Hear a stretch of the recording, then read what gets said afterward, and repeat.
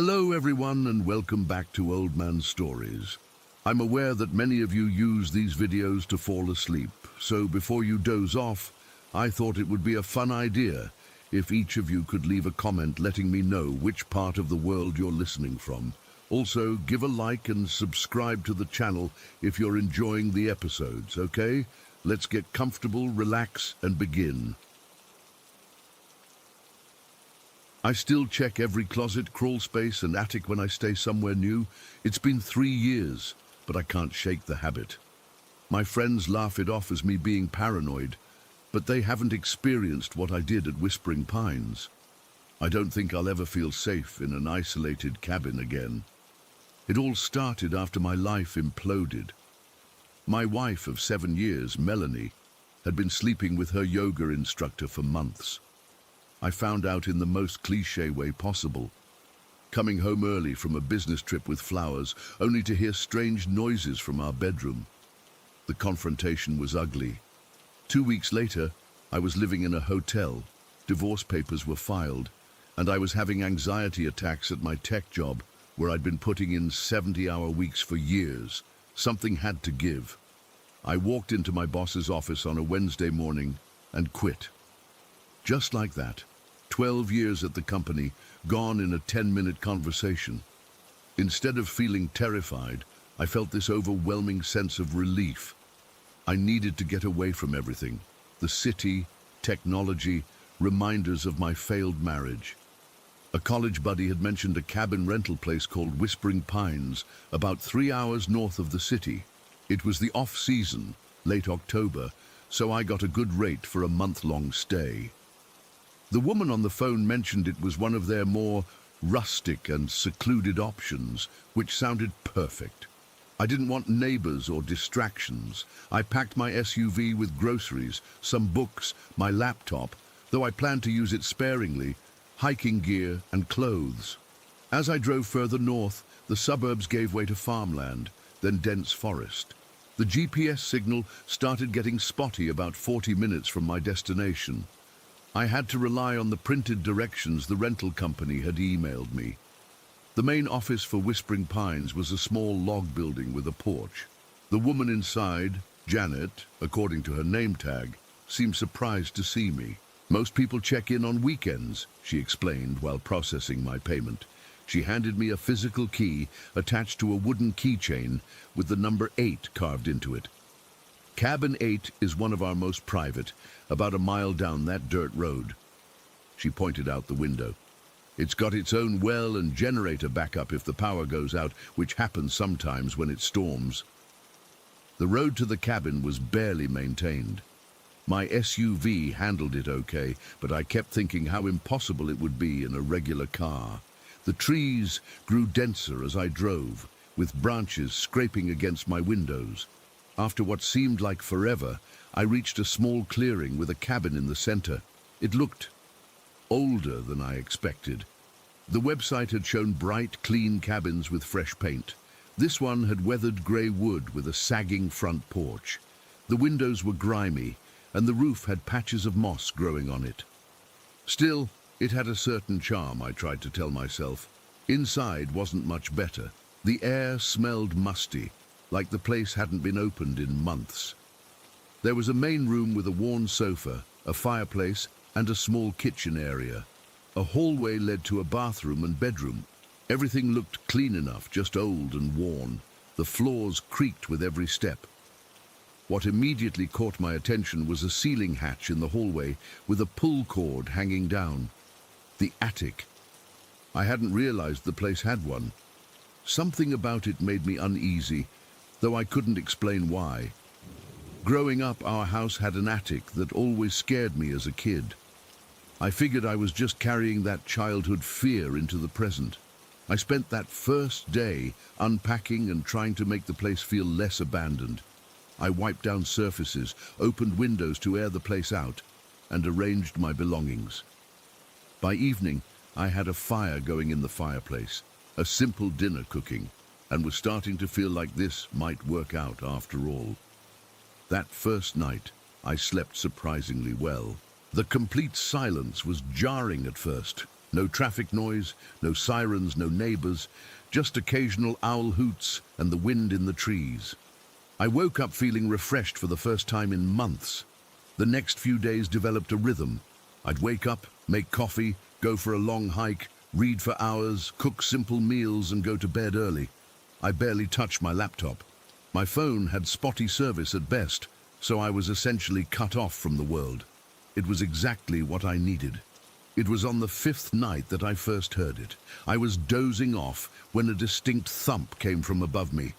My eyes shot open in the darkness. I waited, and a few seconds later heard what sounded like something dragging across the ceiling. My first thought was raccoons or squirrels.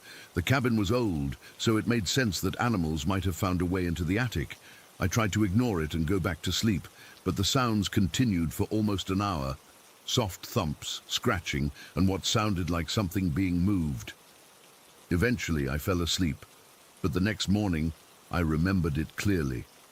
I decided to inspect the outside of the cabin to see if I could spot any obvious animal entry points. The roof had a few spots where shingles were missing, and there was a small vent that looked like something could squeeze through. Mystery solved, I thought. That evening, I made pasta with a jar of sauce and noticed something odd. I was pretty sure I had 2 jars left, not 1. I checked the cupboard again, thinking I'd misremembered, but I distinctly recalled unpacking 2 jars. I brushed it off, figuring I was mistaken. The noises returned that night, louder and more distinct, not just thumps and scratches, but what sounded like careful footsteps, too heavy for a raccoon, too deliberate for random animal movement. I lay frozen in bed, suddenly very aware of how isolated I was. The nearest neighbor was at least a mile away. If something happened, no one would hear me. I got up, turned on all the lights and grabbed a knife from the kitchen. I stood beneath the attic hatch, listening. The sounds had stopped as soon as I turned on the lights. I stared at that pull cord for what felt like forever, trying to work up the courage to check. In the end, I didn't. I told myself it was old house noises or an animal, nothing more. I returned to bed but left the lights on. The next morning, I noticed more discrepancies in my food supply. A box of granola bars was missing several, though I'd only eaten 1. A bag of chips was open, though I hadn't touched it. My immediate thought was mice, but there were no droppings or torn packages. Something, or someone, had been careful. I started keeping track of my food, counting items and marking packages. I began hiding valuables like my wallet and car keys under the mattress at night. Part of me felt ridiculous, but another part was growing increasingly uneasy. On my 8th night, I woke up around 3 in the morning, needing to use the bathroom. As I walked down the hallway, I nearly had a heart attack. The attic hatch was open, not just unlocked, but fully open, with the access ladder extended down to the floor. I was absolutely certain it had been closed when I went to bed. I stood there, paralyzed, staring up at the dark square opening above me. I should have left right then. I should have grabbed my keys and driven away. Instead, I did what every character in a horror movie does. I decided to investigate. I got the kitchen knife, found a flashlight, and slowly climbed the ladder. The attic was low-ceilinged and dusty. My flashlight beam cut through the darkness, revealing bare rafters and old insulation. At first, I saw nothing unusual, just some old furniture and boxes that probably belonged to the cabin owners. Then my light caught something in the corner, a nest-like arrangement of blankets and pillows. Around it were food wrappers, empty water bottles, and, to my horror, several items I recognized as mine. My missing jar of pasta sauce, the granola bars, a sweatshirt I thought I'd misplaced. Even my tube of toothpaste was there.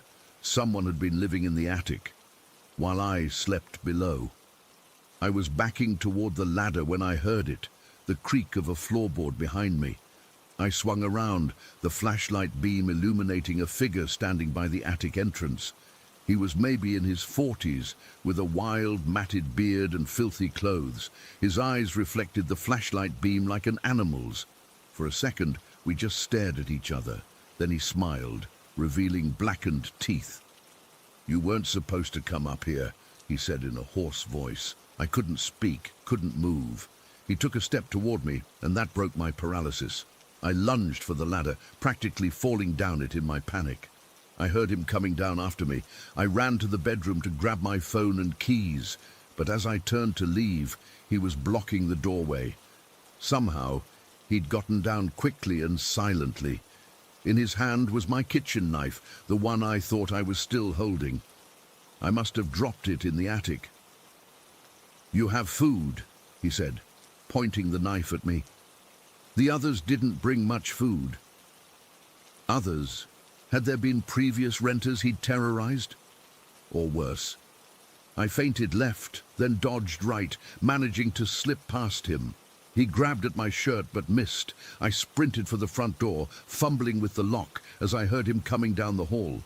The door swung open, and I ran into the night, not even bothering to close it behind me. My car was maybe 30 yards away. I could hear him behind me, his breathing heavy. I reached the SUV, yanked the door open, and threw myself inside.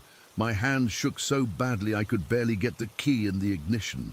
The engine roared to life just as a figure appeared in my headlights. He stood there, knife in hand, staring at me with those reflective eyes.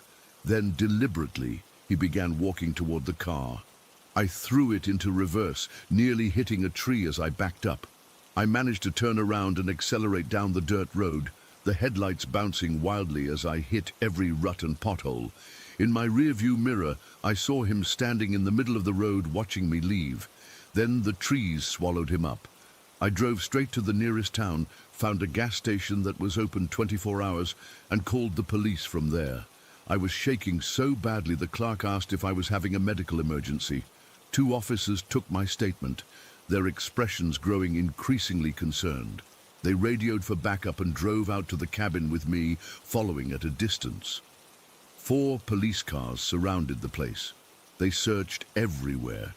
The attic contained exactly what I'd described, a nest of blankets, food wrappers, and some of my possessions. But the man was gone. They found footprints in the soft ground outside, leading into the woods, but lost the trail about a half-mile in.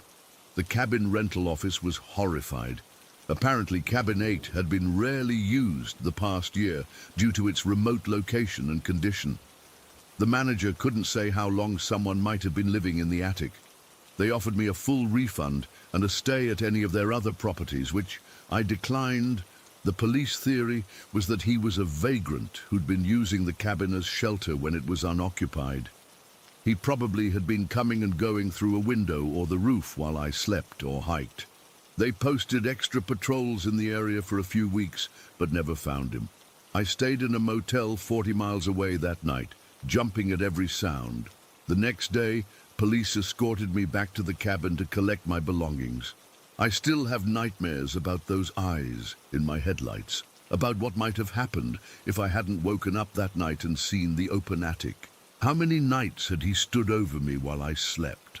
How long would he have continued living there, stealing my food, watching me, if I hadn't discovered him? I live in an apartment building now on the 5th floor. I have 3 locks on my door and a security system, and whenever I stay somewhere new, I check every possible hiding place before I can sleep.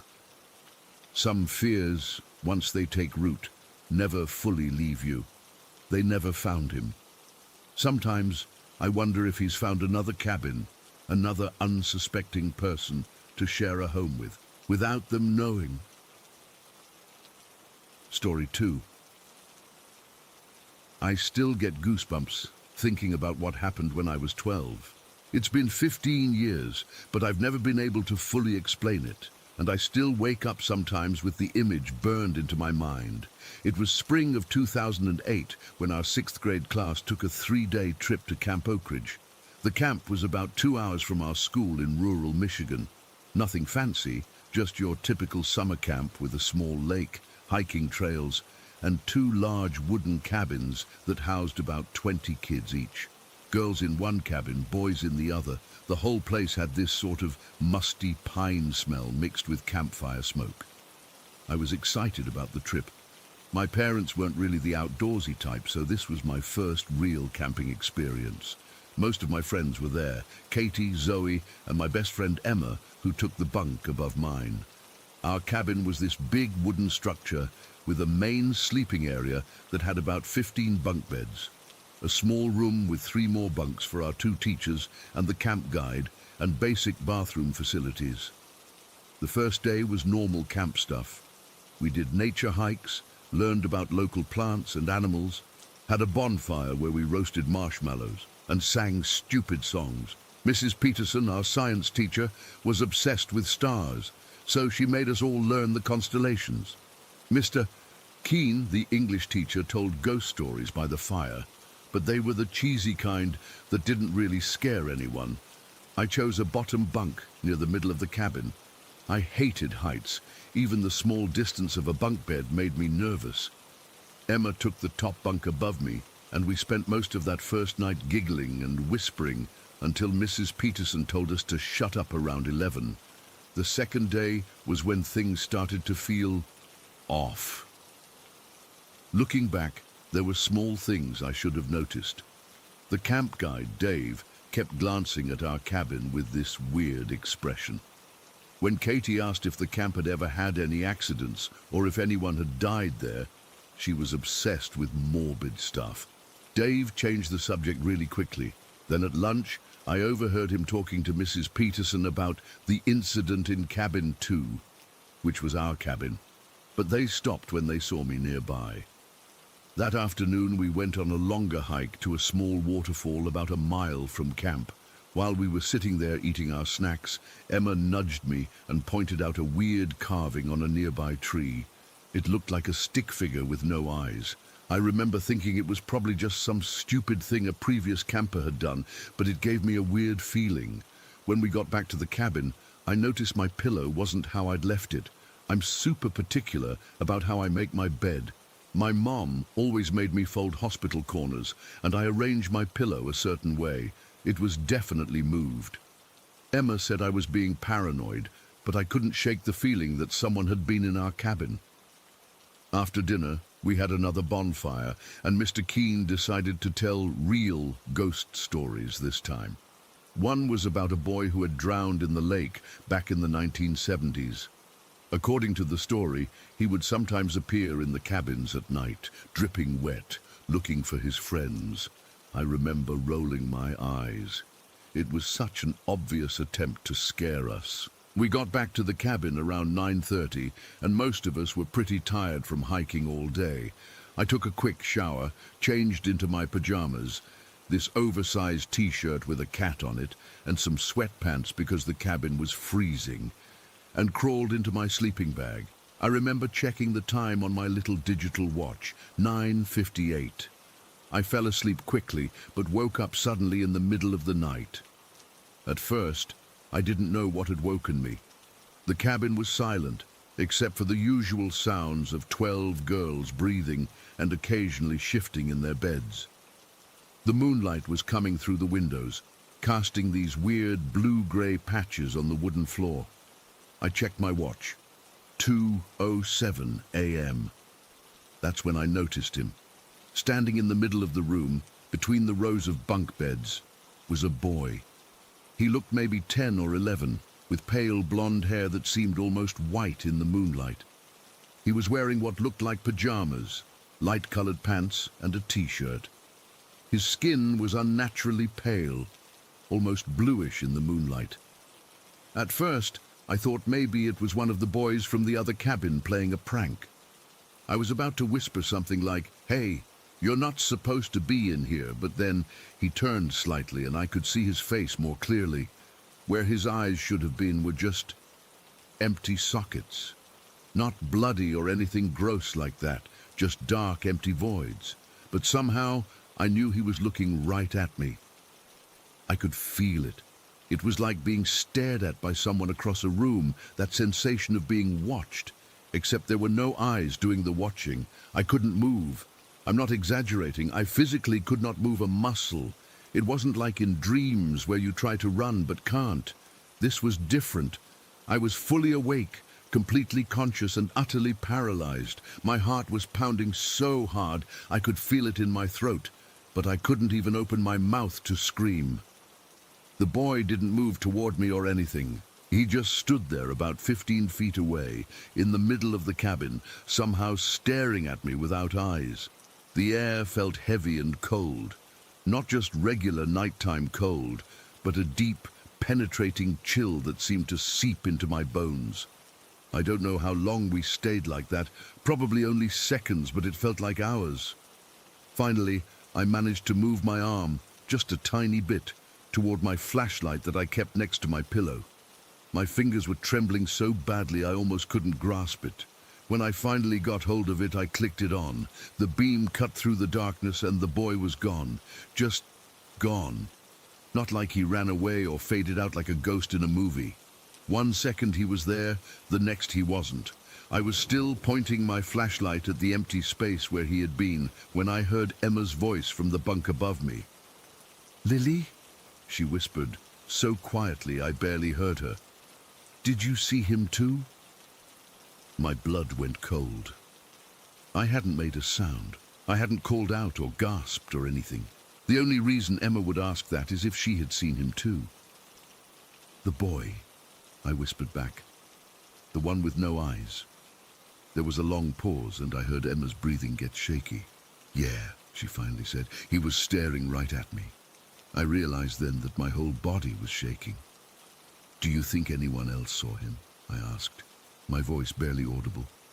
We both went quiet, listening for any sign that the other girls were awake. There was nothing but the sound of steady breathing and the occasional snore. "Should we wake up Mrs. Peterson?" Emma whispered. I thought about it. Part of me desperately wanted to run to the teacher's room and tell them what we'd seen, but another part of me was terrified of getting up, of putting my feet on that floor where the boy had been standing. And honestly, what would we even say? We saw a boy with no eyes in our cabin. They'd think we were making it up or had a bad dream. "Let's wait until morning," I whispered back. Neither of us said anything else, but I knew Emma was just as awake as I was. I kept my flashlight on, scanning the room every few seconds, jumping at every little noise. The wind outside made the branches scrape against the windows. The old cabin creaked as it settled. Each sound made my heart race all over again. I don't know exactly when I fell back asleep. I must have eventually, because the next thing I remember is waking up to Mrs. Peterson's voice telling everyone to get up for breakfast. The morning sunlight made the whole thing seem almost like a dream. Emma and I looked at each other across the cabin as we got dressed, and I could tell she was thinking the same thing. Did that really happen? After we'd brushed our teeth and were heading to the dining hall, Emma pulled me aside. "We both saw the same thing, right?" she asked, her face serious. "A boy with blonde hair standing in the middle of the room with no eyes." I nodded, relief washing over me that I hadn't imagined it. "Did you feel like he was staring at you specifically?" I asked. Emma's face went pale. "Yeah, it was like he was looking right at me, even though he couldn't possibly see anything. We tried to act normal during breakfast, but I couldn't eat much. My stomach was in knots. I kept thinking about what Mr. Keene had said about the boy who drowned, but in his story, the ghost was supposed to be wet. Our boy had been dry, and he hadn't looked like he'd drowned. I wanted to ask Dave, the camp guide, if there were any other stories about the camp, specifically about a blonde boy, but he wasn't at breakfast. Mrs. Peterson said he'd had to leave early that morning for a family emergency. As we were packing up our things to head back to school, I noticed Katie acting weird. She kept looking over at the spot where the boy had stood. Finally, I worked up the courage to ask her if she'd seen anything strange during the night. "No," she said way too quickly. Then she paused and added, "But I had this really vivid nightmare about a kid standing in our cabin." She wouldn't say anything more about it. On the bus ride home, Emma and I compared notes. We'd both seen the exact same thing, at the exact same time. We'd both felt the intense cold. We'd both experienced that horrible feeling of being stared at by something with no eyes. When I got home, I tried to research Camp Oak Ridge online, looking for any stories about accidents or deaths, particularly involving a blonde boy. There wasn't much, just the camp's basic website and a few photos from other school trips. This was 2008, so the internet wasn't what it is now.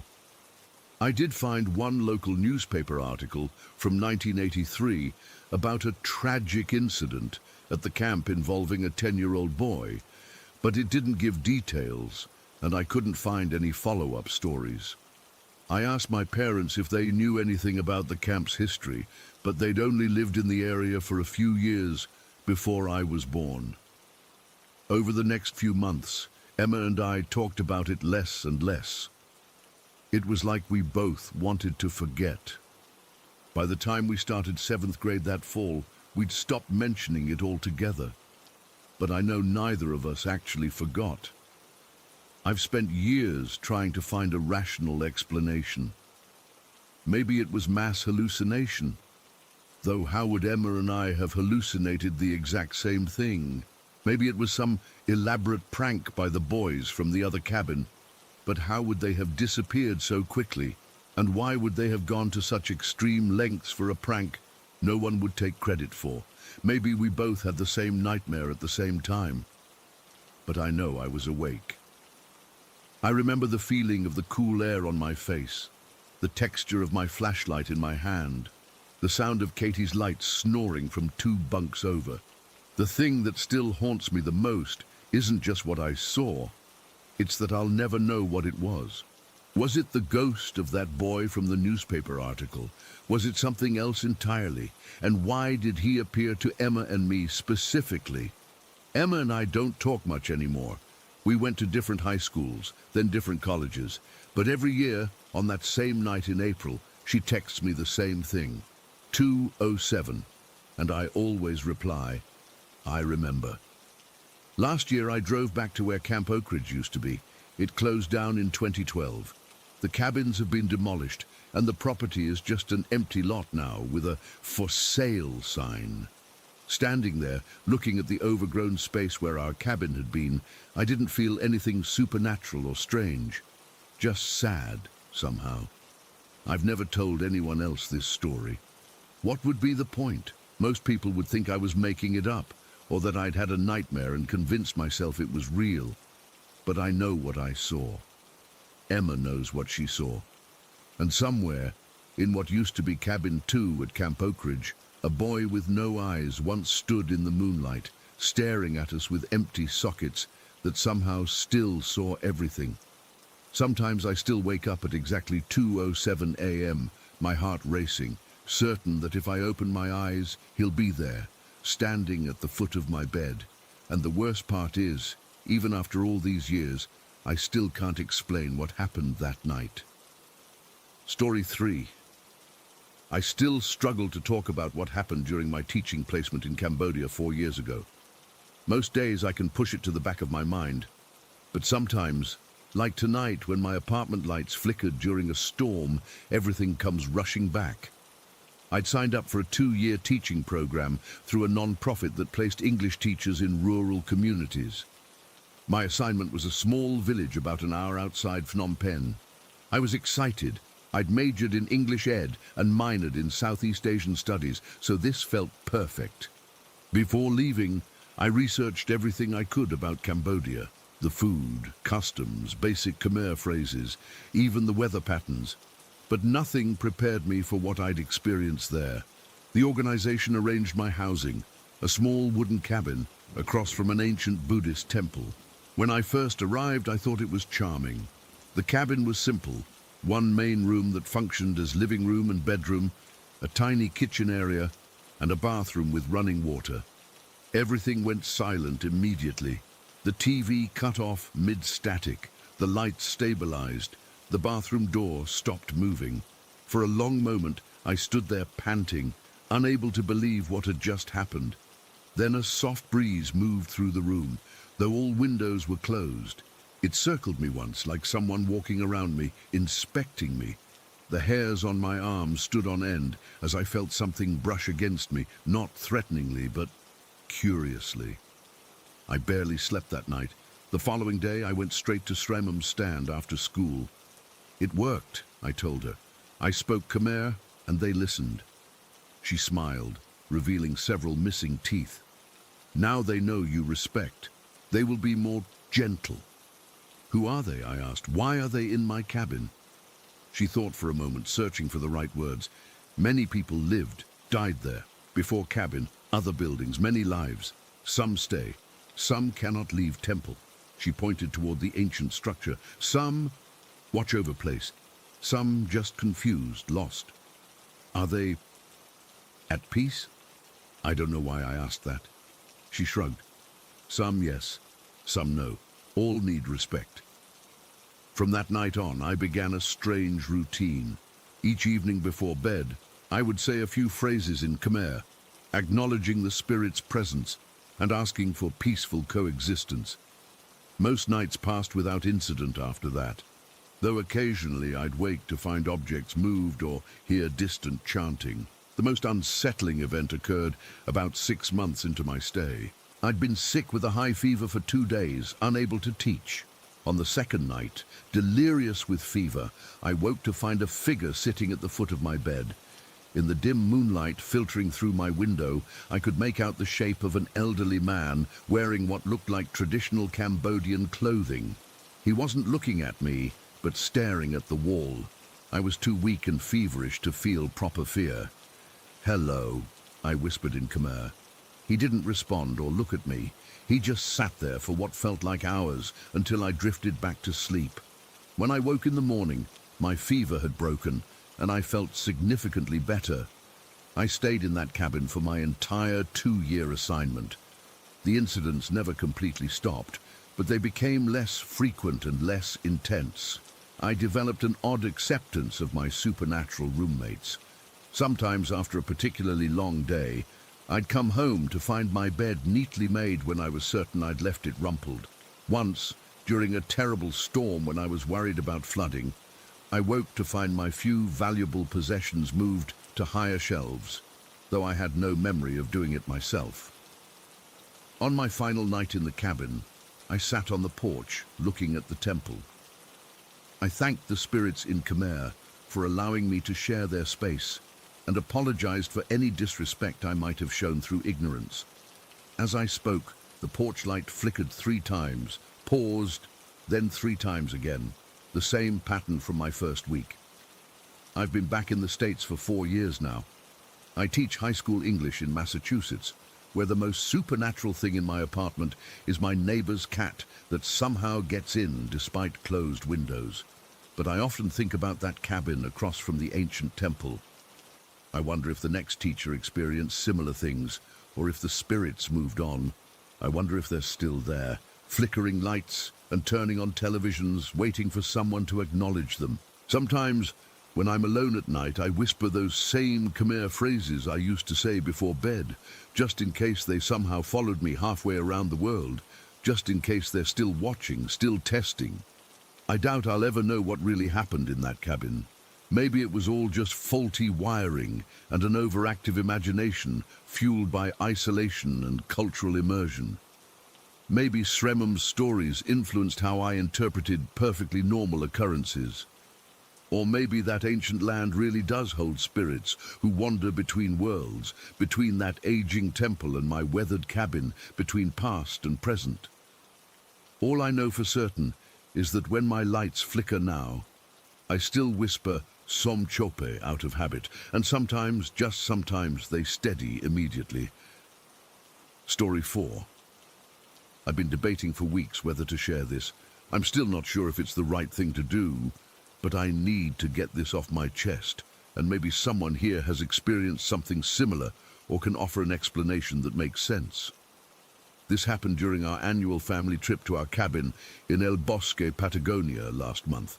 For context, this cabin has been in our family for 3 generations. My grandfather built it back in 1954, and it's been passed down ever since. It's this beautiful rustic structure, nestled among towering pines, about 20 minutes from the nearest town. Growing up, I always looked forward to our family gatherings there, roasting marshmallows, hiking, telling stories around the fireplace. But there's always been something off about the place. We've always joked about our cabin being haunted.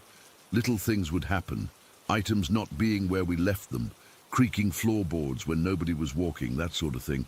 We'd laugh it off, blame it on forgetfulness or the old structure settling. My dad would say, every old house has its quirks. But this last visit was different. So different that I'm still struggling to make sense of it. We arrived at the cabin on a Friday afternoon. Me, my parents, my sister Lucia, with her husband and kids, and my aunt Isabella, with her son Diego. The weather was perfect. Crisp mountain air, clear skies. The cabin looked the same as always. Weathered wooden exterior with that faded red door my grandmother had painted decades ago. As we were unpacking, my nephew Marco, he's 7, asked me why the old man upstairs was looking at him. I asked what he meant, and he just pointed at the ceiling and said, "The man who lives in the roof." Kids say weird stuff all the time, so I didn't think much of it. That first evening was normal enough. We prepared dinner together, caught up on family news, played some board games. Around 10, everyone started heading to bed. I stayed up a bit longer, enjoying the quiet and scrolling through my phone. That's when I first heard it. Footsteps, clear as day, right above me. Slow, deliberate footsteps crossing from one side of the attic to the other. I froze, listening. The thing is, nobody was upstairs. The attic is just storage space, old furniture, Christmas decorations, that sort of thing. Nobody sleeps up there. Nobody was even supposed to be up there. I called out, "Hello? Is someone up there?" No response, just more footsteps. I grabbed my phone's flashlight and headed up to check. The stairs to the attic are narrow and steep, and they've always given me an uneasy feeling. As I climbed, the footsteps stopped. The attic was exactly as it should be, dusty, filled with boxes and old furniture, completely empty of people. I did a thorough check, shining my light into every corner. Nothing looked disturbed. No signs of animals or anything that could explain the noise. When I came back down, my cousin Diego was in the hallway. He looked pale. "Did you hear that too?" he asked. I nodded. "Just the house settling, probably." He shook his head. "I don't think so. I've been hearing whispers up there since we arrived, like someone's having a conversation, but I can't make out the words." We agreed not to mention it to the others. No sense in scaring the kids or worrying my aunt, who gets anxious easily. I had trouble falling asleep that night. Every creak of the house had me wide awake again. When I finally did drift off, I had this vivid dream that someone was standing at the foot of my bed, just watching me. I could feel their presence but couldn't move or open my eyes. I woke up gasping around 3 in the morning, half convinced someone was actually there. The next morning, things got weirder. My dad's keys weren't where he left them on the kitchen counter. We found them in the bathroom, of all places. He swore he hadn't taken them there. Then my sister couldn't find her reading glasses, only to discover them neatly placed on a shelf in the living room when she was certain she'd left them on her bedside table. At breakfast, my Aunt Isabella was video calling her friend back home. I was at the table having coffee when I heard her suddenly gasp and drop her phone. Her face went completely white. "What's wrong?" I asked her. She was visibly shaking. There was someone standing behind Lucia, a dark figure just watching her. Lucia was sitting right across from me, helping her daughter with pancakes. There was nobody behind her except the wall. "On the video call," Isabella clarified. "My friend was showing me her new apartment, and there was this shadow person standing behind her. It was so clear." We tried to rationalize it. Bad lighting, a glitch in the video, her friend's boyfriend passing by in the background. But Isabella was adamant about what she saw, and she's not the type to exaggerate or make things up. Later that day, my brother-in-law was fixing a leaky pipe under the kitchen sink. He asked me to hand him a wrench from his toolbox. When I opened it, I found a small, weathered black and white photograph I'd never seen before. It showed a stern-looking man standing in front of what looked like our cabin, but much newer. The date on the back read April 12, 1948, which didn't make sense because my grandfather didn't build the cabin until 1954. When I showed my brother-in-law, he had no idea how it got there.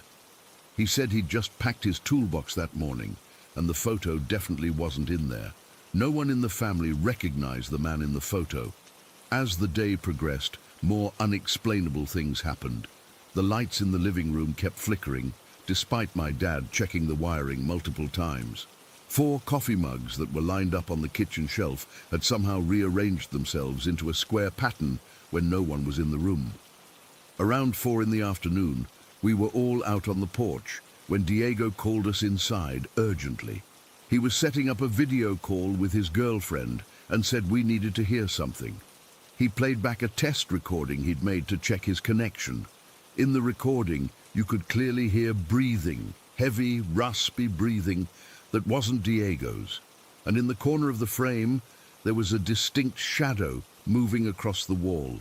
The shadow didn't match anyone's movements in the room. It seemed to glide independently, like it had a mind of its own. We were all stunned. My 7-year-old nephew started crying, saying it was the roof man again. My sister tried to calm him down, suggesting it was just shadows from the trees outside, but the windows were on the opposite wall. There was no way the trees could cast shadows there. That evening, none of us wanted to be alone.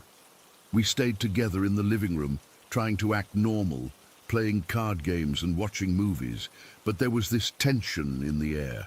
Everyone kept glancing at the corners of the room, at the ceiling, at the staircase leading to the attic. My mum suggested we leave a voice recorder running in the attic overnight. My dad thought it was silly, but agreed just to ease everyone's minds. We placed it on an old dresser up there and left it running. Around midnight, most of the family had gone to bed. I stayed up with Diego and my brother-in-law, talking in low voices about what was happening. Diego admitted he'd always felt uncomfortable in the cabin, even as a kid. He said he used to see a man watching him from the attic window when he played outside, but when he told his parents, they assured him it was just his imagination. Suddenly, all 3 of us heard it at the same time. The distinct sound of something heavy being dragged across the attic floor. It lasted about 10 seconds, then stopped. We looked at each other, confirming we'd all heard it. My brother-in-law, who's usually the skeptical one, grabbed a flashlight and headed for the attic stairs. Diego and I followed. The feeling that came over me as we approached those stairs is hard to describe. It was like walking into a freezer.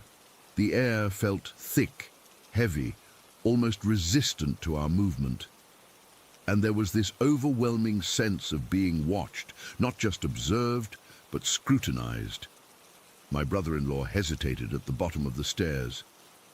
"Do you feel that?" he whispered. I nodded. Diego was visibly trembling beside me. We climbed the stairs slowly, the wood creaking under our weight. When we reached the attic, the temperature seemed to drop even further. Our breath came out in visible puffs, which made no sense for a summer night in Patagonia. The attic looked undisturbed at first. Then I noticed the voice recorder we'd left. It was now on the floor, about 6 feet from the dresser where we'd placed it. As we moved toward it, the flashlight beam caught something else. Fresh scratches on the wooden floor, as if something heavy had indeed been dragged across it. Diego picked up the recorder with shaking hands and pressed play. What we heard sends chills down my spine even now. Weeks later, there was static, then a clear voice, a man's voice, speaking in a language none of us recognized. It sounded ancient, guttural, and beneath it, almost imperceptible, the sound of a woman crying. We didn't stay to hear more. We practically tumbled down those stairs, Diego still clutching the recorder. Back in the living room, none of us spoke for several minutes. Finally, my brother-in-law broke the silence. "We need to tell the others. We need to leave tomorrow." I agreed, but Diego seemed transfixed by the recorder. "Play it again," he said. "I want to make sure we all heard the same thing." When he pressed play again, there was nothing but static. The voice, the crying, all gone. Just empty white noise. We tried different sections of the recording, but it was all the same. Whatever we'd heard in the attic had disappeared. Sleep was impossible after that. I sat in the living room with the lights on until dawn, jumping at every creak and groan of the old cabin. At one point, around 4:30 in the morning, I dozed off briefly on the couch. I was jolted awake by the sensation of cold fingers brushing against my cheek. I looked around frantically, but I was still alone in the room. At breakfast, we told the others what had happened. My aunt wanted to leave immediately. My dad, ever the pragmatist, suggested we stay calm and think rationally. Maybe there was someone playing tricks on us. Maybe there were logical explanations we hadn't considered. While they debated, my nephew tugged at my sleeve and whispered, "The roof man is getting angry because you went into his room." A chill ran down my spine. "What does the roof man look like, Marco?" I asked him. He grabbed a crayon and drew on a napkin, a tall, thin figure with no distinct facial features, except for 2 dark spots for eyes. It looked eerily similar to the man in the photograph I'd found in the toolbox. The final straw came just after breakfast. We were all in the kitchen when every single cabinet door flew open simultaneously with a bang. Not just one or two, all of them, as if pushed by invisible hands. That was it. Within an hour, we had packed our things and were heading out the door. As we were loading the cars, I realized I'd left my phone charger in my bedroom. I ran back inside, grabbed it, and was heading back out when I glanced up at the attic window. What I saw there still haunts me. A face, or something like a face, pressed against the glass. Gaunt, with hollow eyes, watching me intently. I froze, unable to move or call out. Then it was gone, like a shadow dispersing in sunlight. I haven't told anyone in my family about that last sighting. They're already shaken enough. We've been debating what to do about the cabin. It's been in our family for generations, full of memories both good and bad. My dad wants to research the history of the land, see if there's anything that might explain what's happening. My aunt never wants to set foot in the place again. As for me, I can't stop thinking about that photograph dated 1948, 6 years before my grandfather supposedly built the cabin. Was there a structure there before? Who was that man? And why do I feel like he's still there, watching, waiting for us to return? I've tried researching the area's history, but there's very little information available. All I know is that I'm not going back to that cabin unless I have answers. Some family heritage isn't worth preserving. Has anyone else experienced anything like this? Or does anyone know the history of El Bosque that might shed light on what's happening? I'm desperate for answers that make sense of what we experienced. Story 5. It's been 3 years since that weekend at Shadow Lake, and I still haven't been able to shake what happened. I've tried therapists, drinking, even hypnosis. Nothing helps. I need to get this out somewhere, so I guess I'll write it down here. Maybe someone else has experienced something similar and can tell me I'm not going crazy. I was 24 when Zeke invited me, Jackson, and Mike up to his family's cabin for a long weekend in July. We'd all been friends since college, and with everyone's work schedules getting busier, these getaways were becoming rare. Zeke had been talking about this cabin for years, but none of us had ever been there. My grandfather built it himself in the 70s, he explained during the drive up. It's nothing fancy, but it's completely private. No neighbors, no cell service, just wilderness. The cabin was on a small island in the middle of Shadow Lake, about 6 hours north of Toronto. We drove Zeke's SUV as far as the road would take us, then had to load our supplies into his family's old aluminum boat that was kept at a tiny weathered dock. The boat ride took another 40 minutes, and I remember being surprised at how vast the lake was. You could barely see the opposite shore. The water was dark, almost black in places, with occasional rock formations jutting out. "Why is it called Shadow Lake?" Jackson asked as we crossed. "Probably because the water's so damn dark," Zeke replied. "The lake is super deep in parts, over 200 feet. My dad says it's because of the way the surrounding hills block the sunlight for most of the day, especially in the northern section." It was mid-afternoon when we finally reached the island. The cabin wasn't visible from the water. You had to follow a narrow dirt path through dense pine forest for about 5 minutes before it emerged in a small clearing. The cabin itself was exactly what I'd pictured. A rustic 2-story log structure with a wide porch, stone chimney, and windows with wooden shutters. Behind it, the forest continued up a gentle slope toward the island's interior. "Home sweet home," Zeke said, unlocking the heavy wooden door. Inside was simple but comfortable. A main room with a stone fireplace and worn furniture, a basic kitchen with a propane stove, and a bathroom with a shower that ran off collected rainwater. Upstairs were 2 bedrooms with twin beds. Zeke explained that the electricity came from solar panels his dad had installed a few years back, but we shouldn't waste it. We spent the rest of the afternoon unpacking, gathering firewood, and preparing dinner. The cabin had a fire pit about 30 yards away, closer to the shore, where we decided to grill some steaks. Mike brought out beers from the cooler, and as the sun began to set, we sat around the fire, relaxing. The lake stretched out in front of us, flat and black in the fading light. That's when it started. "Guys, what's that?" Jackson suddenly pointed toward the water. At first I couldn't see anything. Then I spotted it.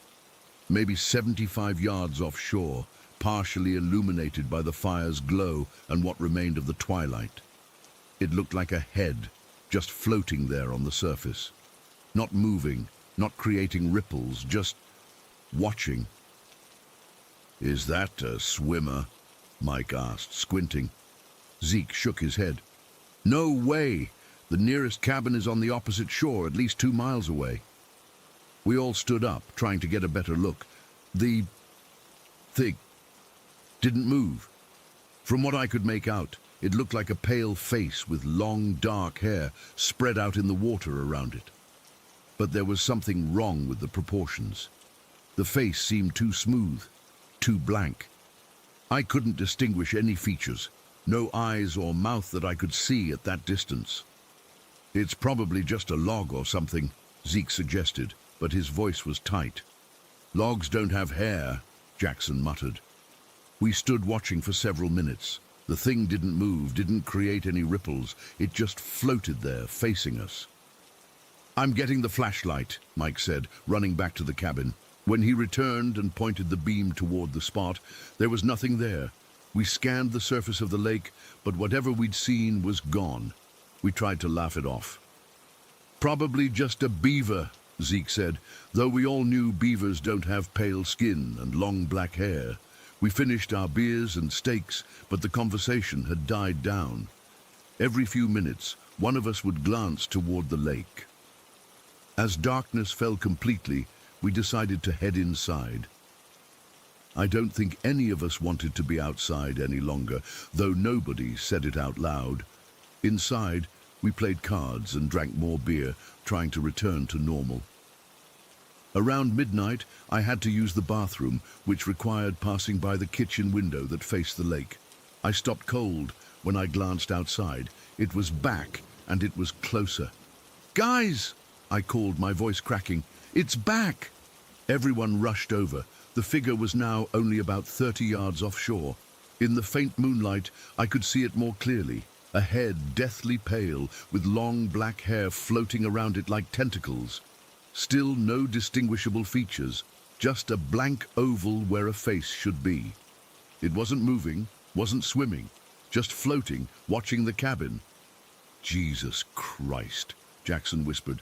"That's not natural." "Maybe it's a prank," Mike suggested. "Local kids?" Zeke shook his head. "There's no one for miles, and no one knows we're here except my parents."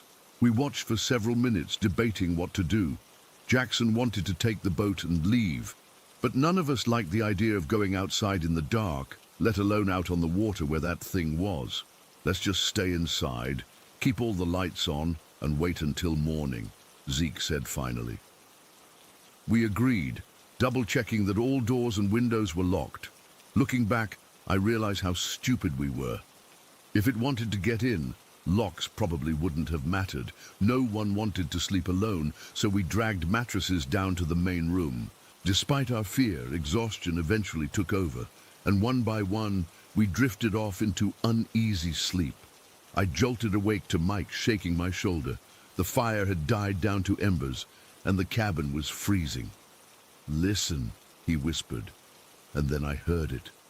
Footsteps in the dirt outside, slow and deliberate, circling the cabin. They weren't animal footsteps. They had a purpose to them. They'd circle, pause, then continue. Then I heard them approach the porch steps. The wooden steps creaked, 1, 2, 3, before stopping at the door. The doorknob rattled gently, testing. By now, everyone was awake, frozen in terror. The rattling stopped and the footsteps retreated back down the stairs. Then they continued circling. Jackson was on the verge of a panic attack, breathing in short, shallow bursts. "We need to get out of here," he whispered. "It's 3 in the morning, Zeke countered. "We can't navigate the lake in the dark." "Better than staying here with that thing outside," Jackson insisted. The footsteps stopped again, this time near the side of the cabin. Then silence. We waited, barely breathing. After about 5 minutes of nothing, Zeke picked up a fireplace poker and moved toward the window, pulling back the curtain just a crack. "I don't see anything," he whispered. We stayed awake the rest of the night, huddled together, listening. The footsteps didn't return, but none of us could sleep. As the first light of dawn appeared, we started to feel a little braver. "We should check outside," Zeke said, though he didn't sound convinced. We armed ourselves with whatever we could find, fireplace tools, kitchen knives, and stepped onto the porch together. The morning was still and quiet, mist hanging over the lake. There was no sign of anything unusual. "Let's check around the cabin," Mike suggested. We walked the perimeter slowly, scanning the ground. That's when we saw them, footprints in the dirt, circling the entire cabin. They were barefoot prints, adult-sized, but something was off about them. The stride was too long, the impressions too deep, as if whatever made them was unnaturally tall and heavy. "Look," Jackson pointed. The prints led away from the cabin, down toward the shore, and disappeared into the water. We were packing to leave when Mike, who had gone upstairs to get his bag, came running down, white as a sheet. "There was a face at my window," he gasped. "It was watching me." "That's not possible," Zeke said. "Those windows are like 8 feet off the ground." Mike just shook his head, grabbing his stuff. It was there. Pale white face, black hair, no eyes that I could see, just watching. We left within 15 minutes, barely securing the cabin before racing to the boat. As we pushed off from shore, I looked back at the island. For a split second, I thought I saw something tall and pale moving between the trees, but it was gone so quickly I couldn't be sure. The boat ride and drive home were mostly silent. What could we say? We'd all seen it, whatever it was. Zeke called his dad that evening to make up some excuse about why we'd left early. His dad went to check on the cabin the following weekend and reported nothing unusual, except for those same footprints, still visible, circling the cabin and leading to the water. None of us has ever returned to Shadow Lake. Zeke's family still owns the cabin, but they've had trouble finding anyone to stay there. Apparently, they've had 2 different caretakers quit without explanation. I don't know what was watching us that night. I don't know how it could float in the water without moving, how it could peer into second-story windows, or how it could circle our cabin with footsteps that were too long to be human.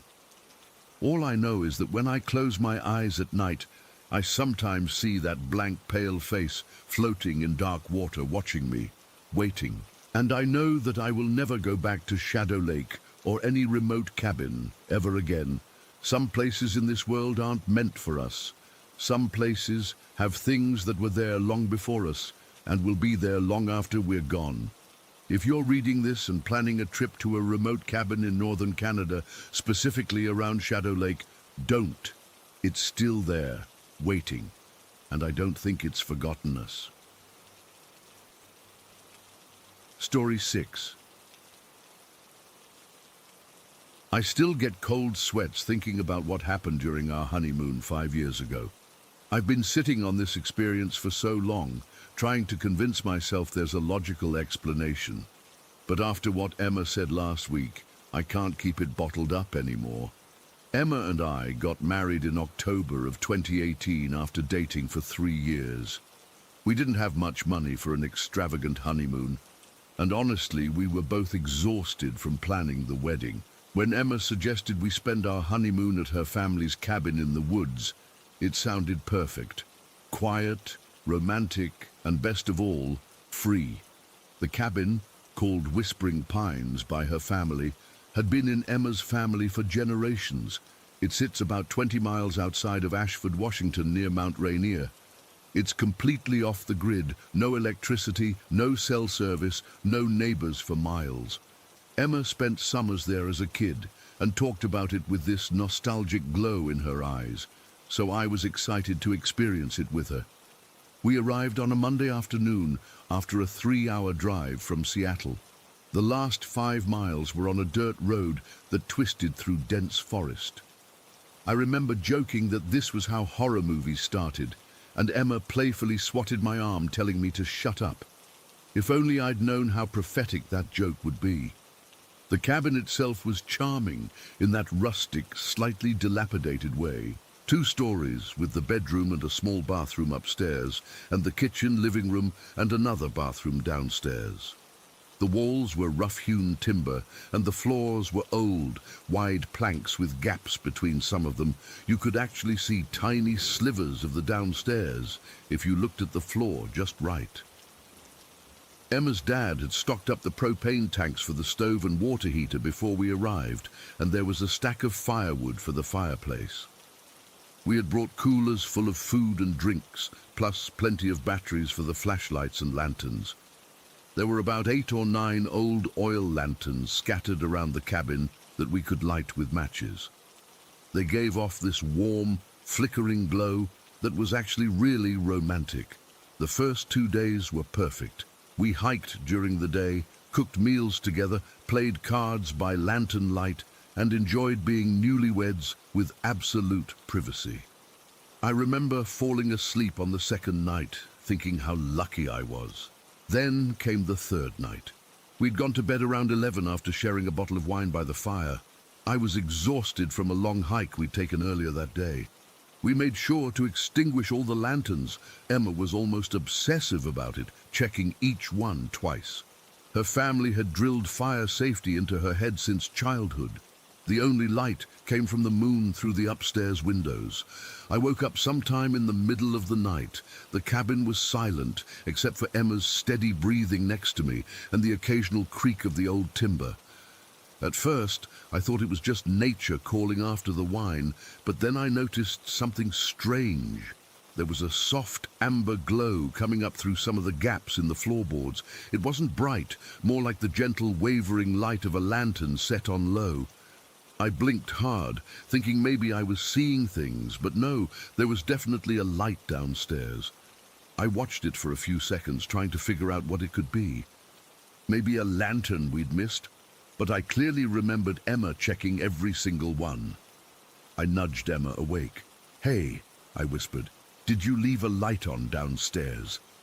She mumbled something incoherent, then sat up slowly. "What?" "There's a light on downstairs," I said, pointing to the floor. She looked where I was pointing and immediately became fully alert. "I didn't leave anything on," she said, her voice tight. "I checked everything." "Well, something's on," I said, trying to keep my voice calm even as my heartbeat accelerated. Maybe we missed one. Emma shook her head. I checked every lantern twice. I always do. We sat there in silence for a moment, both staring at the glow coming through the cracks. It wasn't steady. It flickered slightly like the flame in a lantern would. It's probably just one we missed, I said again, not believing my own words. I'll go down and check. Emma grabbed my arm. No, she whispered. Let's just wait. So we sat there, barely breathing, watching that light through the floorboards. After about 5 minutes, the light seemed to dim, then brightened again, as if someone had adjusted the wick of a lantern. That's when I felt the first real stab of fear. Did you see that? Emma whispered. I nodded, my mouth too dry to speak. We watched for maybe 20 more minutes. Neither of us wanted to go downstairs, but we also couldn't just ignore it. The light remained constant for a while, then began to flicker more erratically, and finally, it went out completely. The cabin was plunged back into darkness, except for the moonlight. Should we go down? I asked after a few minutes of darkness. Emma's grip on my arm tightened. Let's wait until morning. Neither of us slept much after that. We lay awake, straining to hear any sounds from downstairs, but there was nothing, just the normal creaks and groans of an old cabin. When dawn finally arrived, we cautiously went downstairs together. Everything was exactly as we'd left it. All lanterns were unlit, nothing was disturbed. We checked every corner of the cabin, but found no explanation for the light we'd seen.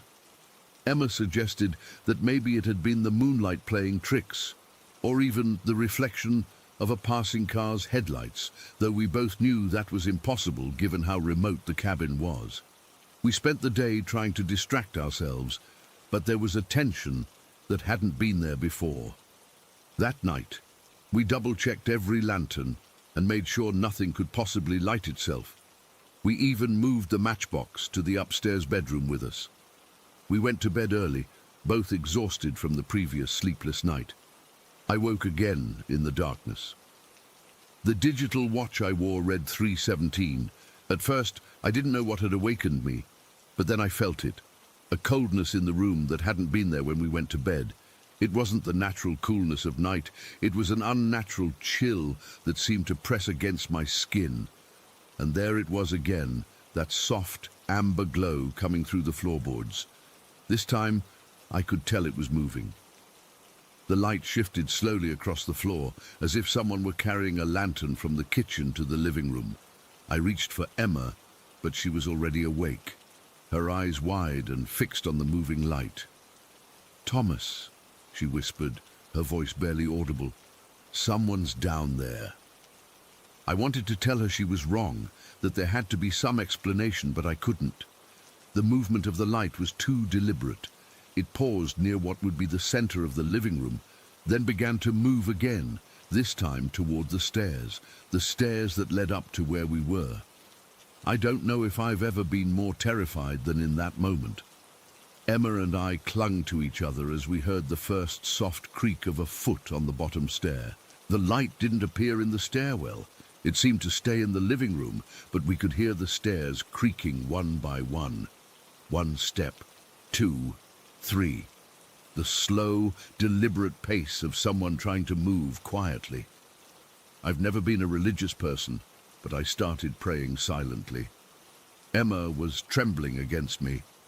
We both stared at the top of the staircase, visible through the open bedroom door. The creaking stopped at what I guessed was the 9th or 10th step. There are 15 steps in total. The silence that followed was worse than the creaking. We waited, barely breathing, for what felt like an eternity. Then, as suddenly as it had appeared, the light downstairs went out. The creaking on the stairs resumed, but now it was going down instead of up. We listened as whatever it was descended all the way to the bottom, and then there was silence again. We didn't sleep at all that night. We sat up in bed, a flashlight between us, staring at the bedroom door until dawn broke. When it was finally light enough, We went downstairs. Again, everything was exactly as we'd left it.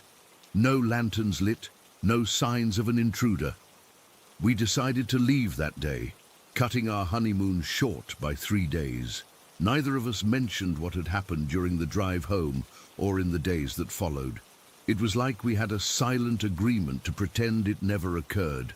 Maybe we thought, if we didn't talk about it, we could convince ourselves it wasn't real. Life went on. We moved into our apartment in Seattle, started our jobs, and began our life together. The incident at the cabin became a distant memory, something I convinced myself had been a combination of unfamiliar surroundings, wedding stress, and an overactive imagination. Until last week. We were having dinner with some friends, and somehow the conversation turned to spooky experiences.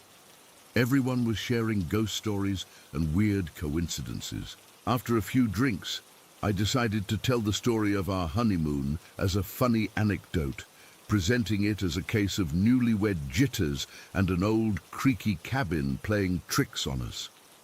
I expected Emma to laugh along, maybe add some details I'd forgotten, or tease me about being scared.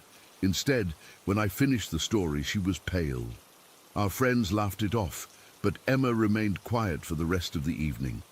When we got home, she turned to me with an intensity I hadn't seen since that night at the cabin. "Why did you tell that story?" she asked. I shrugged. It seemed funny in retrospect.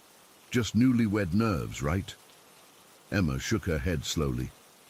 "Thomas, that cabin has no electricity." "I know," I said, confused. "That's why we used the lanterns." "And how did we light the lanterns?" she pressed. "With matches," I said, still not understanding where she was going with this. "Exactly," she said, her voice barely above a whisper. "The lanterns needed to be lit manually. They couldn't just turn on by themselves. And all the matches were upstairs with us that second night." I felt a chill run down my spine as the implication of what she was saying hit me. If the lanterns needed to be lit manually and all the matches were with us, something or someone was in that cabin with us, Emma continued, her voice shaking slightly. Something that could light lanterns without matches. Something that came up the stairs toward our room but decided to turn back. I tried to come up with alternative explanations. Maybe there was some kind of phosphorescent fungi, or maybe a rodent had knocked something over that caused a spark, but each explanation felt more far-fetched than the last. The truth is, I have no idea what was in that cabin with us. Whatever it was watching us while we slept. It knew we were there, and for some reason, it decided to make its presence known. Emma refuses to talk about it now. She says bringing it up again will just invite whatever it was into our lives. But I can't stop thinking about it. What if we hadn't woken up? What would have happened if those footsteps hadn't stopped on the 10th stair? I've tried researching the history of Whispering Pines, looking for stories of deaths or strange occurrences, but Emma's family doesn't know much about its past before her grandfather purchased it in the 1950s. The local historical society has no records of anything unusual. Sometimes I wonder if we should go back to face whatever is there. But then I remember the sound of those footsteps coming up the stairs, the deliberate pace of something that didn't want to be heard, and I know I never want to set foot in that cabin again. Whatever was there is probably still there, lighting lanterns in the dead of night, watching, waiting for the next visitors to Whispering Pines. Story 7. I still don't like talking about what happened during our summer trip to northern Sweden 7 years ago. Most people would probably laugh it off or tell me it was just my teenage imagination running wild, but I know what I felt that night, what we all experienced. I was 15 then. My family has a cabin that's been passed down for generations near Lake Mörksjön, about 4 hours north of Stockholm.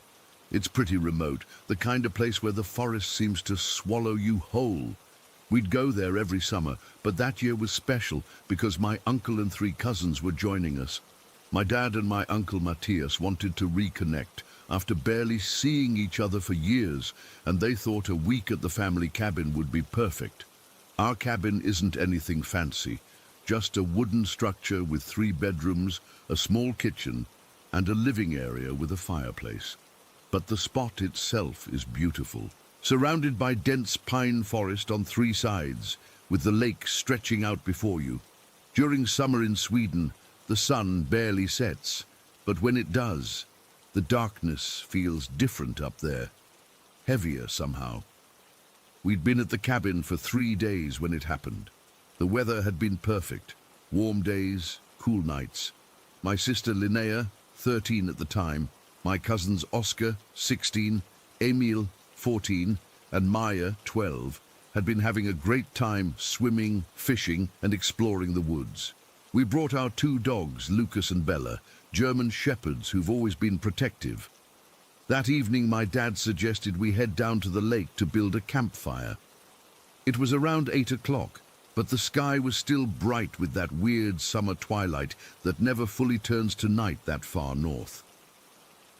We gathered some wood from the pile behind the cabin and walked the short trail to the lake.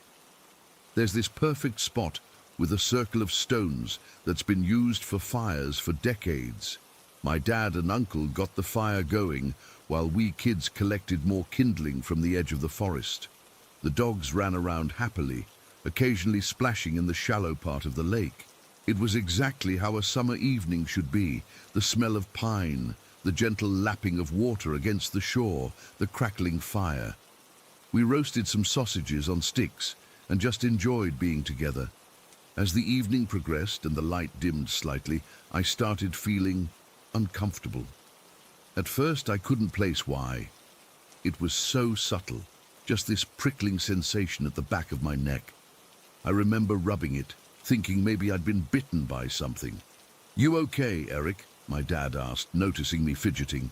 "Yeah," I said, "just feeling a bit weird." I tried to ignore it, but the feeling grew stronger. It was like when you know someone's staring at you, but when you look around, no one is there. I kept glancing toward the forest edge, maybe 30 meters away from where we sat. The trees seemed darker somehow, the spaces between them deeper than they should be. Around 10:30, we were all sitting quietly around the fire. My sister was leaning against my dad's shoulder, half asleep. My cousins were poking at the embers with sticks. My uncle was telling some story about work, but I wasn't really listening. That's when I noticed the dogs had stopped playing and were sitting alertly, both facing the same direction, toward the densest part of the forest. Then my dad did something that made my blood run cold. He suddenly turned his head to the right, as if responding to someone who'd whispered in his ear. But there was nobody there, just empty air. "What?" he said aloud, looking confused. "Who said that?" We all looked at him. Nobody had spoken. "Dad?" I said, my voice coming out higher than I intended. He was rubbing his shoulder now, looking disoriented. Someone just whispered something to me, and I felt a hand on my shoulder. My uncle Matthias laughed nervously. "Come on, Henrik, quit messing around. You're scaring the kids." But I could tell by my dad's face that he wasn't joking. He looked genuinely confused and a little afraid. "I'm serious," he insisted, still rubbing his shoulder. Someone whispered right in my ear. I couldn't make out what they said, but it was definitely a voice. And then I felt pressure here, like fingers. That's when we all noticed the dogs. Lucas and Bella were both standing now, facing the forest, hackles raised. Low growls rumbled from their throats, not the playful kind, but the deep, serious kind that means danger. "Maybe we should head back to the cabin," my uncle suggested, his voice carefully controlled. But I could hear the tension in it. No one argued. My sister, who had been drowsy moments before, was wide awake now, pressing herself against my dad. My cousins had gone very quiet. "Let's put out the fire properly first," my dad said, trying to sound normal. But his hands were shaking slightly as he reached for the bucket of lake water we'd kept nearby. The growling from the dogs grew louder. "Dad," I said, pointing toward the tree line, Look at the dogs! Lucas had taken a few steps toward the forest, his body rigid, teeth bared. Bella was behind him, looking torn between following Lucas and staying close to us. That's when I saw it. Or rather, I didn't exactly see anything clear. Just a movement, a shifting in the darkness between the trees, like something large was moving there, deliberately staying just out of sight. The shadows seemed to deepen, to pool in a way that didn't make sense with the ambient light. We need to go. Now. My dad's voice was firm as he quickly doused the fire. For a split second, I thought I saw eyes reflecting the dying firelight. Just a flash of something watching us from between two large pines. Not animal eyes. They were too high up, about the height of a tall human. But there was something wrong about them, too wide apart, or maybe too large. I can't be sure because I glimpsed them for only a moment before they vanished. Call the dogs, my uncle said urgently, already gathering up our things. My cousins were on their feet now, huddled together. Emile, who usually tried to act tough, looked pale and scared. Maya was crying silently. Lucas! Bella! Come! My dad called sharply. The authority in his voice was enough to make them hesitate, but they didn't come immediately. Lucas took another step toward the forest, growling even more fiercely. That's when we heard it. A sound from the forest, like a branch breaking, but heavier than what an animal would cause. Then another, like footsteps, but off somehow, too heavy, too deliberate. Lucas! Bella! Now! My dad shouted, panic finally breaking through his composure. The dogs finally responded, backing toward us, but still facing the forest, still growling. We didn't bother cleaning up properly. We just grabbed what we could and started walking, fast, back toward the cabin. I was at the rear with Oscar, and I couldn't shake the feeling that if I turned around, I'd see something following us out of the trees.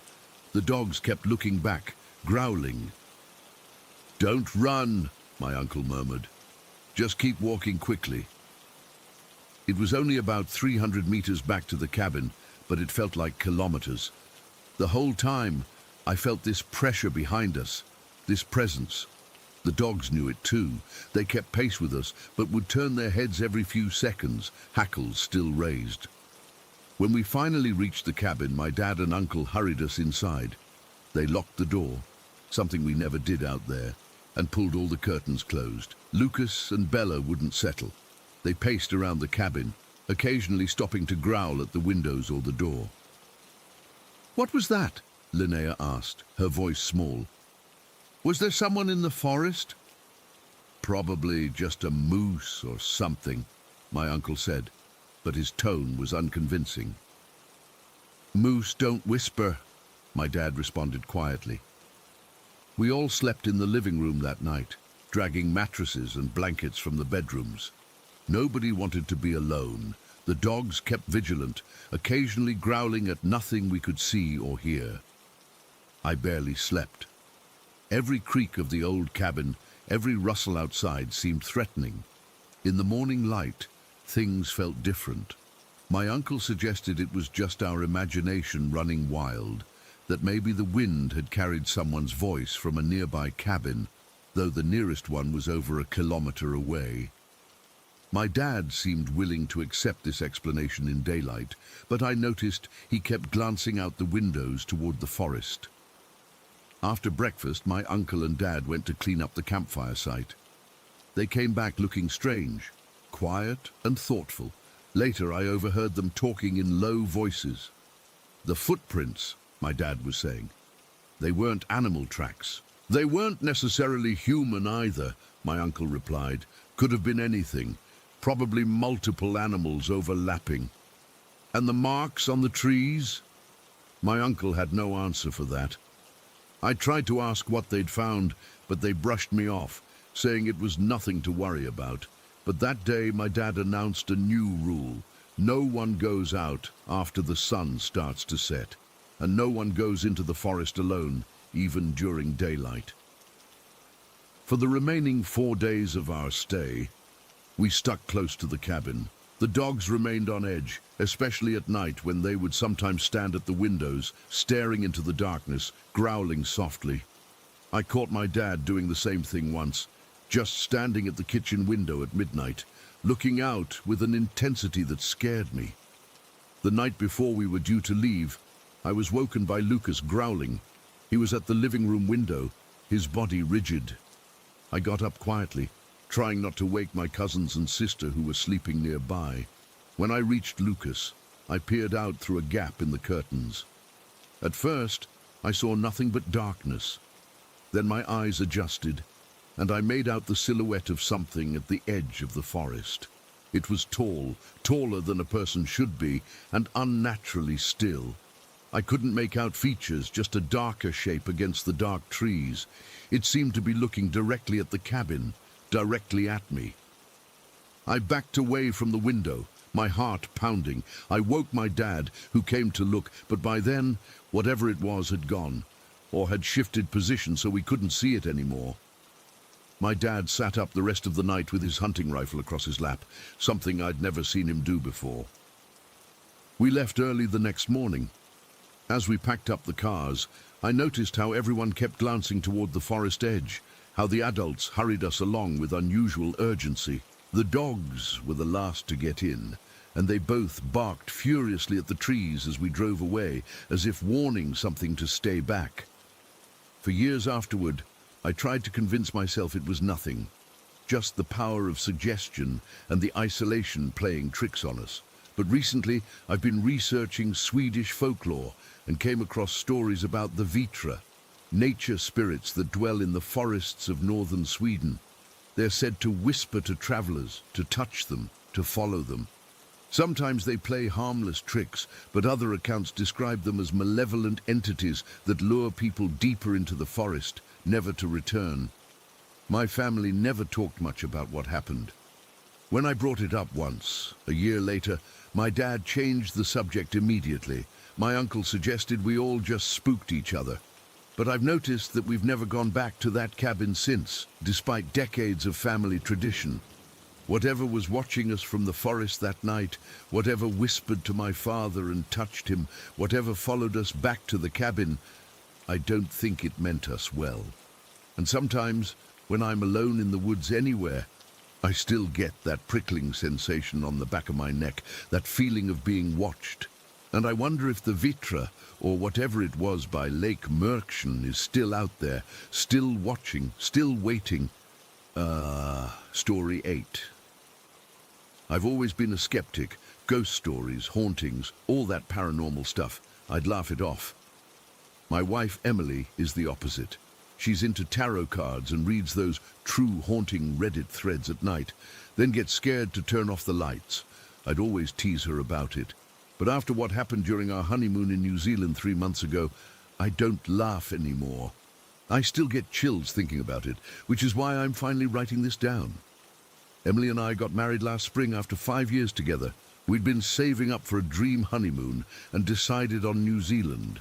Beautiful landscapes, adventure activities, and smaller crowds than places like Hawaii or the Caribbean.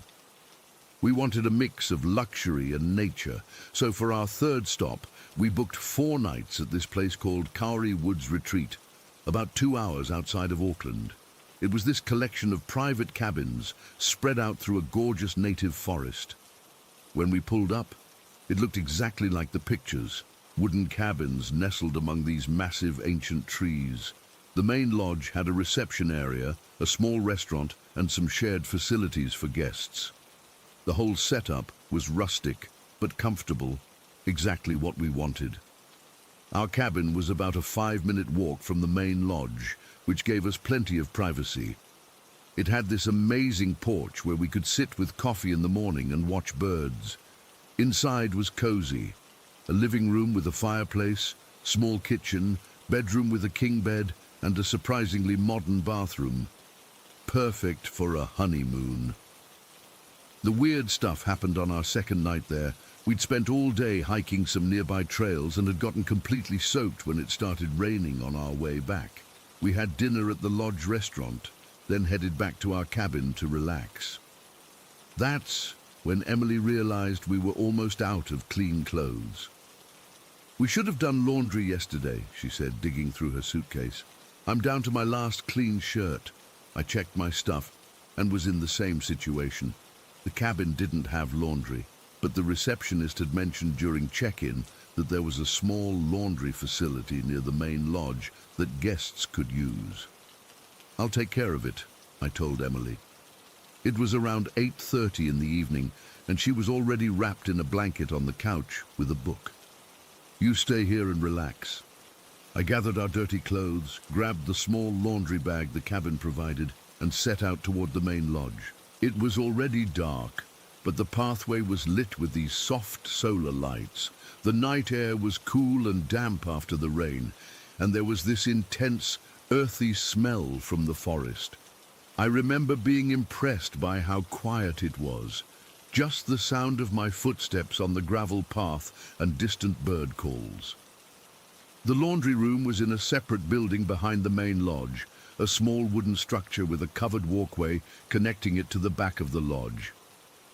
Inside were 3 washing machines, 3 dryers, a folding table, and a small sink. Basic but clean and well maintained. I was alone when I arrived. I sorted our clothes, loaded them into one of the machines, and was measuring out detergent when I got that feeling, that distinct sensation of someone watching me. I turned around and nearly jumped. There was a man standing in the doorway. He hadn't made a sound coming in. He was maybe in his 30s, average height, with dark hair cut short. He wore what looked like the retreat's staff uniform, dark green polo shirt with the Kari Woods logo and khaki pants. What struck me most was how still he was. He didn't shift his weight, fidget, or even seem to blink much. He just stood there watching me with this neutral expression. "Hey," I said, trying to sound casual despite being startled. "I'm just using this machine. The other 2 are free." The man didn't respond. He just kept watching me with those unnervingly focused eyes. I remember noticing they were an unusual grayish color, almost like cloudy water. "Do you work here?" I asked, feeling increasingly uncomfortable with his silence. The man finally moved, giving a small nod without breaking eye contact. He still didn't speak. At this point, I was getting seriously creeped out. Maybe he had some kind of social disability or wasn't comfortable with English, I thought. Either way, I just wanted to finish and get out of there. "Well, I'll be done in about an hour," I said, turning back to the washing machine and starting the cycle. When I looked back, he was gone. I hadn't heard him leave. There had been no sound of footsteps, no door opening or closing. He had simply vanished. I walked to the doorway and looked outside. The path back to the lodge was empty. I checked around the small building, but there was no sign of him. "Weird guy," I muttered to myself, feeling relieved but unsettled. I decided to head back to the cabin while the clothes washed. I'd come back in about 45 minutes to move everything to the dryer. When I got back, I told Emily about the strange staff member. "Maybe he's not good with guests," she suggested, "or he could be new." "Maybe," I said, not fully convinced, "but it was weird how he just disappeared." Emily laughed. "Ooh, maybe he was a ghost," she teased, knowing my skepticism about supernatural things. I rolled my eyes. Very funny. More likely he just walked away when I wasn't looking. Later that night, around 10:15, I headed back to the laundry room to move the clothes to the dryer. The path seemed darker this time, even with the solar lights. The forest sounds had intensified. More insects buzzing, strange bird calls that sounded almost like whispers. I kept looking over my shoulder, feeling on edge after the earlier encounter. The laundry room was empty when I arrived. I transferred the wet clothes to the dryer, set the timer, and decided to wait there. I didn't want to make another trip in the dark. There was a small plastic chair in the corner, so I sat down and scrolled through my phone for about 40 minutes while the clothes dried. When the dryer finished, I folded everything as quickly as I could, suddenly eager to get back to our cabin. As I was putting the last of the clothes in the laundry bag, that feeling returned, the unmistakable sensation of being watched. I turned around slowly, dreading what I might see. He was there again, the same man, but this time he wasn't in the doorway. He was standing in the corner of the room, between the last washing machine and the wall. I hadn't heard him come in. There was no way he could have entered without me noticing. I had been facing the door the entire time. The shock of seeing him appear out of nowhere made me drop the laundry bag. Clothes spilled onto the floor, but I barely noticed. I was frozen, staring at this silent figure who seemed to have materialized from thin air. "Jesus Christ," I gasped. "How did you—" The words died in my throat as I noticed something was different about him. He was wearing the same uniform, had the same face, but there was something wrong with his appearance. The edges of his figure seemed slightly blurred, as if I was looking at him through frosted glass. And his eyes, they seemed to reflect light in a way that human eyes shouldn't, like there was too much moisture in them. "What do you want?" I managed to ask, my voice barely above a whisper. He didn't respond.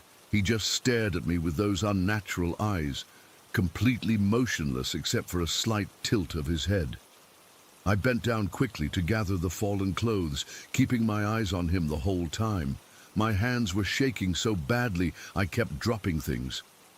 The entire time, he never moved from his spot, never blinked, never shifted his weight, just watched me with that unnervingly blank expression. When I had everything back in the bag, I backed toward the door, unwilling to turn my back on him. As I reached the doorway, I took one quick glance behind me to make sure the path was clear. When I looked back, no more than 2 seconds later, he was gone. The corner where he had been standing was empty. Again, there had been no sound, no movement that I detected. He had simply vanished. I ran all the way back to our cabin, the laundry bag clutched against my chest, my heart pounding so hard I could feel it in my throat. I kept looking over my shoulder, half expecting to see him following me, but the path remained empty. When I burst into the cabin, Emily was startled by my appearance. "What happened?" she asked, jumping up from the couch. "You look like you've seen a ghost." "That guy," I panted, dropping the laundry bag and locking the door behind me. "The weird staff member. He was in there again." I told her everything. How he had appeared without making a sound.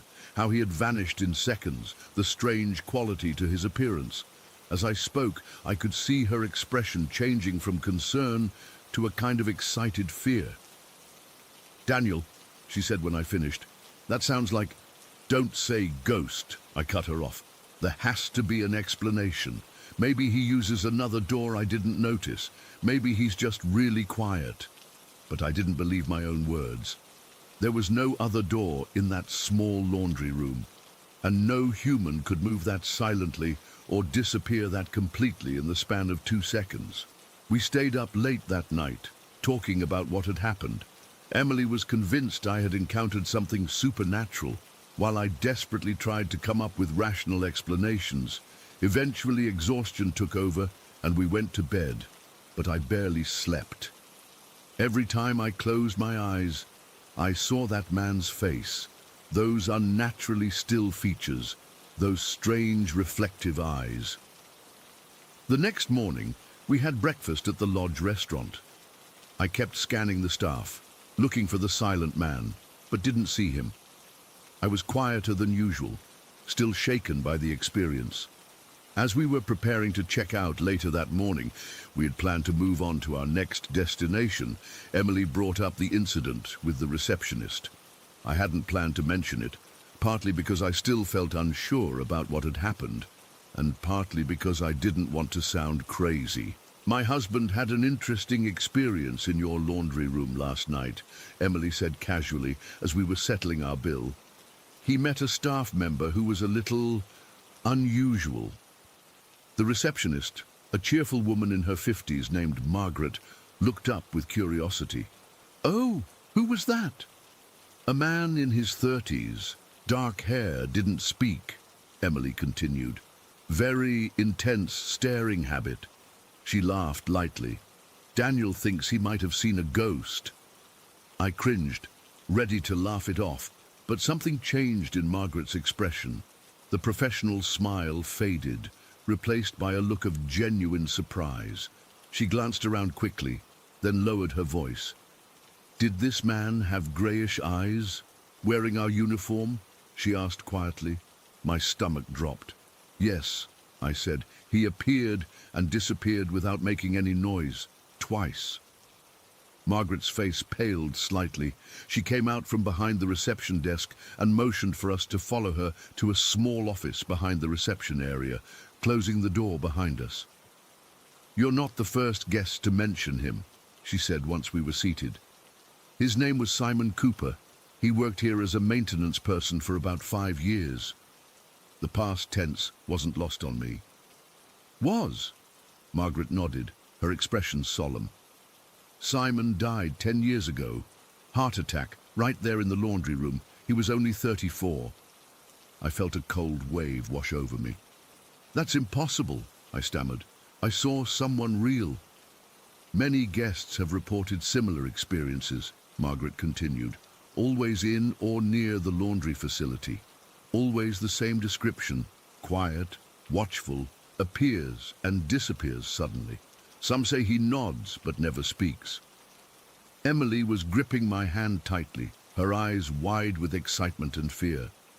"Has anyone ever felt threatened by him?" she asked. Margaret shook her head. "Never. He seems to just observe. The owners have had the place blessed several times over the years, but the sightings continue. We don't mention it to guests unless they bring it up first. It tends to scare people away."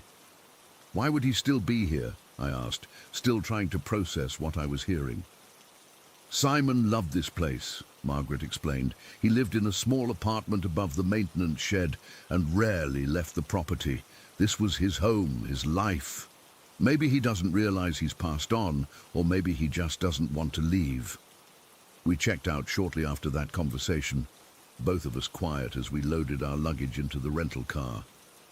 As we drove away from Kari Wood's retreat, I kept looking in the rearview mirror, half expecting to see Simon standing on the path, watching us leave. I've spent the 3 months since then trying to rationalize what happened. Maybe it was exhaustion playing tricks on my mind. Maybe it was some elaborate prank the staff plays on guests. Maybe Margaret was just humoring what she thought was a couple's shared delusion. But deep down, I know what I saw. There was something fundamentally wrong about the way that man appeared and disappeared, something unnatural about his stillness, his eyes, the blurred quality of his presence. I've become the kind of person who reads ghost stories now. I've even started asking people about their paranormal experiences, something I would have mocked before. Because here's the thing about encountering something that shouldn't exist. It changes your understanding of reality. It opens a door in your mind that can't be closed again. Sometimes at night I still wake up with that feeling, the sensation of being watched by unblinking, cloudy grey eyes. And I wonder if Simon followed us home, or if that feeling is just the lingering effect of knowing that the world is stranger than I ever allowed myself to believe. Story 9. My friend Chris inherited a cabin from his uncle in the Durango desert, about 40 miles from the nearest town. It sits in an area the locals call Mesa de las Brujas. At the time, I didn't know what that meant. I would later learn it translates to Table of the Witches. Chris had never been there himself, but suggested we all go for a weekend getaway. There were 5 of us: Chris, his girlfriend Megan, my roommate Tyler, our friend Andrea, and myself. The drive was beautiful, but desolate. After turning off the main highway, we drove for over an hour on dirt roads, following coordinates rather than street signs. Cell reception disappeared about 20 minutes after leaving the highway. The isolation felt exciting at first, a true escape from our busy lives and constant notifications. We arrived around 3 in the afternoon. The cabin was more impressive than I expected. Not some rundown shack. but a solid structure with a wraparound deck that provided a stunning 360-degree view of the desert landscape. Red rock formations jutted up in the distance, and the land stretched forever in all directions. Not another structure in sight. "Guys, we have the entire desert to ourselves," Chris announced as we unloaded our coolers and bags. The cabin had 2 bedrooms, a small kitchen, and a main living area with large windows and sliding glass doors that led to the deck. It was rustic but comfortable. Solar panels provided limited electricity, and there was a propane stove for cooking. The water came from a well, and Chris had warned us to bring extra bottled water just in case. We spent the afternoon settling in, drinking beers, and exploring the immediate area around the cabin. There were no trails, just open desert, scrub brush, and the occasional cactus. The silence was profound. I remember Tyler commenting how he could hear his own heartbeat. The sun was intense, so we didn't venture far. As sunset approached, we gathered on the western side of the deck with our drinks. The sky put on a spectacular show, deep oranges and purples stretching across the horizon. We were taking photos and just soaking in the beauty when Andrea suddenly asked, "Did you guys feel that?" "Feel what?" Tyler asked. "Like a vibration through the deck." We all went quiet, and then I felt it too, a subtle thump that seemed to travel through the wooden planks beneath our feet. At first I thought it might be someone shifting their weight or stomping a foot, but we were all standing still. "There it is again," Chris said. This time it was unmistakable, like something had struck the underside of the deck. Thump, then again, thump. The vibrations were coming at regular intervals, maybe 5 seconds apart. "Probably just the wood expanding and contracting as the temperature drops," I suggested, though I didn't really believe it. The thumps were too deliberate, too rhythmic. We tried to ignore it and continue watching the sunset, but the thumping increased in frequency. Thump, thump, thump, 3 seconds apart now, then 2. The force seemed to be growing stronger too. Megan looked nervous. "Should we check under the deck?" Chris nodded. "Yeah, let's take a look." The guys, Chris, Tyler and I, grabbed our phone flashlights and walked around to where the deck was highest off the ground, about 4 feet of clearance. We crouched down and shined our lights beneath, expecting to see, I don't know, maybe a coyote or some other animal. There was nothing there, just compact earth, undisturbed. No footprints, no animal tracks, nothing that could explain the thumping. Yet even as we were looking, we felt it again, vibrations passing through the structure. Thump, thump, thump. "This is weird," Tyler muttered. "If nothing's hitting it from below, what's causing that?" We crawled further under, inspecting the support beams and the underside of the deck itself. Nothing looked damaged or out of place. The wood wasn't cracked, the supports were solid. The sun had fully set by the time we emerged, covered in dust. The desert night was falling quickly and the temperature was dropping. The stars were coming out in numbers I'd never seen before.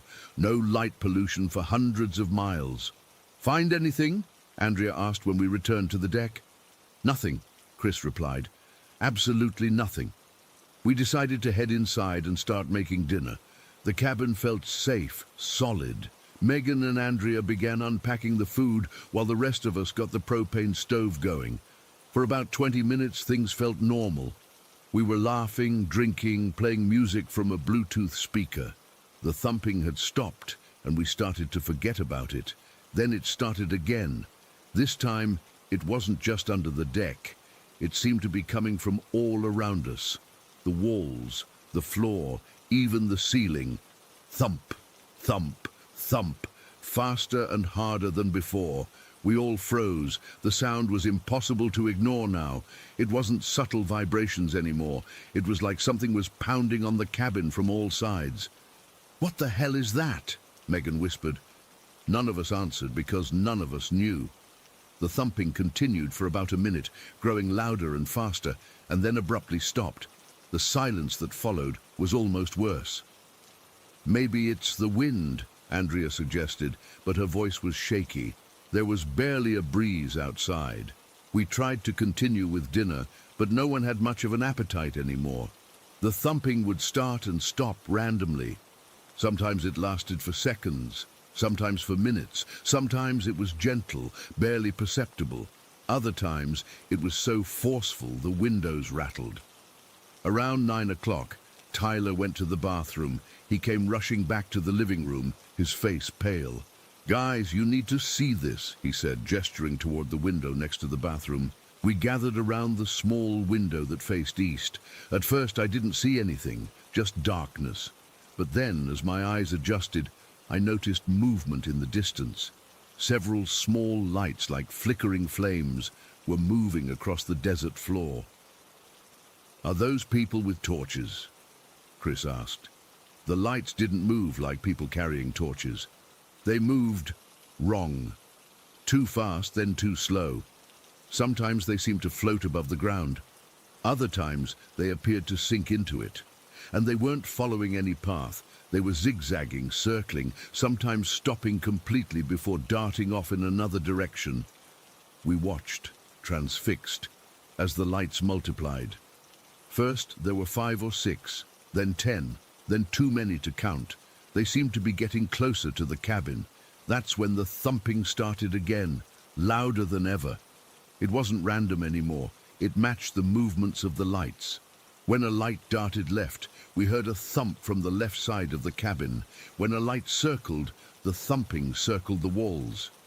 "We need to close the blinds," Andrea said suddenly. "Now." Something in her voice triggered a primal fear in me. We rushed to cover every window, drawing curtains and lowering blinds. Even with the windows covered, we could still see flashes of the lights through the gaps, brief, fiery glows that illuminated the edges of the fabric.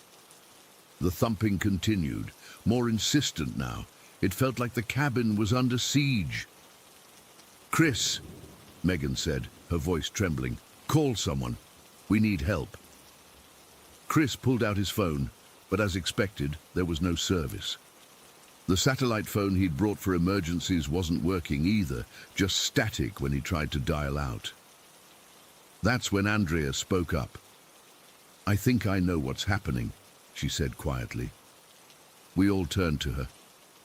"My grandmother was half Navajo," she explained. "She used to tell stories about spirits that roam the desert at night, fire spirits.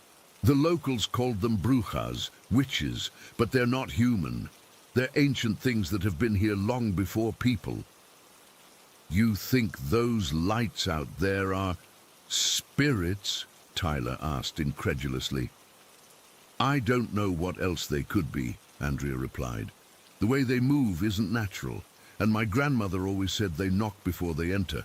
They pound on walls and floors, trying to find a way in." As if on cue, the thumping intensified. It was concentrated now, focused on the front door. Thump, thump, thump. The door shuddered with each impact. "What do we do?" I asked, trying to keep the panic out of my voice. Andrea closed her eyes for a moment. "My grandmother said they can't enter unless invited. We need to stay quiet, keep the blinds closed and wait for dawn. They can't stand sunlight." So that's what we did. We huddled together in the living room, lights off, speaking only in whispers. The thumping continued for hours, moving around the cabin like something was testing every possible entrance. The door, the windows, even the chimney. We heard scratching and scraping from every direction.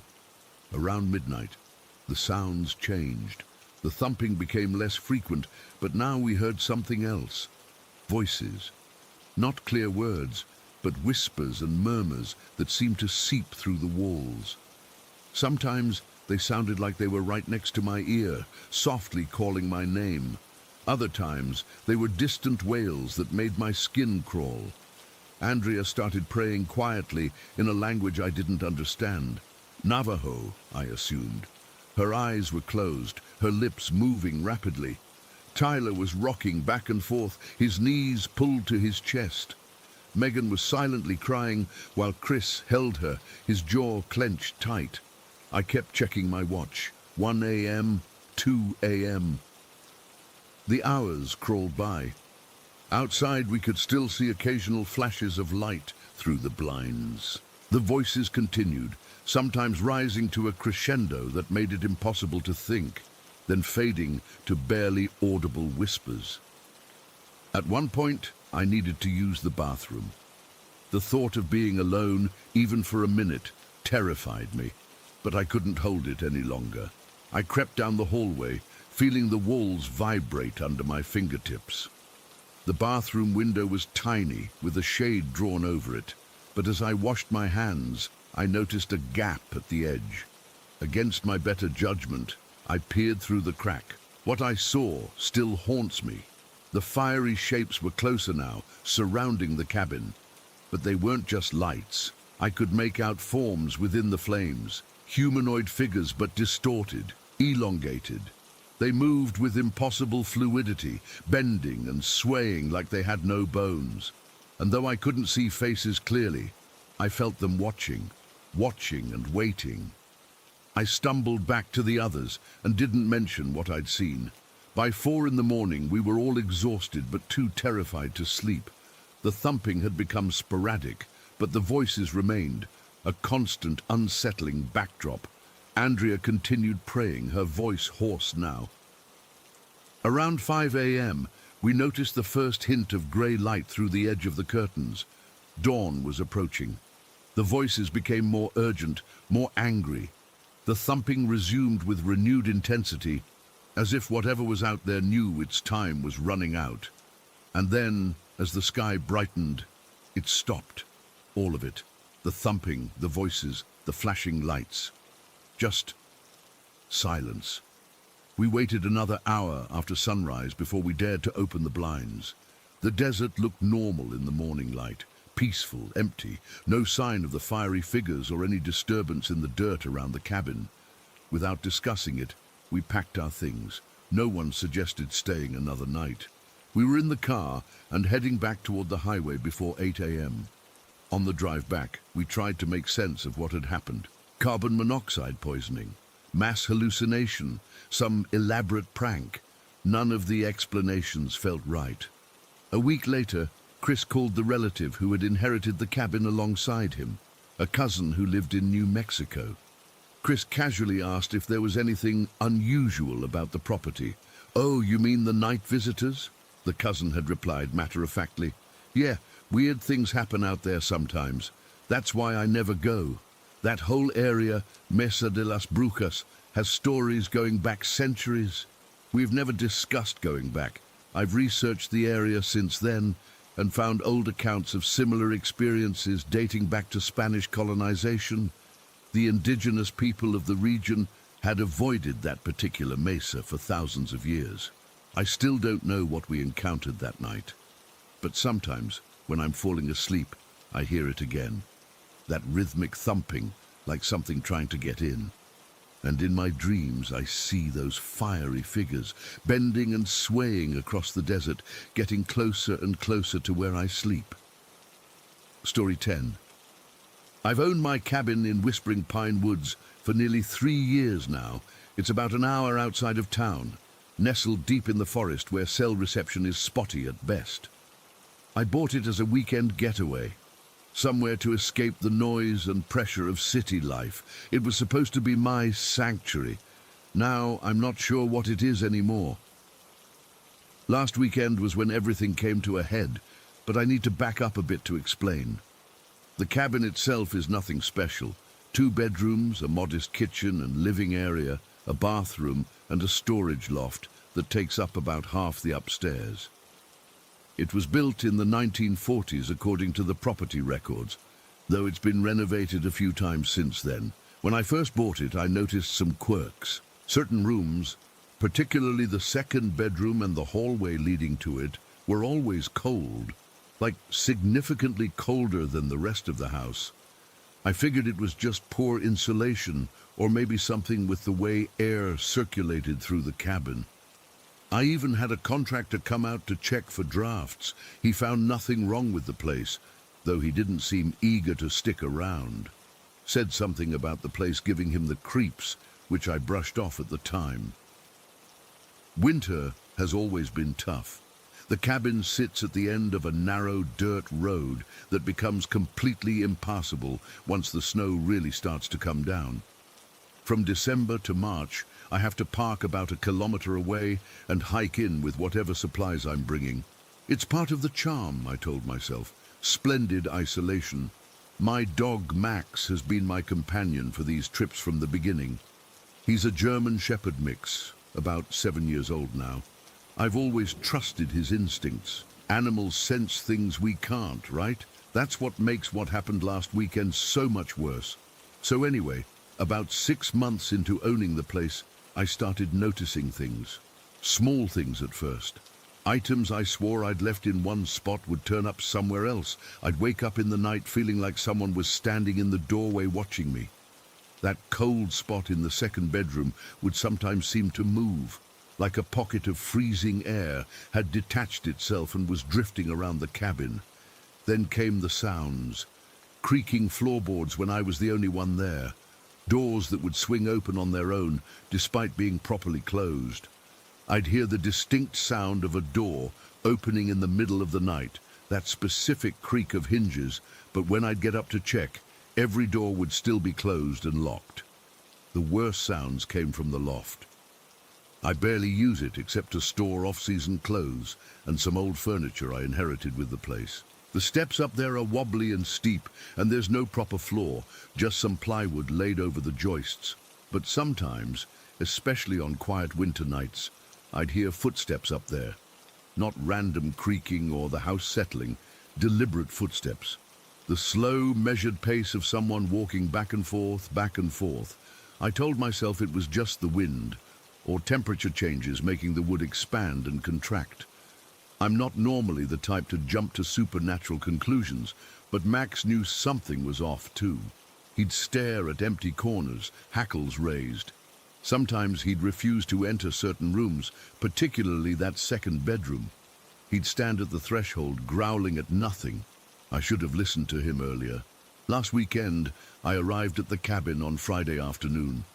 It had snowed heavily the day before, so the hike in was brutal, trudging through knee-deep snow, carrying a backpack full of supplies, while Max bounded ahead of me, loving the snow as he always does. By the time I reached the cabin, it was already getting dark. The temperature had dropped to well below freezing, and I was looking forward to getting a fire going in the wood stove. The cabin looked the same as always from the outside. Weathered grey wood siding, a small covered porch, windows with the shutters closed against the weather. I remember thinking how peaceful it looked with smoke curling from the chimney, except there shouldn't have been any smoke. I hadn't been here in weeks. I stopped dead in my tracks. Max stopped too, staring at the cabin with his ears perked forward. I considered turning around right then, hiking back to my car and driving away. But I convinced myself there must be an explanation. Maybe a pipe had broken, and what I was seeing was steam, not smoke. Or maybe someone had broken in to escape the cold, which would be trespassing, sure, but understandable given the weather. I approached cautiously, calling out as I got to the porch. "Hello? Is someone in there?" No answer. The porch steps creaked under my weight as I climbed them. Max stayed close to my heels, uncharacteristically quiet. When I put my key in the lock, I was surprised to find the door was already unlocked. I pushed it open slowly, peering inside. The cabin was empty and cold, bitterly cold, like no one had been in there for days. The wood stove was stone cold when I checked it, no sign that it had been used recently. I walked through each room, looking for signs of an intruder, but everything seemed untouched. Max followed me, sniffing everywhere. I must have imagined the smoke, I told myself. A trick of the light, or maybe just my breath in the cold air. I got a fire going in the wood stove and started unpacking my things. It was around 6 in the evening by then, and I was looking forward to a quiet night with a book and maybe some whiskey.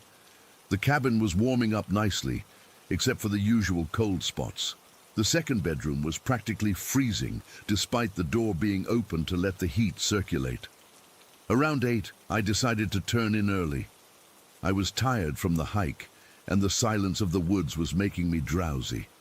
Max curled up at the foot of my bed as usual. I read for a while before switching off the light. I woke up at exactly 3:15 in the morning.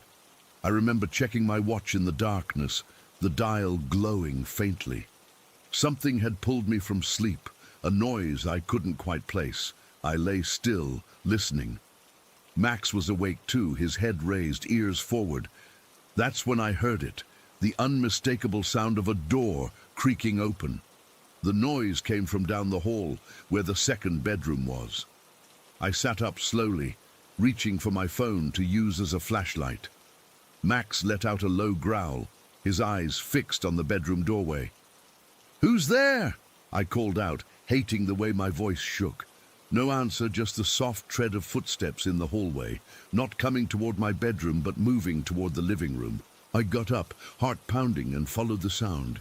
Max stayed right by my side, still growling. The living room was empty, so was the kitchen. Every door in the cabin was still closed and locked, including the front door. But the footsteps continued, now moving toward the stairs that led to the loft. I stood at the bottom of those stairs, shining my phone's light upward. The footsteps were louder now, creaking along the plywood flooring of the loft. Back and forth, deliberately pacing. "If someone's up there, you need to come down now," I said, trying to sound authoritative despite my fear. The footsteps stopped. For a moment, there was complete silence. Then came a new sound, a slow, dragging noise, like something heavy being pulled across the floor, directly above where I stood. Max was whining now, pressing against my legs. I reached down to touch his head, trying to reassure him, but I was terrified myself. My hand was shaking so badly I could barely hold my phone. I don't know what made me decide to go up there. Some combination of anger and fear and a desperate need to prove to myself that there was a rational explanation. I put one foot on the bottom step and Max immediately barked, a sharp warning sound that made me jump. Before I could take another step, there was a tremendous thud from directly overhead, like something massive had just hit the floor. The entire cabin seemed to shake with the impact. Max yelped and bolted for the bedroom, tail between his legs. I stood frozen, staring up at the darkness of the loft. Then came the worst sound yet, a slow, quiet scraping across the ceiling, moving toward the top of the stairs, like something was dragging itself toward the edge. I backed away, unable to tear my eyes from the top of the staircase. A cold draft washed over me, so intense it felt like stepping into a freezer. My breath fogged in front of my face. The scraping sound stopped at the top of the stairs, and for one terrible moment I thought I saw something there, a shadow darker than the surrounding darkness, something hunched and misshapen.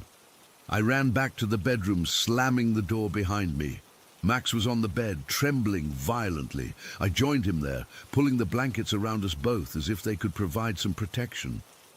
For the rest of the night we huddled together, listening to the sounds that continued throughout the cabin, footsteps, dragging noises, and once a sound like someone breathing just outside the bedroom door.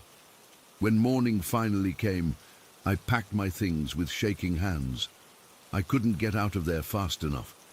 As I was shoving clothes into my backpack, something made me look up at the ceiling. There were marks there, long, dark scratches in the wood that I swear hadn't been there the night before. They started in the center of the ceiling and dragged toward the door, as if something had clawed its way across the surface. On my way out, I forced myself to climb the stairs to the loft, needing to see if there was any evidence of what had happened. The plywood floor was covered in a thick layer of dust, untouched except for a wide swath down the middle, as if something had been dragged through it.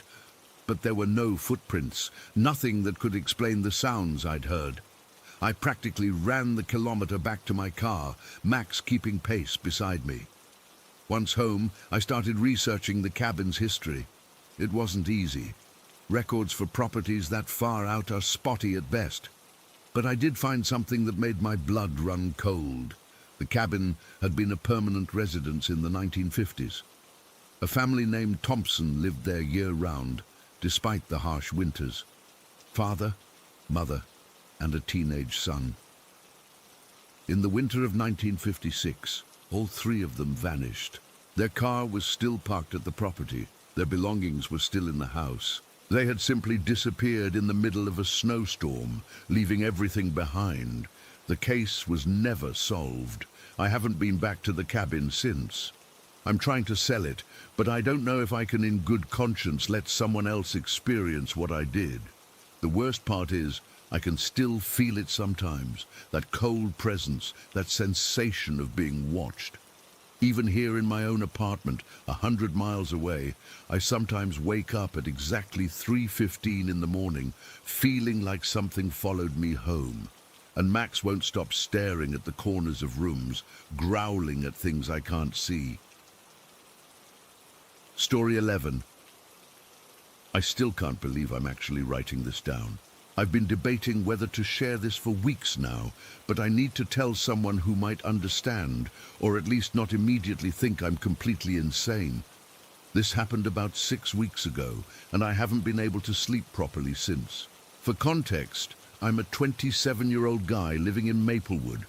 Nothing special about me, just a regular dude working from home for a tech company. I've never been into paranormal stuff, never believed in aliens, ghosts, or anything like that. I've always been the rational, logical type, the one who rolls his eyes when friends talk about their supernatural experiences. Well, that was until last month. It had been a totally normal day. I worked, ordered takeout, watched some mindless Netflix show, and went to bed around 11. My apartment is in a quiet neighborhood. One of those places where the most exciting thing that happens is when someone gets a new mailbox. I remember falling asleep quickly that night, which was unusual for me since I'm typically a restless sleeper. I woke up suddenly at what my bedside clock said was 3:15 in the morning. At first I thought I'd just had a bad dream or maybe heard a noise outside. But then I realized something was off. The air in my bedroom felt different. Heavier somehow, and strangely cold despite it being summer. There was this faint electrical smell, like when you turn on an old TV.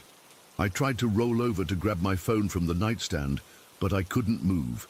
Not a single muscle. It wasn't like sleep paralysis, which I've had before. This was different. I was completely conscious, eyes wide open, mind clear, but my body simply wouldn't respond. I wasn't even panicking, which was the weirdest part. I should have been freaking out, but instead I felt this bizarre sense of acceptance. That's when I noticed her. Standing beside my bed was a figure, definitely female, but with features I couldn't quite make out. It was like looking at someone through foggy glass. She wasn't particularly tall or short, thin or heavy, just average. But there was nothing average about finding a stranger in your bedroom at 3 in the morning. I tried to speak, to yell, to make any sound at all, but my voice was locked up just like the rest of me. The woman didn't speak either. Instead, I could feel her communicating with me. Not through words, not through telepathy like in movies, but through something more basic, like raw emotions being transferred directly into my brain. She was projecting a sense of calm, of trust, as if saying, "Don't worry, this is routine. I'm just doing my job." My rational mind was screaming in the background that this was wrong, that I needed to fight, to call for help. But that voice was muffled, pushed aside by the strange compliance taking over. The woman moved closer, and I could see she was wearing something like scrubs. Not quite medical ones, but similar. Dark-colored. She had some kind of tray with her that floated alongside, though I couldn't see any mechanism holding it up. On the tray were instruments that looked medical, but off somehow. Like someone had designed surgical tools who had only heard them described, but never actually seen any. She picked up what looked like a syringe, but longer and with a wider needle than any I'd seen before. The material wasn't quite metal. It had an almost pearlescent quality under the dim light filtering through my blinds. Without hesitation, without asking permission, she pressed it against my inner arm. I felt the needle pierce my skin. That sensation was crystal clear, the sharp initial poke, the weird pressure as it went deeper than any normal injection would. It should have hurt like hell, but instead there was just pressure and a strange warmth spreading from the entry point. I could feel the needle scraping against something inside my arm, probably bone. The sound it made inside my body was audible to me, a scraping that vibrated through my skeleton. She was drawing something out, not blood. It was thicker, more viscous. Bone marrow, maybe. The syringe filled with a cloudy, whitish-pink fluid that seemed to glow faintly. Throughout this entire procedure, her face remained blurry, unreadable. But I could sense her satisfaction. Whatever she was taking, it was exactly what she had come for. Then she placed the filled syringe on the floating tray and picked up something that resembled a scalpel, but with a blade that seemed to shift colors slightly as it caught the light. This is where things got really messed up. She pressed the blade against my forearm and drew it in a straight line from my wrist, almost to my elbow. I watched my skin part cleanly. No blood at first, just a perfect incision. I should have been in agony, should have been fighting for my life, but instead, I felt something almost like relief, like this was supposed to happen. As she pulled the edges of the cut apart, I could see inside my own arm, the yellow fat layer, the reddish muscle tissue, those white tendons. It was like looking at an anatomy textbook illustration, except it was my arm.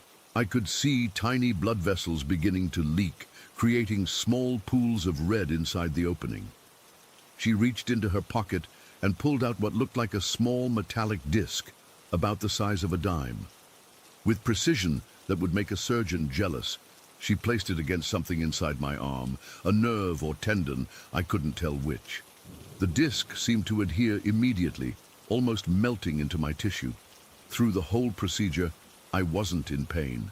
Not even discomfort, just this bizarre, detached fascination, like I was watching this happen to someone else. The only emotion I could muster was curiosity. After placing the disc, she produced another instrument. This one looked almost like a tiny vacuum.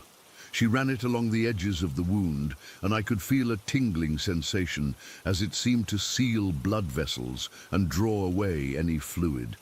Then, with movements that spoke of years of practice, she pressed the edges of the incision together. She passed her hand over the cut, not quite touching my skin. There was a warm sensation, and I watched in disbelief as the edges of the wound began knitting together. Not like normal healing, which takes days or weeks, but right there in seconds.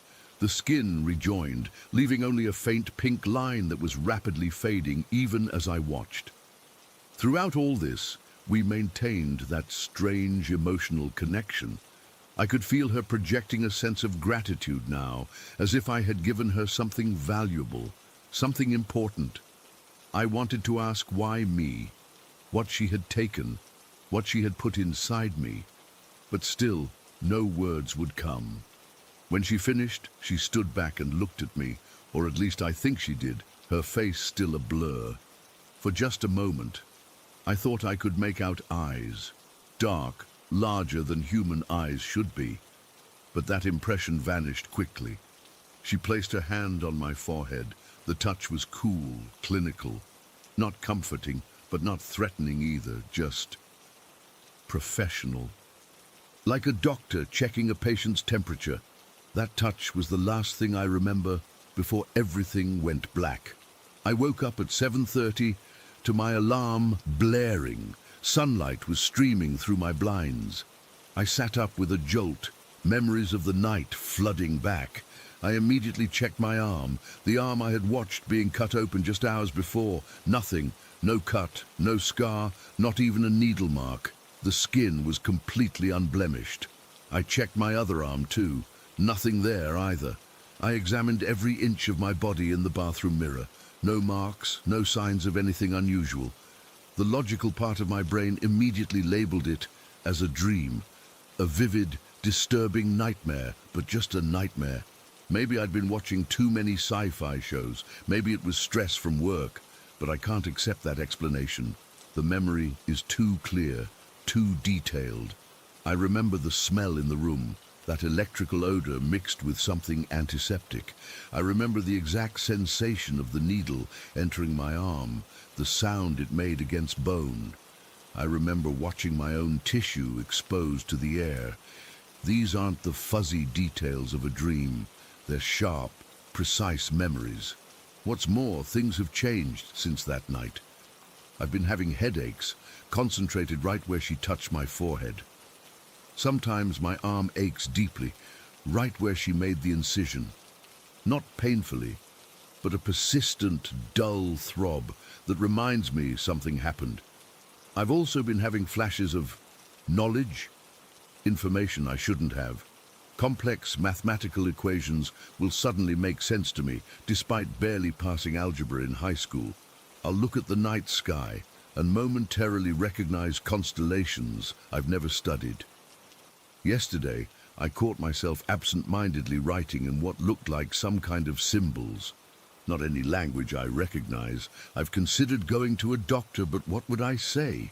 I think an alien or interdimensional being performed surgery on me, but left no physical evidence. They'd put me on antipsychotics faster than I could blink. I've tried researching similar experiences online. There are stories out there. Abduction accounts, medical experiments, strange encounters. Some have similarities to what happened to me, but none match exactly. And most of those people seem to have lost time, hours, or even days.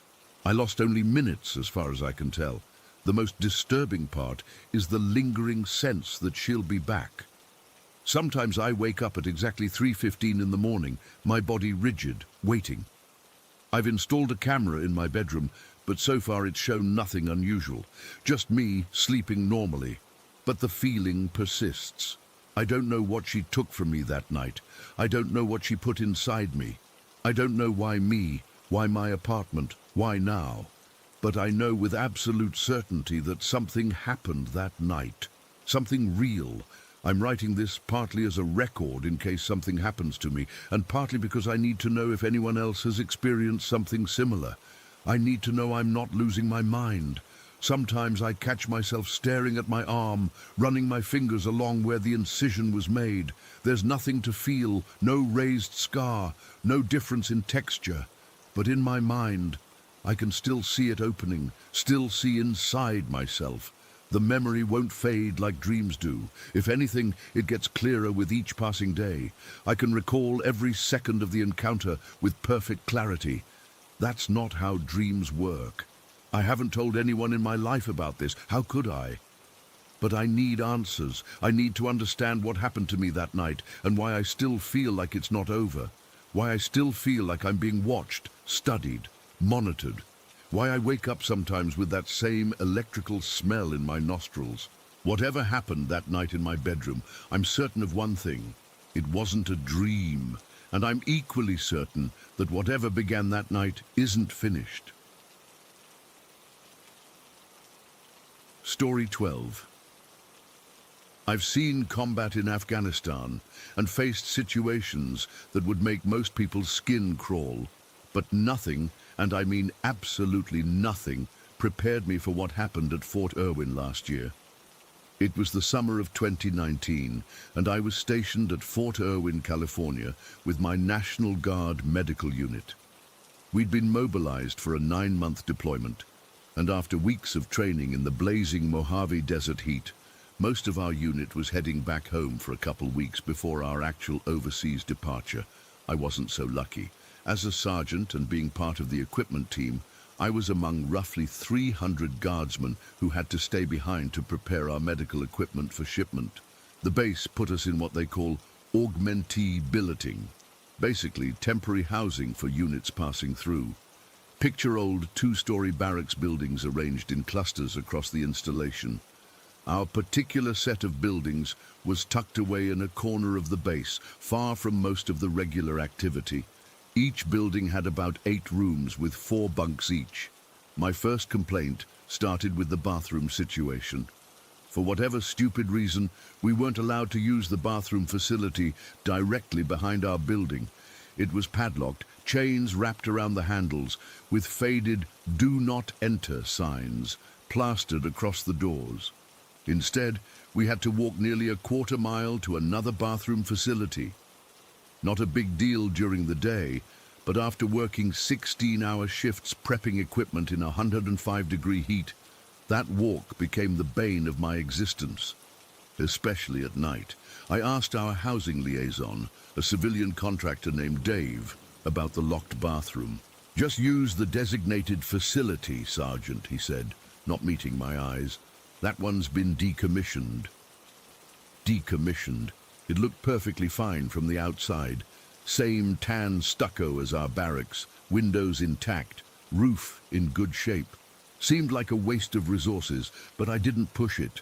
Military logic rarely makes sense, and I had enough on my plate coordinating medical supplies.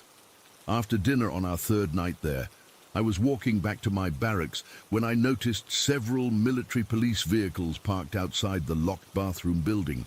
Their lights were flashing, casting eerie blue and red patterns across the desert sand.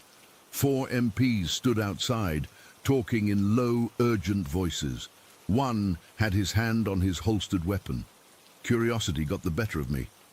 I approached one of the MPs, a young specialist who looked fresh out of training. "Everything okay here?" I asked. He glanced at me, then back at the building. "Just responding to a call, Sergeant, nothing to worry about." But I could tell from his rigid posture that something wasn't right. Before I could press further, I heard it. Muffled screams coming from inside the locked bathroom, then the sound of water running, lots of it, like every shower had been turned on full blast. "There's someone in there," I said, stating the obvious. The specialist nodded, visibly uncomfortable. "Captain Reyes is assembling a team to go in. Protocol." Protocol for a bathroom break-in? I was confused. This seemed like excessive force for what was probably just some bored soldiers messing around. A female MP approached us, her face grim. "Sergeant, you need to return to your quarters. This is a secured area." "I hear someone screaming in there," I insisted. "If someone's hurt, we're handling it." She cut me off, but I caught a flicker of fear in her eyes. Not concern, not professional caution, actual fear. That's when the screaming inside intensified. It didn't sound like someone messing around anymore. It sounded like genuine terror, high-pitched, desperate wails that made my hair stand on end. The sounds seemed to bounce around inside the building, multiplying as if more than one person was screaming. Captain Reyes, a stern-faced MP with salt and pepper hair, emerged from one of the vehicles with a ring of keys. 3 other MPs joined him, all with flashlights drawn. I noticed they entered in a specific formation, 2 men in front, the female MP, and another male bringing up the rear. They moved as if approaching an armed suspect, not a trespasser in a bathroom. I should have walked away, should have minded my own business and gone back to my bunk. But something about the whole situation felt wrong. I lingered at a distance, watching as they unlocked the padlock and cut through the chains. The screaming had stopped abruptly, but I could still hear water running. The moment they opened the door, a rush of cold air hit us. So cold I could see my breath, despite it being nearly 90 degrees outside even after sunset. The MPs hesitated for a split second before entering, flashlight beams cutting through the darkness inside. 10 minutes passed. The water sounds stopped. The silence was somehow worse than the screaming. Finally, the MPs emerged, looking shaken. Captain Reyes was barking into his radio, requesting maintenance personnel. I approached again, trying to look casual. "Find your trespassers." Captain Reyes gave me a hard look. "There's nobody in there, Sergeant." But the screaming, every shower and sink was running at full blast, supplies thrown everywhere, but no personnel present. He said it flatly, like he was reading from a report. "That's impossible," I said. "I heard multiple people screaming just minutes ago." The female MP, her name tag read Alvarez, stepped forward. "Welcome to Fort Irwin," she said with a humorless smile. Building 237 has quirks. Captain Reyes shot her a warning look, but she continued anyway. This happens at least twice a month, sometimes more during summer rotations. That's why there's standing orders about this building. What orders? I asked. MPs never enter alone, Captain Reyes interjected, apparently deciding that if information was going to be shared, he'd control the narrative. At least one of the responding officers must be male, and we document everything we find, or don't find. He emphasized those last words in a way that made me uncomfortable. So you're saying this bathroom is what? Haunted? I almost laughed as I said it, but their expressions stopped me. I'm saying this bathroom has been decommissioned for reasons above my pay grade, and unauthorized personnel need to stay away from it, Reyes replied coldly. Now, I suggest you get back to your quarters, Sergeant. You have an early day tomorrow. That should have been the end of it. I should have walked away, focused on my mission, and forgotten about Building 237. But that night, lying in my bunk, I couldn't shake the memory of those screams, or the look on the MPs' faces when they emerged from the bathroom. The next morning, I made it my business to find Dave, our housing liaison. I caught him in the admin office, nursing a cup of coffee and looking through paperwork. What's the real story with Building 237? I asked without preamble. Dave froze mid-sip. Don't know what you're talking about, Sergeant Riley. The bathroom behind our barracks, the one with the padlock and chains, the one that had MPs responding to phantom screams last night. He set down his coffee and glanced around, making sure we were alone. Look, it's just an old building with plumbing issues. Pipes make noise. Desert wind plays tricks. Nothing to lose sleep over. Bullshit, I said. I saw the MPs' faces. I felt the cold air when they opened that door. In July, in the desert, Dave sighed heavily, suddenly looking much older than his 50-something years. You're not going to let this go, are you? I've got 300 soldiers staying in those barracks. If there's something I should know... Fine, he cut me off. But this doesn't leave this room. He closed the office door and lowered his voice. In 2009, we had a soldier, a specialist from a support battalion, who was having a rough time. PTSD, marriage problems, the usual cocktail. One night, he went into that bathroom, locked himself in a stall, and put his service weapon in his mouth. I'd unfortunately heard similar stories before. Military suicide rates were nothing to joke about. That's tragic, but... I'm not finished, Dave continued. After they cleaned up and reopened the facility, weird things started happening. Stall doors would come off their hinges when no one was around. People would hear someone sobbing in empty shower stalls. Maintenance would find all the taps running in the morning, despite the building being locked overnight. He took another sip of coffee, his hand trembling slightly. Then, in 2011, a female MP responded to a disturbance call alone. Big no-no now, but back then, the protocols weren't in place yet. They found her unconscious inside, with bruises around her neck, like someone had tried to strangle her. When she came to, she swore someone had attacked her, but she was alone in a locked building. I felt a chill, despite the office's struggling air conditioner. And after that, Base Command tried to keep using the facility. We're always short on infrastructure out here. They brought in chaplains, did a blessing of the building, the whole 9 yards. But the incidents kept happening. In 2015, they finally gave up and decommissioned it. Cheaper to make everyone walk a quarter mile than deal with whatever's in there. You can't seriously believe... I don't have to believe anything, Dave said firmly. I just follow orders. The building stays locked. If something happens, MPs respond with specific protocols. Everyone pretends it's normal and life goes on. He leaned forward.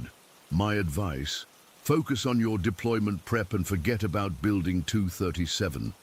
In a few weeks, you'll be gone, and it'll be someone else's ghost story. I wanted to dismiss it all. The convenient haunted bathroom tale, the supposed protocols, the whole thing. I'd been in the military long enough to know how rumors spread and grow, but I couldn't shake what I'd heard the night before. Those weren't pipes or desert wind, those were human screams. That night I volunteered for fireguard duty, partially because I couldn't sleep, and partially because I wanted a legitimate reason to be outside after dark. I paced the area between our barracks, keeping Building 237 in my peripheral vision. Around 1:30 in the morning, the bathroom's exterior lights, which shouldn't have been working in a decommissioned building, began to flicker. On, off, on, off.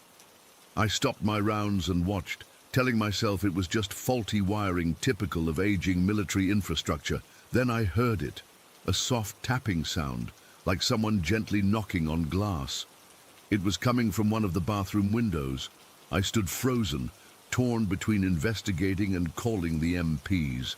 The rational part of my brain said this was probably just some privates from another unit playing pranks, trying to perpetuate the ghost story.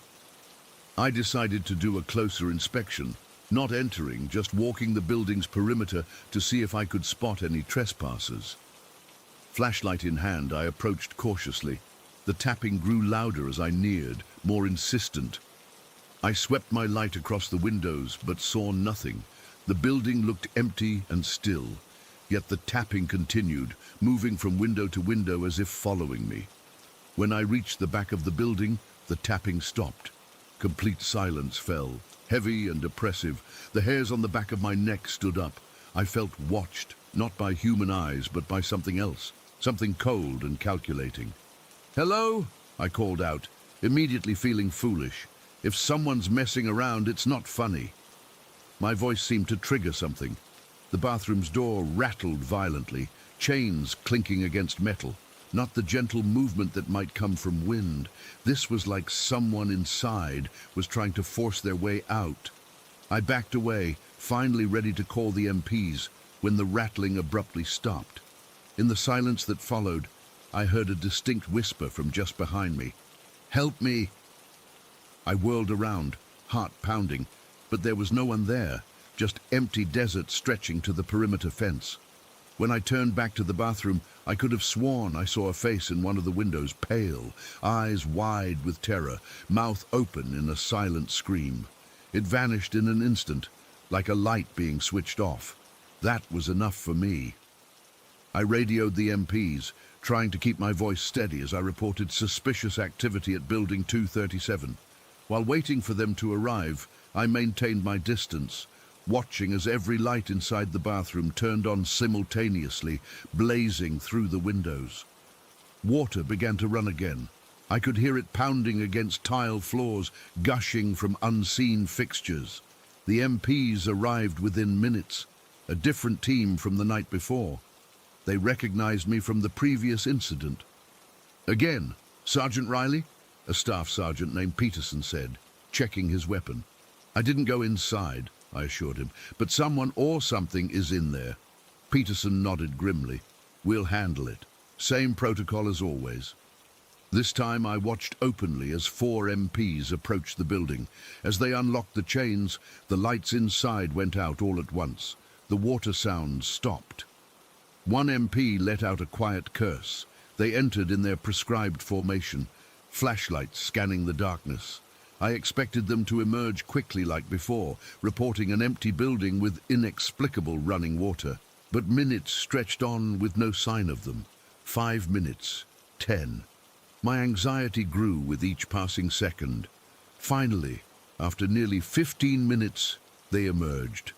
One MP was physically supporting Peterson, who looked pale and disoriented. Another was on his radio calling for a medic. I approached, despite their previous warnings. What happened? The female MP, different from Alvarez the night before, gave me a haunted look. Staff Sergeant Peterson collapsed inside, said someone grabbed him from behind in the dark. "But there was no one else in there," added another MP, his voice shaky. "We cleared every stall, every shower. He just suddenly dropped, clutching his throat, gasping for air." Medics arrived and took Peterson away on a stretcher. I heard him mumbling as they passed. Cold hands, so cold, wouldn't let go.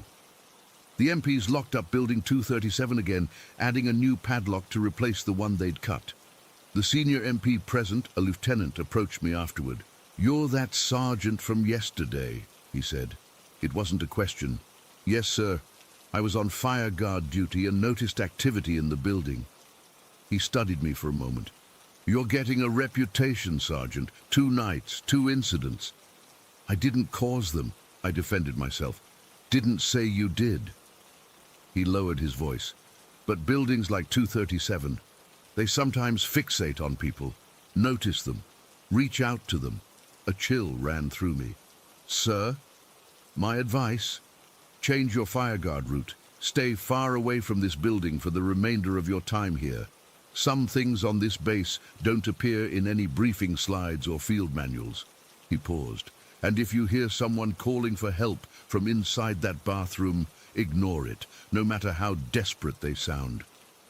With that cryptic warning, he left me standing alone in the desert night, staring at the now silent building. I'd like to say I followed his advice, that I focused on my mission, avoided Building 237, and left Fort Irwin without further incident.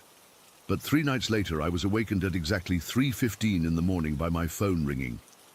The caller ID showed nothing, just a blank screen. Against my better judgment, I answered.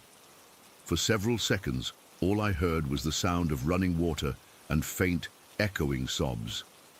Then a voice, strained, desperate, and chillingly familiar, though I couldn't place it, whispered, "Please, I'm still in here. Help me get out." The line went dead. I lay awake until dawn, trying to convince myself it was a prank call, a stress-induced hallucination, anything but what it seemed to be. When I checked my call log in the morning light, there was no record of any call at 3:15. We left Fort Irwin a week later. I never went near Building 237 again, never mentioned the phone call to anyone. But sometimes, when I'm showering in my apartment back home, I'll catch myself freezing at the sound of water hitting tile, listening for whispers beneath the spray. And sometimes, my phone rings in the dead of night. I never answer anymore. Some calls aren't meant to be taken, some doors aren't meant to be opened, and some bathrooms are locked up tight for very good reasons. Whatever haunts Building 237 at Fort Irwin, whether it's the lingering trauma of a troubled soldier or something that was there long before him, it recognized something in me that night, something it wanted, and I'm terrified that one day, despite the distance and time between us, it might find a way to reach me again. Story 13. I'm finally ready to write about what happened. It's been 16 years now, but I still get chills thinking about it. I've never told this story publicly, but I need to get it off my chest. Back in the summer of 2007, when I was 9 years old, my parents took me to a campsite in northern Ontario called Burwash District. It was a beautiful place surrounded by forests, lakes, and wildlife. We went there every summer, and I always looked forward to it. That's where I met my best friend Hannah the previous year. She was a year younger than me, and her family's campsite was right next to ours. Hannah and I were inseparable that summer. We'd spend our days exploring the woods, swimming in the lake, and making up games. Our parents would let us roam around pretty freely, since it was a small, family-friendly campground where everyone knew each other. We just had to check in every few hours and be back before dark. It was about 3 days into our 2-week stay when we met Emily. We were collecting rocks by the shore of the lake when we noticed her watching us from a distance. She had this cautious way about her, like she wanted to approach but wasn't sure if she should. I remember waving at her, and she waved back with this shy little smile. "Hi, I'm Olivia, and this is Hannah," I called out. "Do you want to help us find cool rocks?" She hesitated before walking over. Up close, I noticed she had these striking green eyes that stood out against her fair skin and brown shoulder-length hair. She was wearing a simple blue t-shirt and jean shorts, nothing unusual, but somehow they looked slightly old-fashioned, like clothes my mom might have worn in old photos. "I'm Emily," she said quietly. Her voice was soft, almost whispery. I like your collection. Just like that, Emily became part of our duo, turning us into a trio. She knew all the best spots around the campground, hidden trails, patches of wild berries, and the perfect climbing trees. She seemed to know the area better than anyone. One thing I found odd was that Emily never talked about her family or which campsite was hers. Whenever we asked, she'd shrug and change the subject. At the time, I didn't think much of it. Kids don't always care about those details, and my parents never seemed to question who Emily was when I mentioned her. They just assumed she was another camper's kid. Emily never ate with us, which was strange, considering how much time we spent together. When lunchtime came around, she'd say she needed to go check in with her parents or that she'd already eaten. She also never stayed too late, always leaving before sunset with some excuse about needing to get back. About a week into our friendship, we discovered a floating dock in a more secluded part of the lake. It was perfect, away from the crowded swimming areas, with clear water and plenty of small fish swimming below. We made it our secret spot. One afternoon, while we were swimming there, things took a dark turn. Hannah had climbed back onto the dock to rest, while Emily and I were still in the water. We were playing a game where we dive underwater and try to touch the bottom, which was probably about 8 feet deep in that spot. I remember feeling proud because I could hold my breath longer than most kids my age. I was floating on my back, staring up at the clouds, when suddenly I felt hands on my shoulders. Before I could react, I was pushed underwater with shocking force. Opening my eyes underwater, I saw Emily's face above me, her green eyes staring down, expressionless. Her hands were firmly pressing down on my shoulders, keeping me submerged. At first, I thought it was part of some game that I didn't understand, but as my lungs started burning and I struggled to break free, panic set in. Emily was trying to drown me. Her grip was bizarrely strong for a girl her age. I couldn't budge her hands no matter how hard I thrashed. Just as spots were beginning to dance in my vision, I felt the pressure release. Hannah had seen what was happening and jumped back into the water, pulling Emily away from me. I shot to the surface, gasping and coughing up water. "What are you doing?" Hannah screamed at Emily while I was still catching my breath. Emily just stared at us with this eerie calm. "I thought we were playing a game," she said eventually, but her voice was flat, unconvincing. I was terrified. We both were. We scrambled back onto the dock, grabbed our towels, and ran back to our campsites without looking back. I told my parents I had swallowed some water while swimming, which explained my coughing, but I didn't tell them what really happened. Something stopped me, maybe the fear that they wouldn't believe me, or worse, that they would, and we'd have to leave the campground early. That night, I could hardly sleep. I kept seeing Emily's face underwater, that blank expression as I struggled beneath her. Hannah and I agreed to avoid Emily the next day. It would be our last full day at the campground anyway, as both our families were leaving the following morning. But Emily found us the next day, as if nothing had happened. "Want to go on an adventure?" she asked, her face lighting up with excitement. "I know something amazing I want to show you both." Hannah and I exchanged nervous glances. "What is it?" Hannah asked cautiously. "There's a river that leads to this huge building a few hours from here," Emily said, pointing toward the dense forest beyond the campground. "It's the coolest place ever. We could spend the whole day exploring it." I felt a chill creep up my spine, despite the summer heat. "We can't go that far," I said. "Our parents would never allow it." Emily's expression changed for a moment. Something flashed in her eyes that made my stomach twist. "You don't have to tell them. We'll be back before they notice we're gone." "No," Hannah said firmly, surprising me with her bravery. "We're staying here today. We're leaving tomorrow anyway." Emily stared at us for what felt like forever before her face softened into that same shy smile from when we first met her. "Okay," she said simply, "then let's just have fun today." And bizarrely, we did.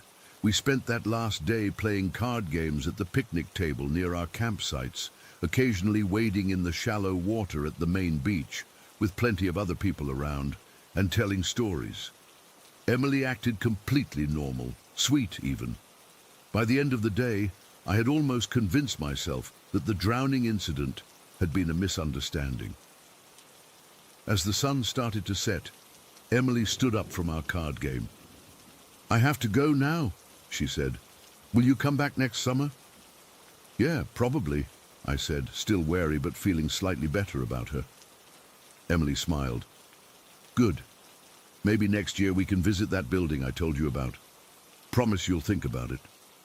We nodded vaguely, just to be polite. She waved goodbye and walked away toward the forest instead of toward any of the campsites. We watched her go, and I remember feeling relieved that our time with Emily was over. The next morning, our families packed up and headed home. As we drove away, I glanced back at the forest line, half expecting to see Emily watching us leave. She wasn't there. Life went on. School started again, and the memory of Emily and that frightening moment at the dock faded somewhat, though Hannah and I would occasionally bring it up when we had sleepovers. We both returned to the same campground the following summer, but Emily never appeared. We were partly relieved, partly confused. Fast forward to my 18th birthday, 9 years later. Hannah came over to celebrate, and we were going through old photos my mum had digitized for a slideshow.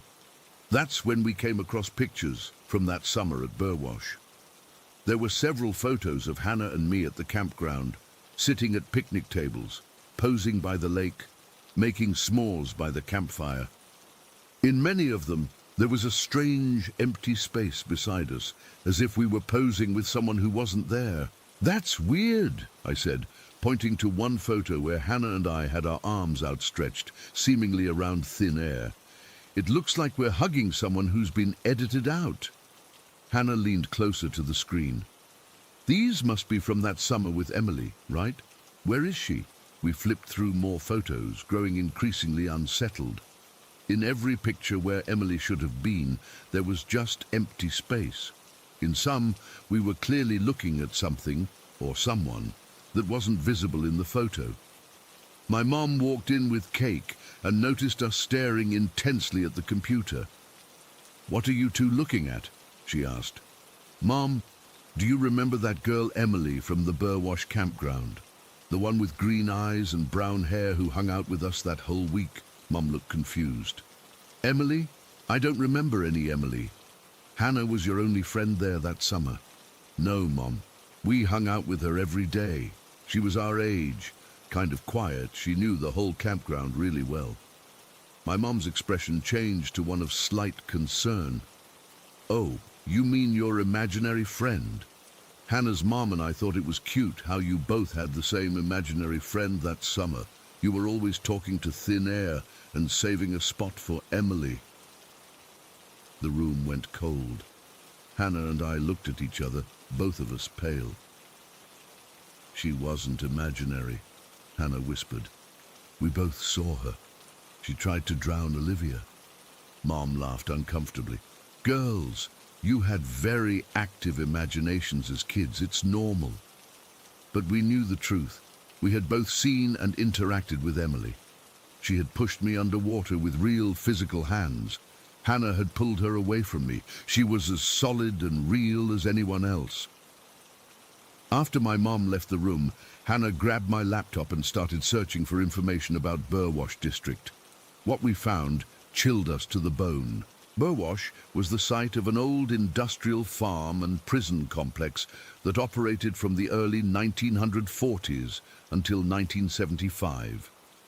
After it closed, the area was eventually partly converted into recreational land, including the campground where we stayed. The main prison buildings were still standing, abandoned and deteriorating, about a 3-hour hike from the campground, following a river just like Emily had described. Further searching brought up old newspaper archives. In one from 1972, we found a small article about a drowning accident at the prison. A 9-year-old girl named Emily Carlson. daughter of one of the guards, had drowned in the nearby river while playing unsupervised. The grainy black and white photo showed a girl with fair skin and shoulder-length hair. I remember Hannah and I sitting in silence for what felt like hours after that discovery. The implications were too terrifying to speak aloud. Had a dead girl tried to drown me? Was she trying to make me like her? And why did she want to lead us to the abandoned prison so badly? Hannah and I are 25 now. We've both tried to rationalize what happened. Maybe it was an elaborate prank by another camper, or perhaps we both somehow shared the same hallucination. But deep down, we know what we experienced was real. I've researched more about Burwash over the years. The buildings Emily wanted to show us were demolished in 2010, 3 years after our encounter with her. Sometimes I wonder if she knew that was coming, if she was desperate to have someone see her home before it disappeared forever. I still have nightmares about being held underwater, looking up through the rippling surface at those emotionless green eyes. I dream about what might have happened if we had followed her to that prison. The most disturbing thing is that both Hannah and I saw her, talked to her, played with her, but she never existed in the physical world, at least not when we knew her. Whatever Emily was, she was solid enough to nearly drown me, but invisible to cameras and adults. I haven't been back to Burwash since that summer, and I never will. Some questions are better left unanswered, and some places should remain unvisited. But I still find myself wondering about Emily, what she really wanted from us, and if she's still there waiting by that lake for the next children to befriend. Story 14. I'll never forget what happened to me at Old Monastery Pool. Even now, as I type this, my hands are trembling. I'm 22 years old, but I still have nightmares about that evening when I was just 13. This happened in 1952 in my small village of Nutham Char. It's barely a dot on the map of the English countryside, but to us locals, it was our whole world. Back then, things were still rough after the war. Rationing was still in effect, and my family was struggling like everyone else. My dad had come back from the war with a bum leg, so he couldn't work in the fields anymore. He got by doing odd carpentry jobs, but money was always tight. I had discovered a way to help out, though. I was good at fishing. Really good. The local streams were full of small trout and perch, and I knew every spot where they liked to hide. I'd spend hours after school with my homemade rod, catching whatever I could. Then I'd take my catch to the Boar Arms, the village's only pub, where old Tom the barman would trade me ration stamps for my fish. It wasn't exactly legal, but nobody cared much about those things in a village as small as ours. One rainy Tuesday, I was sitting in the back corner of the Boar Arms, warming up by the fire after a successful fishing trip. I had caught 4 decent-sized trout, and Tom had given me enough stamps for my mum to get some extra tea and sugar. The pub was nearly empty that afternoon, just me and a couple of old-timers who were always there. "You've got a knack for it, young Charlie," Tom said, nodding at the cleaned fish he'd just taken from me.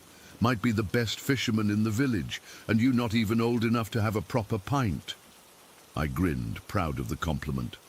I just know where to look. "Ever tried Old Monastery Pool?" asked Frank Miller, one of the old men nursing a half-pint by the bar. His question made my ears perk up. "No," I replied, curious. "Where's that?" Frank and Tom exchanged looks, and I could tell there was something they weren't saying. "It's on Allsop's property," Tom eventually explained, "behind the manor house, where the old monastery ruins are. They say it's got carp the size of your arm in there, fish that have been growing fat for centuries." "Really?" My eyes must have been as wide as saucers. Carp that big would feed my family for days, maybe even get us some butter or meat on the black market. "Aye, but old Alsop doesn't let anyone fish there," Frank added, lowering his voice. "Hasn't for years." Mr. Alsop was the closest thing our village had to gentry. He owned the big manor house on the hill and most of the farmland around it. He was a quiet man who rarely came into the village, except for church on Sundays. Why not? I asked. Frank shrugged.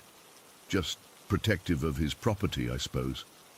But Tom was looking uncomfortable, wiping the same spot on the bar over and over. There's stories about that pond, Charlie. Best leave it alone. That just made me more curious, of course. The next Sunday, after church, I made sure to catch Mr. Alsop before he got into his shiny black car. "Excuse me, sir," I said, trying to sound as polite and grown-up as possible. "I was wondering if I might have permission to fish in the pond on your property, the one they call Old Monastery Pool." Mr. Alsop was a tall, thin man with a severe face and greying hair. He looked down at me like I was something stuck to his shoe. "Absolutely not," he said sharply. "That pond is private. Keep away from it." I was disappointed, but not deterred. Over the next month, I asked him again after church 3 more times. Each time he refused more firmly. I even walked up to the manor house one evening to plead my case, explaining how the fish would help my family, but the housekeeper turned me away at the door. My persistence must have worn him down, though. On the 5th Sunday, I approached him. Something in his expression changed. He sighed deeply, looking suddenly older and more tired. "You're the Williams boy, aren't you?" he asked. "Yes, sir. Charlie Williams." He studied me for a long moment. "You really want to fish that pond?" "Yes, sir, very much." "And if I told you it was dangerous? That there are things about that pond you don't understand?" I didn't know what to make of that. "It's just water and fish, sir." He laughed, but it wasn't a happy sound. "Just water and fish," he repeated softly. If only that were true. Then he reached into his pocket and pulled out a small brass key. "This opens the gate to the path behind the manor. You can fish there once, today only. Be gone by sundown, and whatever happens, stay on the bank. Don't go in the water, not even to retrieve a snagged line. Understood?" I nodded eagerly, taking the key.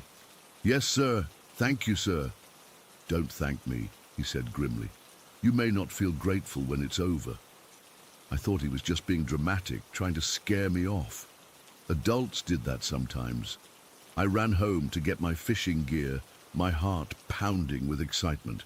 My dad asked where I was going with such enthusiasm, and when I told him, his face went pale. "Old Monastery Pool? Alsop's letting you fish there?" "Yes, he gave me a key and everything." Dad seemed to struggle with himself for a moment. "Charlie, maybe that's not a good idea. There are stories about that place."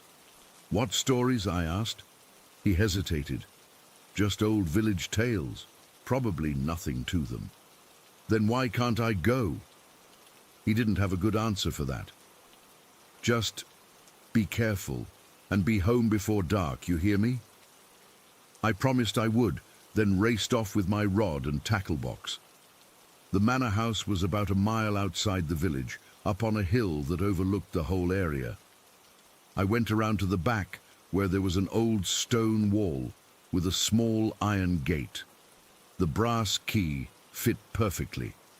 Beyond the gate was a narrow path that wound through an overgrown garden, then into a small wood. The trees were old and twisted, their branches forming a canopy that blocked out much of the sunlight.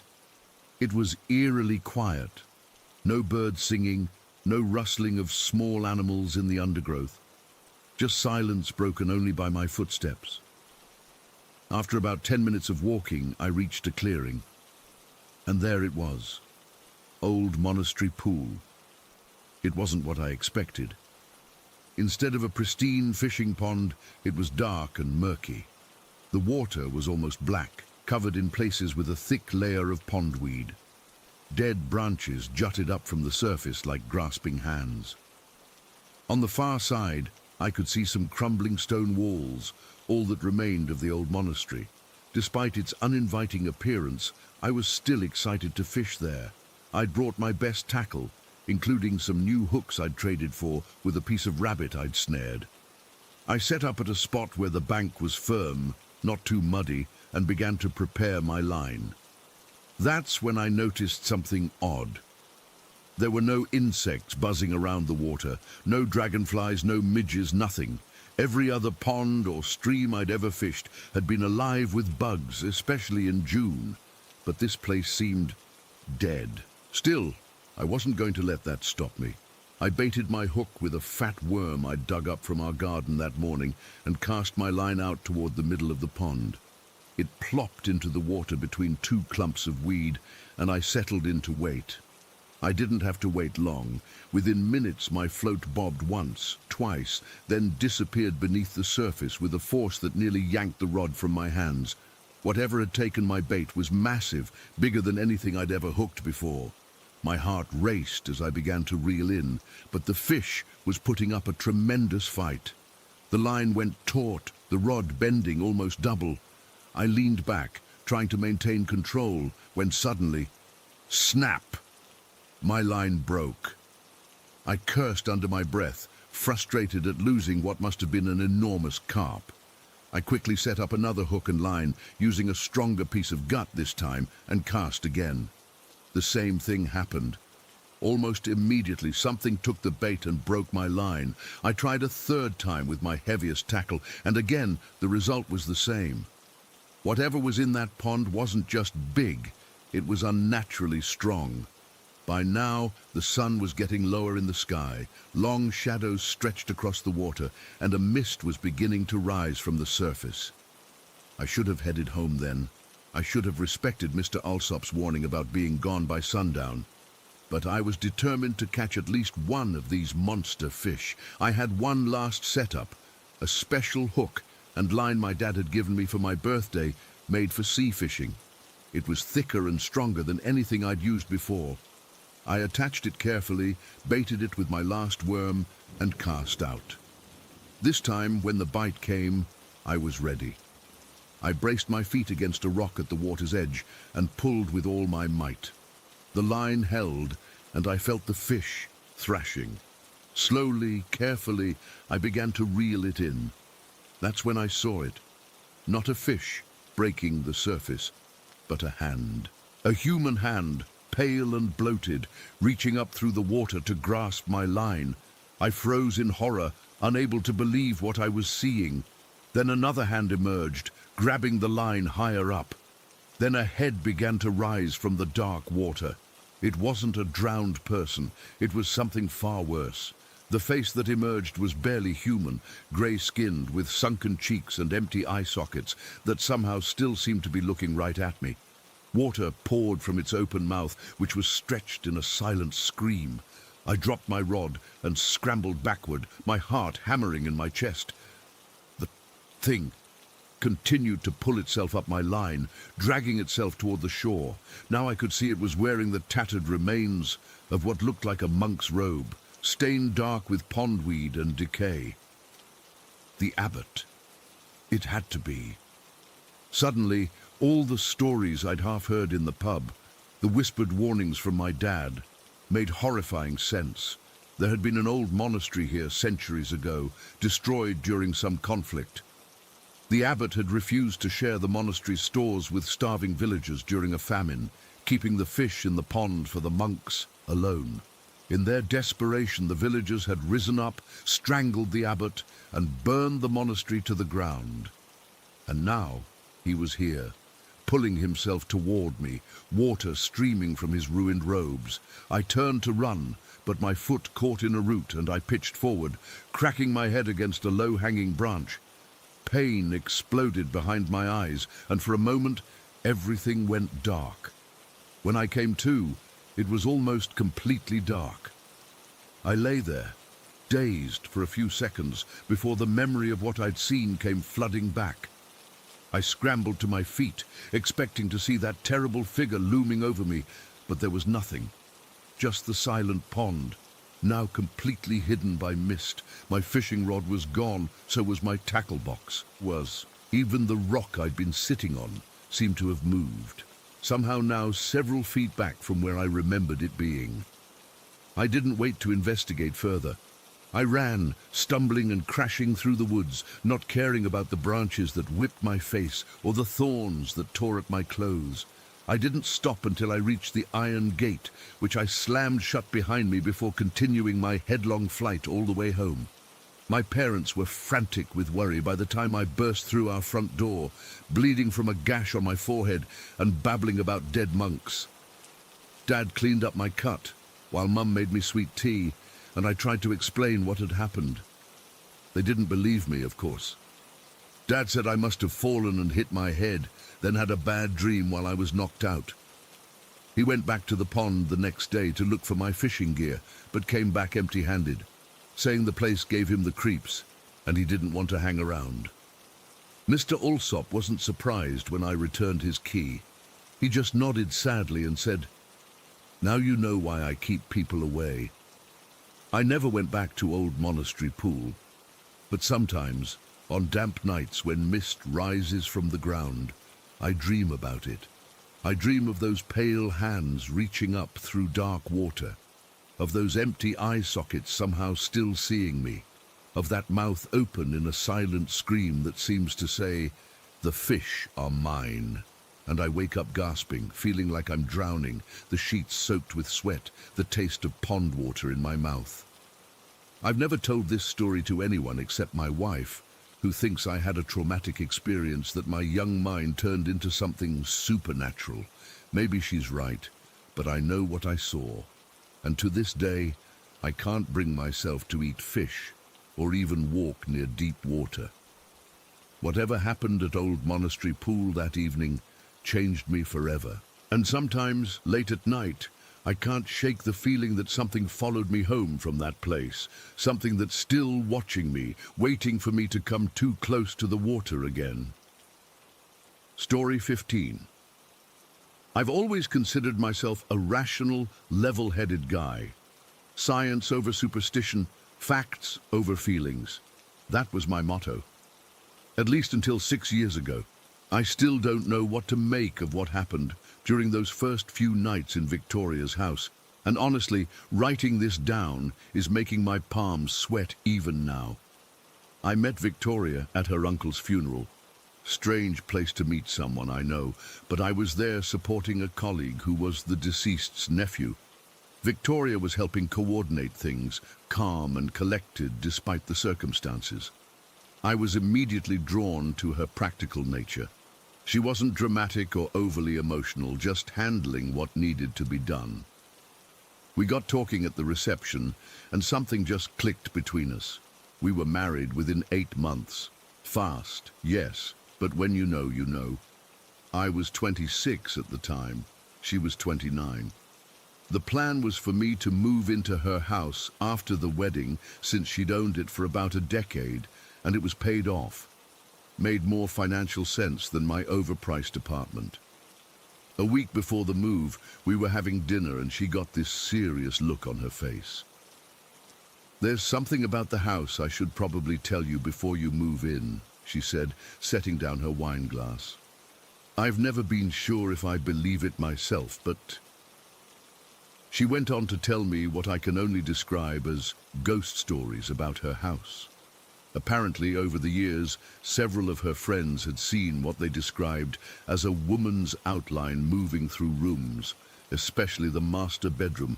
Her nieces and nephews who would visit would often ask about the lady in the corner of what would become our bedroom. Victoria herself had experienced unexplainable smells, like cigarette smoke when no one smoked, and noises that had no source.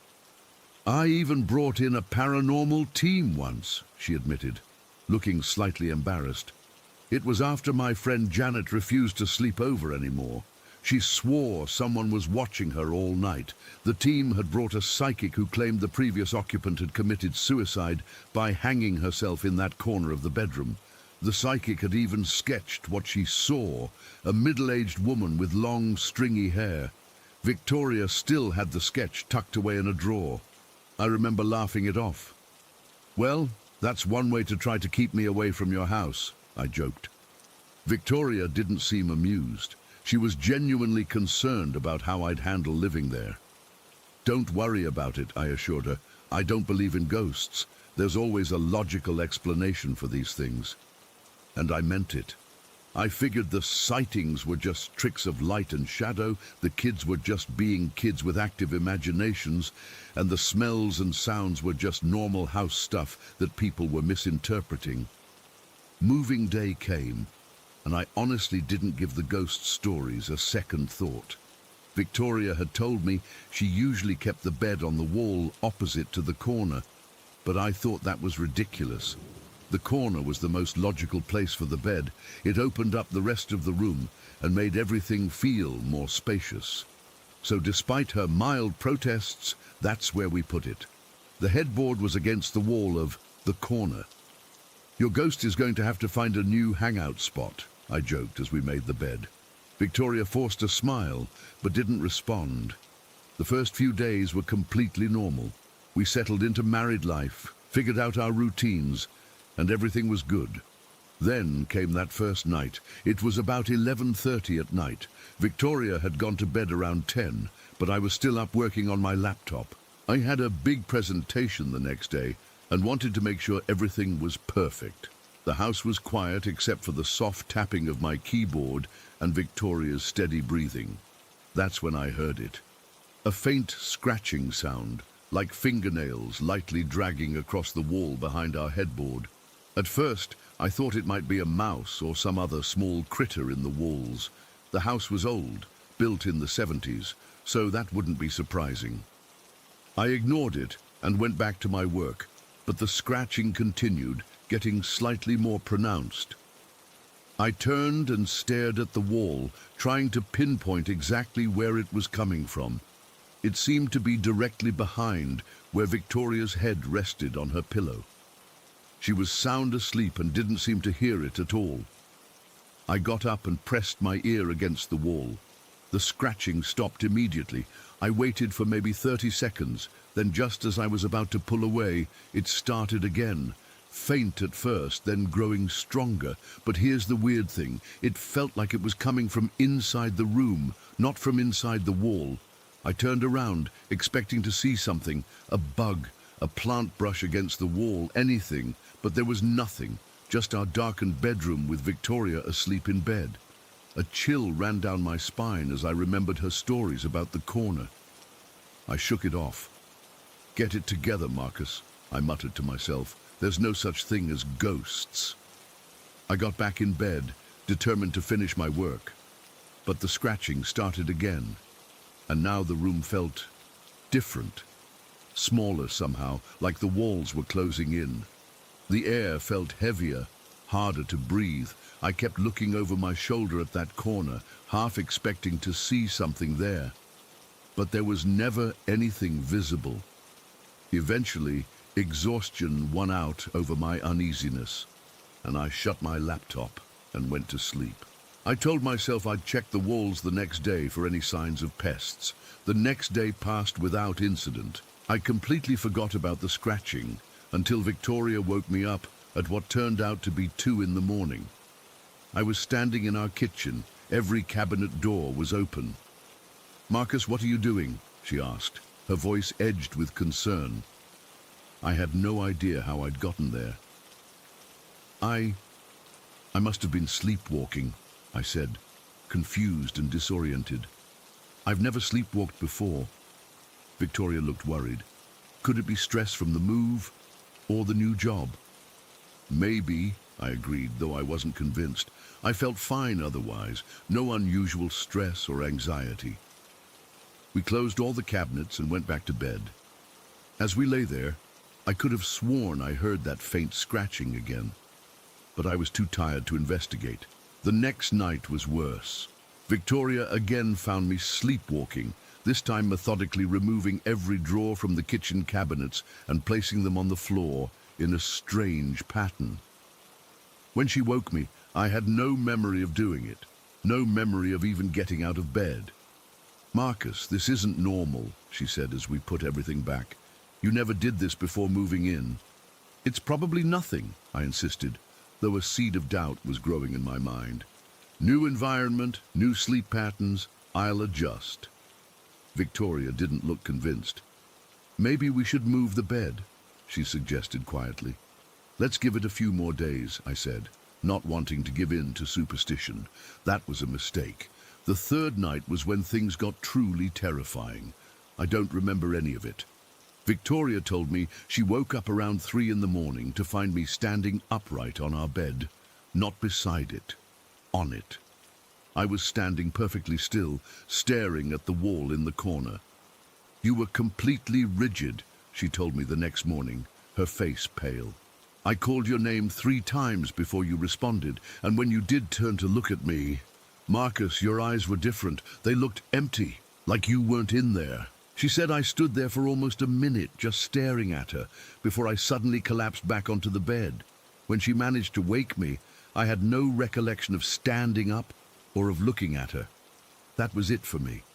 Ghost or no ghost, something wasn't right. We moved the bed that same morning to the opposite wall, far away from the corner. Victoria didn't say I told you so, but I could see the relief on her face. Here's the weirdest part. After we moved the bed, it all stopped.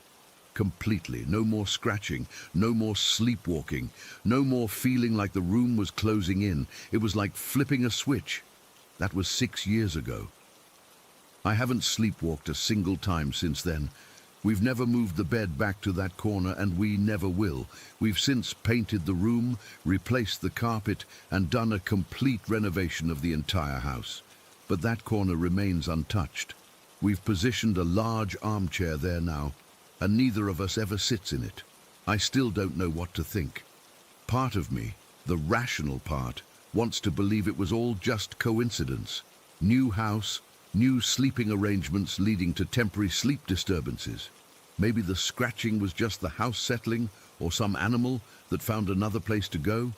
But another part of me can't shake what happened. The timing is too perfect. The immediate cessation of all phenomena once we moved the bed is too convenient for mere coincidence. The most unsettling part isn't what happened. It's the not knowing. I never saw a ghost. I never found tangible evidence of anything supernatural. I have no closure, no definitive explanation. Just the lingering fear that whatever caused those events is still there, in that corner, waiting. Sometimes, late at night when Victoria is asleep, I find myself staring at that corner, half expecting to see something. I never do, but sometimes, when I'm home alone, I swear I can hear the faintest scratching coming from somewhere in the house. And when I go to investigate, it always stops. I don't tell Victoria this. She's happy thinking it's all behind us. And maybe it is. Maybe my mind is just playing tricks on me, creating phantom sounds based on memories and suggestion. But here's what really keeps me up at night. Those 3 nights of sleepwalking. What was I doing? Where was I going? Or more disturbingly, what was controlling me? Because it didn't feel like me. Even though I don't remember it, Victoria's description of my blank eyes, my rigid posture, it feels like something else was pulling the strings. We still have the psychic sketch. I found it when we were renovating, tucked away in one of Victoria's old folders. A middle-aged woman with long, stringy hair and hollow eyes. I was about to throw it away, a symbolic gesture to put this all behind us, when I noticed something I'd never seen before. In the background of the sketch, barely visible, was what looked like a pattern. The same pattern Victoria said I had arranged the kitchen drawers in during my 2nd night of sleepwalking. I didn't show it to Victoria. I put the sketch back where I found it and haven't looked at it since. We're happy now. We've made the house our own. We've built a life here that I wouldn't trade for anything. But sometimes, when I pass by that corner, I feel a coldness that doesn't exist anywhere else in the house. And sometimes, just before I drift off to sleep, I think I hear a voice, barely a whisper, saying something I can never quite make out. I don't believe in ghosts. I still don't. But I believe something happened in that house. Something I can't explain. And maybe that's worse than seeing a full-blown apparition. Because without concrete evidence, without a clear manifestation to point to, I'm left with just enough doubt to keep me wondering. Just enough uncertainty to make me question my own perceptions. The thing about unexplained experiences is that they never really leave you. They sit in the back of your mind, challenging everything you thought you knew about reality. I don't know what happened during those 3 nights 6 years ago. I don't know if we disturbed something that had been dormant in that corner. But I do know that whatever it was, it changed me. I'm more open-minded now, less quick to dismiss experiences I can't explain, and much, much more careful about where I put my bed. Sometimes I think about moving, starting fresh somewhere without history, without corners that feel colder than they should. But then I remember what Victoria said that night before I moved in. These things can attach themselves to people, not just places. And that thought, that whatever was in that corner might follow us, is far more terrifying than staying put. So here we remain, in a house with one corner we never use, with one memory we never discuss, with one experience that defies explanation. And every night, I fall asleep facing away from that corner, still listening for scratching sounds that I pray will never return. Story 16. I've never been the type of person to share things willingly, especially not the stuff that makes me sound crazy. But I need to get this off my chest, and you guys seem to understand these kinds of experiences better than most. What happened last month still gives me nightmares, and I can't even drive down Maple Street anymore without breaking into a cold sweat. I'm 14, and I've seen things since I was little. Dead things. People who aren't there anymore, at least not in the way the rest of us are. My parents figured it out when I was around 4, when I kept talking about the sad lady in the blue dress who stood in the corner of my bedroom. No one else could see her, but I described her in such detail. The pearl necklace with the broken clasp, the smell of lilacs, the way her right wrist was bent at a weird angle, that my mom eventually tracked down information about the previous homeowner who had fallen down the stairs in the 1970s. She matched my description perfectly. After that, my parents just sort of accepted it. They never made me feel like a freak, even though I know it freaked them out. Dad would just say, "That's our Giselle, she's got an extra set of eyes." Mom would light these special candles she got from her friend who was into all that spiritual stuff and say they cleansed the energy. I don't know if they helped, but it made her feel better. Anyway, last month Dad asked if I wanted to go house hunting with him. With Mom expecting her 6th kid, yeah, I've got 4 younger siblings already, it's chaos. Our current place was bursting at the seams. We needed something bigger, and Dad thought I might be useful. He didn't say that exactly, but I knew what he meant. I could feel things about places that other people couldn't. The day started out normal enough. It was a Saturday morning in late September, chilly but sunny. Dad had 3 houses lined up for us to see. The first was on Maple Street, this big 2-story Victorian that looked like something out of a fairy tale from the outside. White with blue trim, wraparound porch, those fancy decorative things above the windows. The real estate agent, Ms. Wexler, kept going on about what a steal it was for the price. According to her, the owners were eager to sell because they had to relocate suddenly for work. She said the place just needed a little TLC, which is adult speak for, it's kind of a dump, but has potential. The moment Dad pulled into the driveway, I felt it, like a weight pressing down on my chest, making it hard to breathe. I tried to shake it off. Sometimes I get anxious about new places, and it doesn't always mean anything supernatural. Dad must have noticed me tensing up because he gave me this look, raising his eyebrows in that silent question way parents do. I just nodded that I was okay.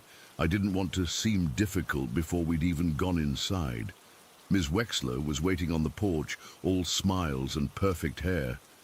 She had this fake cheeriness that seemed to bounce off the house itself, like the building was rejecting her positive energy. I hung back while Dad shook her hand, and then we followed her inside. The entryway opened up to this massive foyer with a staircase that curved up to the 2nd floor. Everything was dusty, with faded wallpaper and scuffed hardwood floors, but you could tell it must have been beautiful once. Miss Wexler was chattering about original crown molding and pocket doors, but her voice seemed to get further away with each step I took into the house. It was like walking through molasses. The air felt thick, resistant, and about 20 degrees colder than outside. I instinctively reached for Dad's arm, my fingers digging into his jacket sleeve. He glanced down at me, but kept nodding at whatever Ms. Wexler was saying about the excellent bones of the place. We moved into the living room, and that's when I first saw her. Just a flicker at first. In the corner of my eye, something dark shifting along the wall. I turned my head, but there was nothing there, or at least nothing solid enough for me to make out clearly yet. But I knew we weren't alone. Dad was examining a built-in bookcase, rapping his knuckles against the wood to check its quality. "Solid oak," he said appreciatively. "They don't make them like this anymore." Ms. Wexler beamed. "The craftsmanship throughout is remarkable. And wait until you see the kitchen. They updated the appliances just 3 years ago." I followed them, but it felt like my feet were made of lead. With each room we entered, I felt more and more like I was trespassing, like I was walking into someone's home uninvited while they watched me with growing anger. The kitchen had this huge island in the center and a breakfast nook with windows that should have let in tons of light, but somehow the room felt dim, like the sunlight couldn't quite penetrate. And then I saw her again, more clearly this time. She was standing by the back door, a woman in a black dress that reached the floor. Her face was a stark contrast, so pale it almost glowed, but not in a peaceful way, in a sickly, wrong way.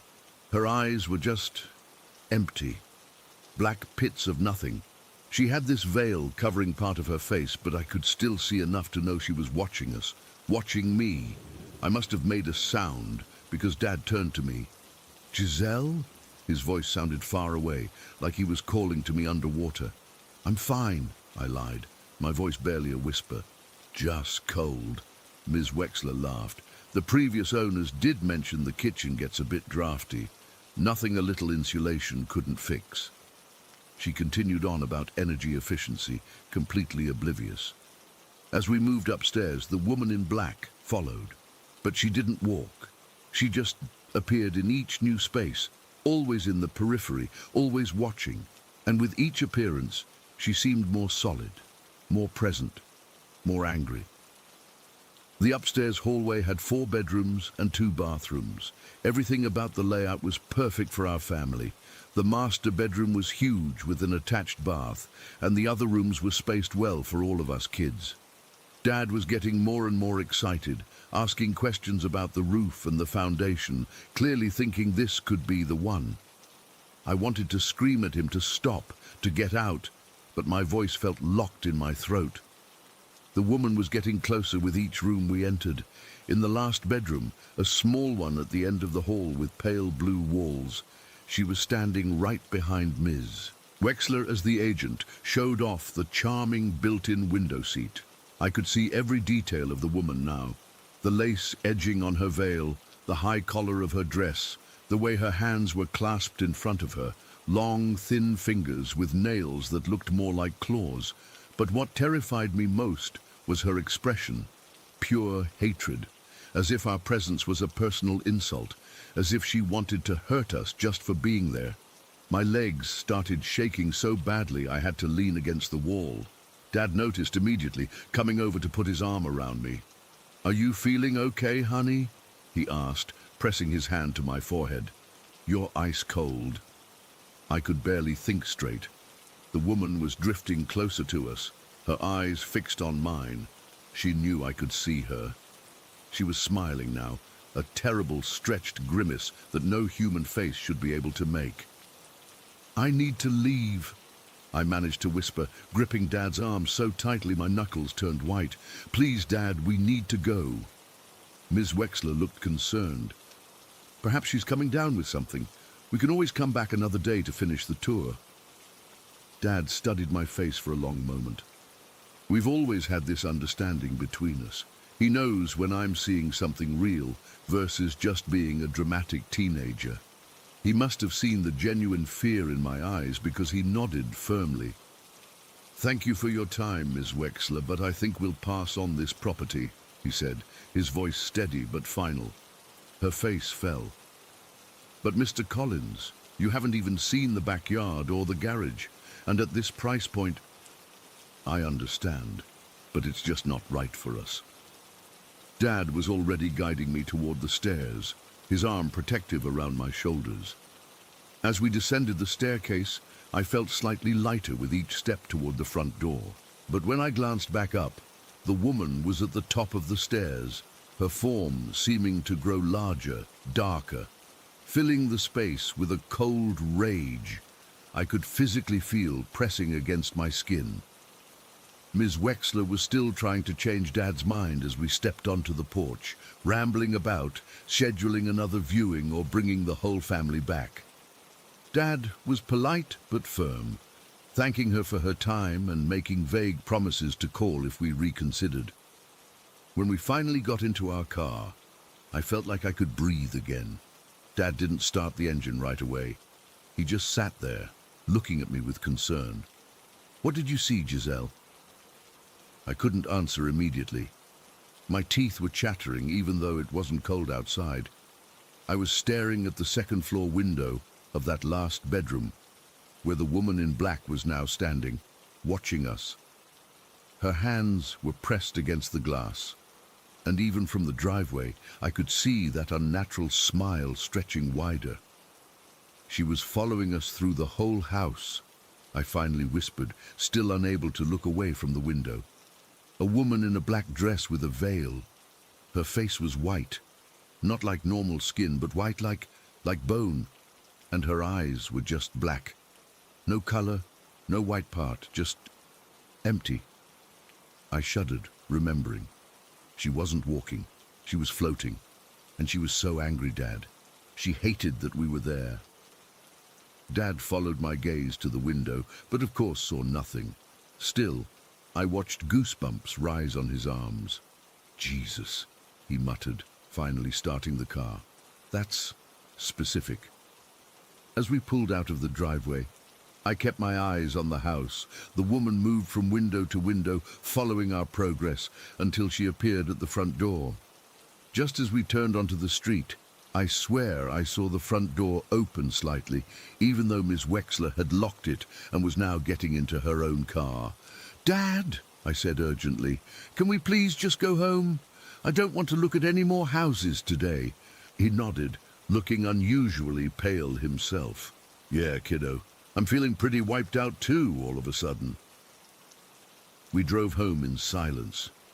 I couldn't shake the feeling of those empty black eyes watching me, or the bone-deep certainty that if we had moved into that house, something terrible would have happened to our family. Later that night, I overheard Dad talking to Mom in hushed tones in the kitchen. "I've never seen her that scared," he was saying, and to be honest, there was something off about that place. I felt exhausted the moment we walked in, like something was draining all my energy. "Well, thank God you listened to her," Mom replied. "I always said her sensitivity would turn out to be a gift someday." "A gift, right. Except I still can't sleep with the lights off, and I've been having nightmares where I'm trapped in that house trying to warn my family about the woman in black, but they can't hear me because I've become like her, just a spirit watching helplessly as something terrible unfolds." 2 weeks after our visit, I was scrolling through local news on my phone when a headline made my blood run cold.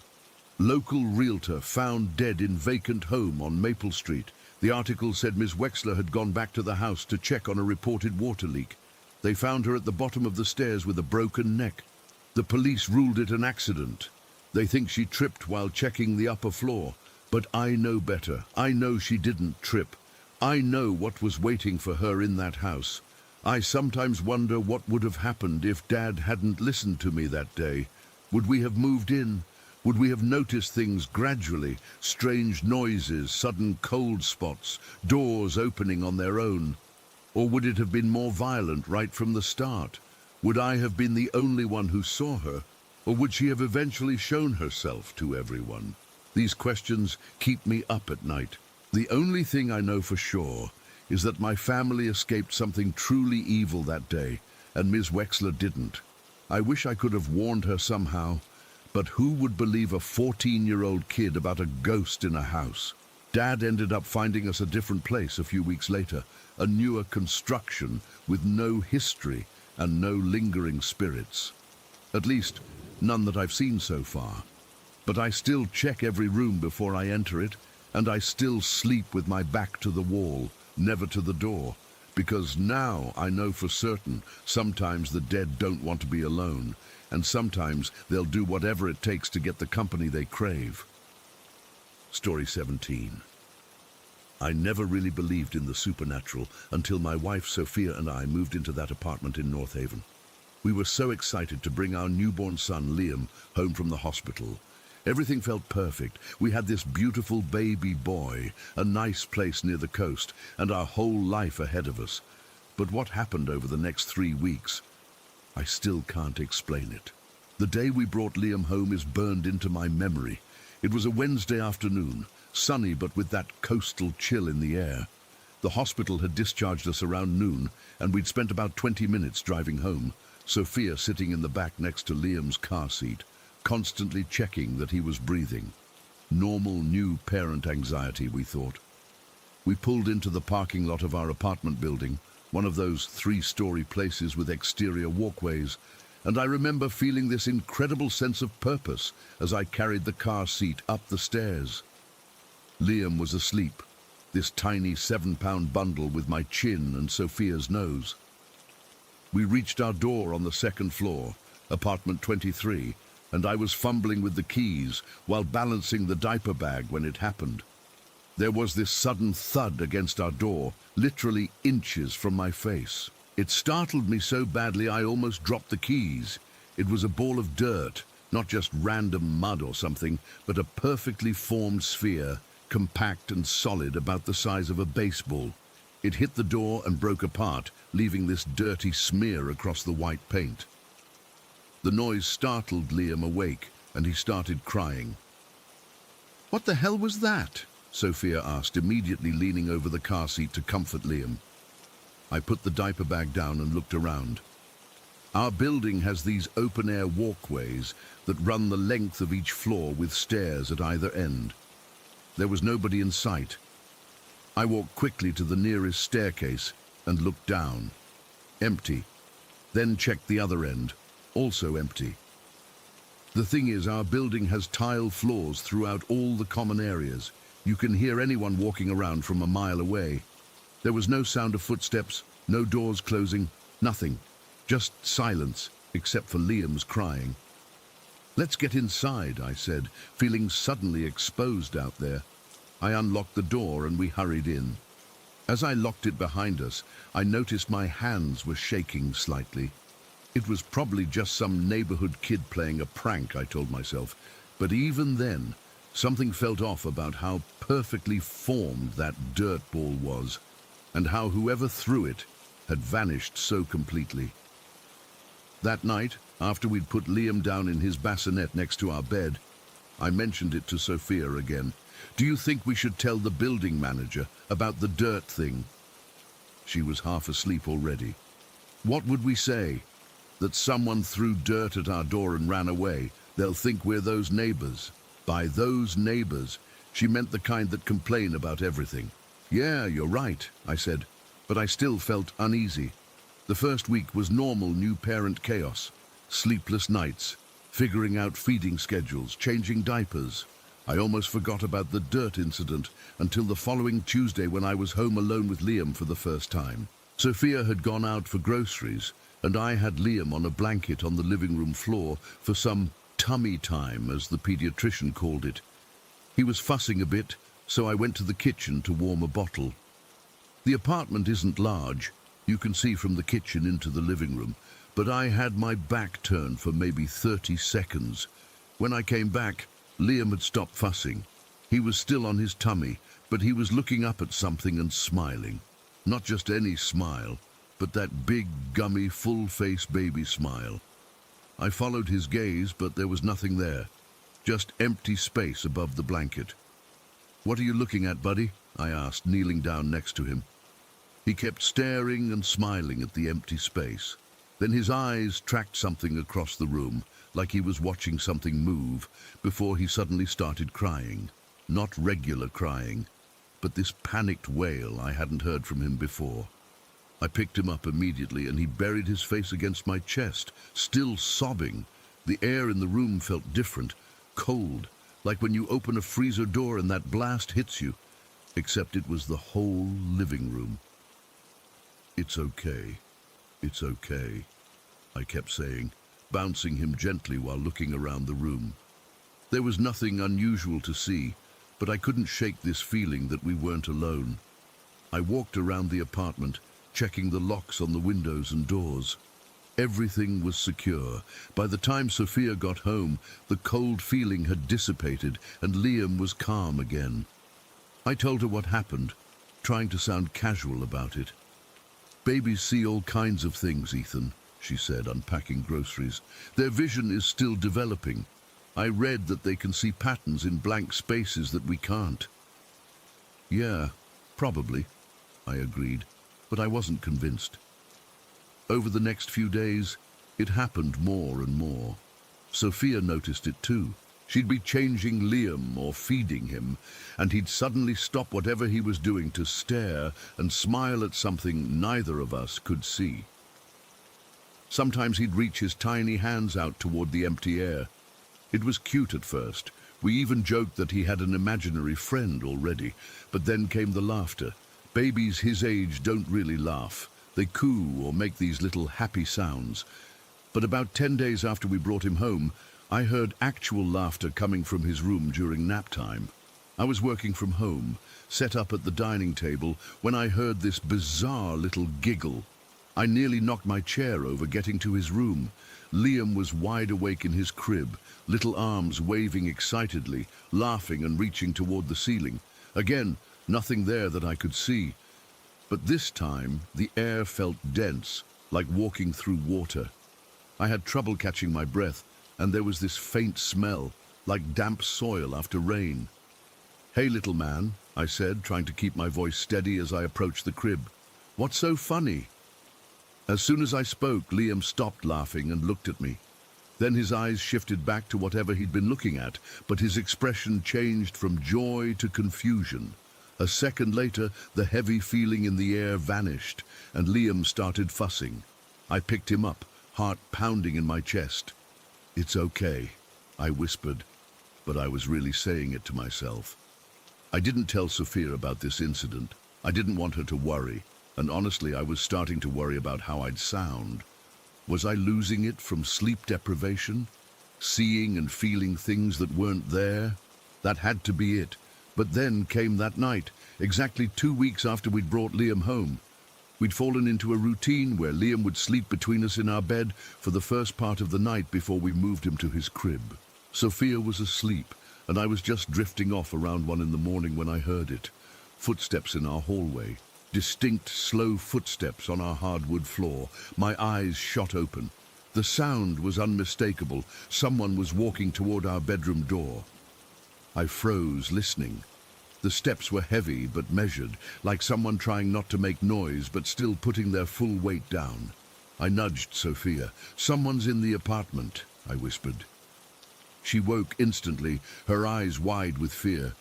The footsteps stopped right outside our bedroom door. We both stared at it, barely breathing. Then the doorknob started to turn, back and forth, like someone was testing it. Thank God we'd started locking it because of Liam's late-night feedings. We didn't want to accidentally leave it open and have him roll off the bed while we were half asleep. The rattling continued for what felt like forever. I was paralyzed. Should I confront whoever it was? Call the police? What if they had a weapon? Finally, I found my voice. "Who's there?" I called out, trying to sound authoritative despite the fear choking me. The rattling stopped immediately. Complete silence followed, but only for a moment. Then there was knocking, soft, almost hesitant. 3 gentle taps on our bedroom door. Sophia clutched Liam to her chest. He was still asleep somehow, oblivious to the terror his parents were experiencing. The knocking came again, slightly louder this time. "I'm calling the police," I said, reaching for my phone on the nightstand. As soon as I said it, the knocking stopped. We heard the footsteps again, but now they were retreating down the hallway toward the living room. I got out of bed and pressed my ear against the door. The footsteps faded, and then I heard nothing. We stayed awake the rest of the night, too terrified to open the door, too wired to sleep.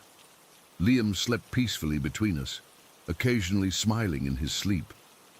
When dawn finally broke, I summoned the courage to check the apartment. Every door was locked, every window secured. Nothing was missing or disturbed. The chain lock on our front door was still engaged from the inside, exactly as we'd left it before going to bed. There was no way anyone could have gotten in or out. "Maybe it was the neighbors," Sophia suggested, voice shaking. "Sound carries in these old buildings." But we both knew what we'd heard. Those footsteps had been inside our apartment, right outside our bedroom door. That same day, while Sophia was giving Liam a bath, I checked every inch of the apartment. I looked for hidden entrances, loose vents, anything that could explain what had happened. There was nothing. But in Liam's room, on the ceiling above his crib, I noticed something that made my blood run cold. A small, perfectly circular dirt stain about the size of a baseball. Just like the dirt ball that had hit our door the day we brought him home. I got the stepladder from the hall closet and examined it closer. It wasn't just similar. It was identical. The same dark soil, the same texture. I touched it, and my finger came away with that damp earth smell I'd noticed in his room before. I cleaned it off immediately, scrubbing until there was no trace left. When Sophia asked what I was doing, I lied and said I was cleaning some mold I'd spotted. I didn't want to scare her more than she already was. But things only escalated from there. The next day, exactly 17 days after bringing Liam home, we were having dinner when all the cabinet doors in the kitchen flew open at once. Not just unlatched, they slammed open against their hinges with enough force that a coffee mug fell out and shattered on the floor. Sophia screamed. I jumped up, knocking my chair over. Liam, who had been dozing in his bouncer seat, woke up and started wailing. "What the hell was that?" Sophia cried, grabbing Liam. I had no explanation.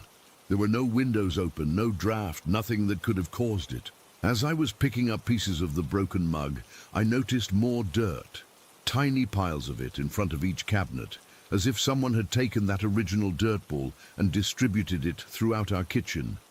That's when Sophia saw it too, and the connection clicked for her. "Ethan, this is the same dirt that was on our door that first day, isn't it?" I nodded, unable to deny it anymore. "I found some on the ceiling in Liam's room yesterday too." She looked at me with such betrayal. "Why didn't you tell me?" "I didn't want to scare you," I admitted. "I thought maybe I was imagining things." Liam had calmed down, but now he was doing that thing again, staring past us, his eyes fixed on something by the kitchen doorway, smiling widely. Both of us turned to look. Nothing visible, but that heaviness returned to the air, making it hard to breathe. "Whatever this is," Sophia whispered, "it's interested in Liam." The realization hit us both at the same time. All of this, the dirt, the footsteps, the cabinet doors, it all centered around Liam. Whatever was in our apartment wasn't targeting us. It was fixated on our son. That night we put Liam to sleep in his crib and set up a makeshift bed on his floor. We weren't letting him out of our sight. Around 3 in the morning, I woke to the sound of Liam cooing happily. In the dim glow of the nightlight, I could see him reaching up towards something above his crib. The air above him looked wrong, not exactly visible, but distorted, like heat waves rising from hot pavement. And it was moving, shifting in a way that seemed deliberate. I watched, paralyzed, as this distortion lowered toward Liam's outstretched hands. "No!" I shouted, lunging toward the crib. Sophia jerked awake as I scooped Liam up. The distortion disappeared instantly. Liam started crying, reaching back toward where it had been, like I'd taken him away from a beloved toy. That was it. We couldn't stay another night. The next morning, we packed essential items and checked into a hotel near the beach. We called family to come help us move completely the following day. Sophia's parents drove up from 3 hours away, and my brother came to help too. None of them questioned our urgency once they saw our faces. As we were doing the final walkthrough of the apartment, making sure we hadn't forgotten anything, I went into Liam's room alone. The crib was disassembled, the changing table emptied. The room looked so normal, so innocent, but standing there, I felt watched, like something was waiting for me to leave so it could follow. "We're not coming back," I said out loud, feeling slightly ridiculous but also compelled to make this declaration. "And whatever you are, you're staying here. You're not coming with us. You're not welcome near our son." The air in the room shifted, not the heaviness from before, but a sudden rush, like an exhale of frustration. The temperature dropped so dramatically that I could see my breath. On the wall where the crib had been, dirt began to appear, as if being pressed through the paint from the other side. It formed into a crude circle, then started to take another shape inside it, something I couldn't quite make out. I didn't wait to see what it would become. I ran out, slamming the door behind me. We turned in our keys that afternoon and never went back. It's been 6 months since we moved. Our new place is a small house about 20 miles inland. Liam is growing normally, hitting all his milestones. He still sometimes stares and smiles at empty spaces, but all babies do that, right? At least that's what I tell myself. We never did find out what was in that apartment. We didn't tell the landlord why we were breaking our lease, just paid the penalty and left. Sometimes I wonder about the family that moved in after us, if they have children, if they've noticed anything strange. I still have nightmares about those footsteps and that dirt. Sophia says I talk in my sleep now, like I'm having a conversation with someone. And sometimes, when I check on Liam at night, I catch myself scanning the ceiling above his crib, looking for dirt stains that aren't there. At least, they haven't been there yet. Story 18. I've been sitting on this story for almost 3 years now, and I still get goosebumps thinking about it. I'm not usually one for ghost stories or paranormal stuff, but what happened that night in Setauket changed my perspective completely. This happened back in February 2020, right before the world went crazy with the pandemic. I'd been dating this guy Chris for about a month. He was into history and kept telling me about this supposedly haunted bar in historic Setauket called the Checkmate Inn. To be honest, I thought the whole haunted angle was just a tourist gimmick, but I agreed to check it out with him on our next date. The Checkmate Inn isn't what you'd expect from the name. It's not some fancy chess-themed place. It's actually an old converted house from the 1800s with dark wood paneling, creaky floors, and this really cozy, intimate vibe. The building itself has this incredible history tied to the Revolutionary War, which is what initially attracted Chris to it. He was a total history nerd and could rattle off dates and events like nobody's business. We planned to have a late dinner and drinks there on a Tuesday night, figuring it would be quiet enough to actually talk and enjoy the atmosphere. Chris picked me up around 8:30, and we arrived at the Checkmate around 9. The parking lot was half empty, which was perfect. As Chris parked, he pointed across the street to this ancient-looking wooden structure, the Thompson House, built in 1709. Even in the dark, you could tell it was old, like seriously old. He explained that it once belonged to a doctor during the Revolutionary War period. Something about the way it stood there, dark and silent, made me uneasy even then. Inside the Checkmate, the place was warm and inviting. There were only a few other customers, an older couple having dinner in the corner, and 2 guys watching a basketball game at the bar. We scored a small table near the fireplace, and I immediately felt more relaxed. The bartender, a guy named Mike, who looked to be in his early 30s, brought us our drinks. Chris, being Chris, Immediately started asking him about the building's history and if he'd experienced anything unusual. I rolled my eyes a bit, expecting some rehearsed ghost stories designed to impress tourists. But Mike surprised me. Instead of brushing us off or giving some rehearsed spiel, he actually pulled up a chair and sat down with us. "You guys want the real stories? Or the ones we tell tourists?" he asked with this completely serious expression. "The real ones," Chris said before I could answer. Mike looked around to make sure no one needed him and then leaned in. "I actually lived in the apartment upstairs for about 8 months last year," he said. "My brother lived there before me for almost 2 years. We've both seen some shit that we can't explain." Now he had my attention. The way he said it, not dramatic or theatrical, just matter of fact, made the hair on my arms stand up. "Like what?" I asked. "The worst was always around 3 a.m., Mike said, glancing up at the ceiling. "I'd wake up feeling like someone was in the room with me. Not just a feeling, though. I could see these shadow figures moving around. They weren't just shadow people either, more like full-bodied dark shapes. They never did anything threatening, but they were definitely there." He talked about hearing footsteps when no one was there, objects moving on their own, and cold spots that would appear randomly throughout the apartment. But the most disturbing thing he described happened about 2 months into his stay. "I woke up one night and there was this old man leaning over my bed," Mike said, his voice getting quieter. "Not a shadow or anything vague. A solid-looking old man with this really angry expression. He was wearing old-fashioned clothes, like something from the 1800s. I actually said, 'What the hell?' out loud, and the second I spoke, he just wasn't there anymore." I felt a chill run down my spine as he told the story. The way he described it felt too specific, too personal to be made up. "My brother had different experiences when he lived there," Mike continued. "He saw what he described as a dogman thing, like a shadow that walked on all fours but wasn't quite a dog. And he also saw a young woman in a pale dress who would stand at the foot of his bed. He moved out after she started appearing more frequently."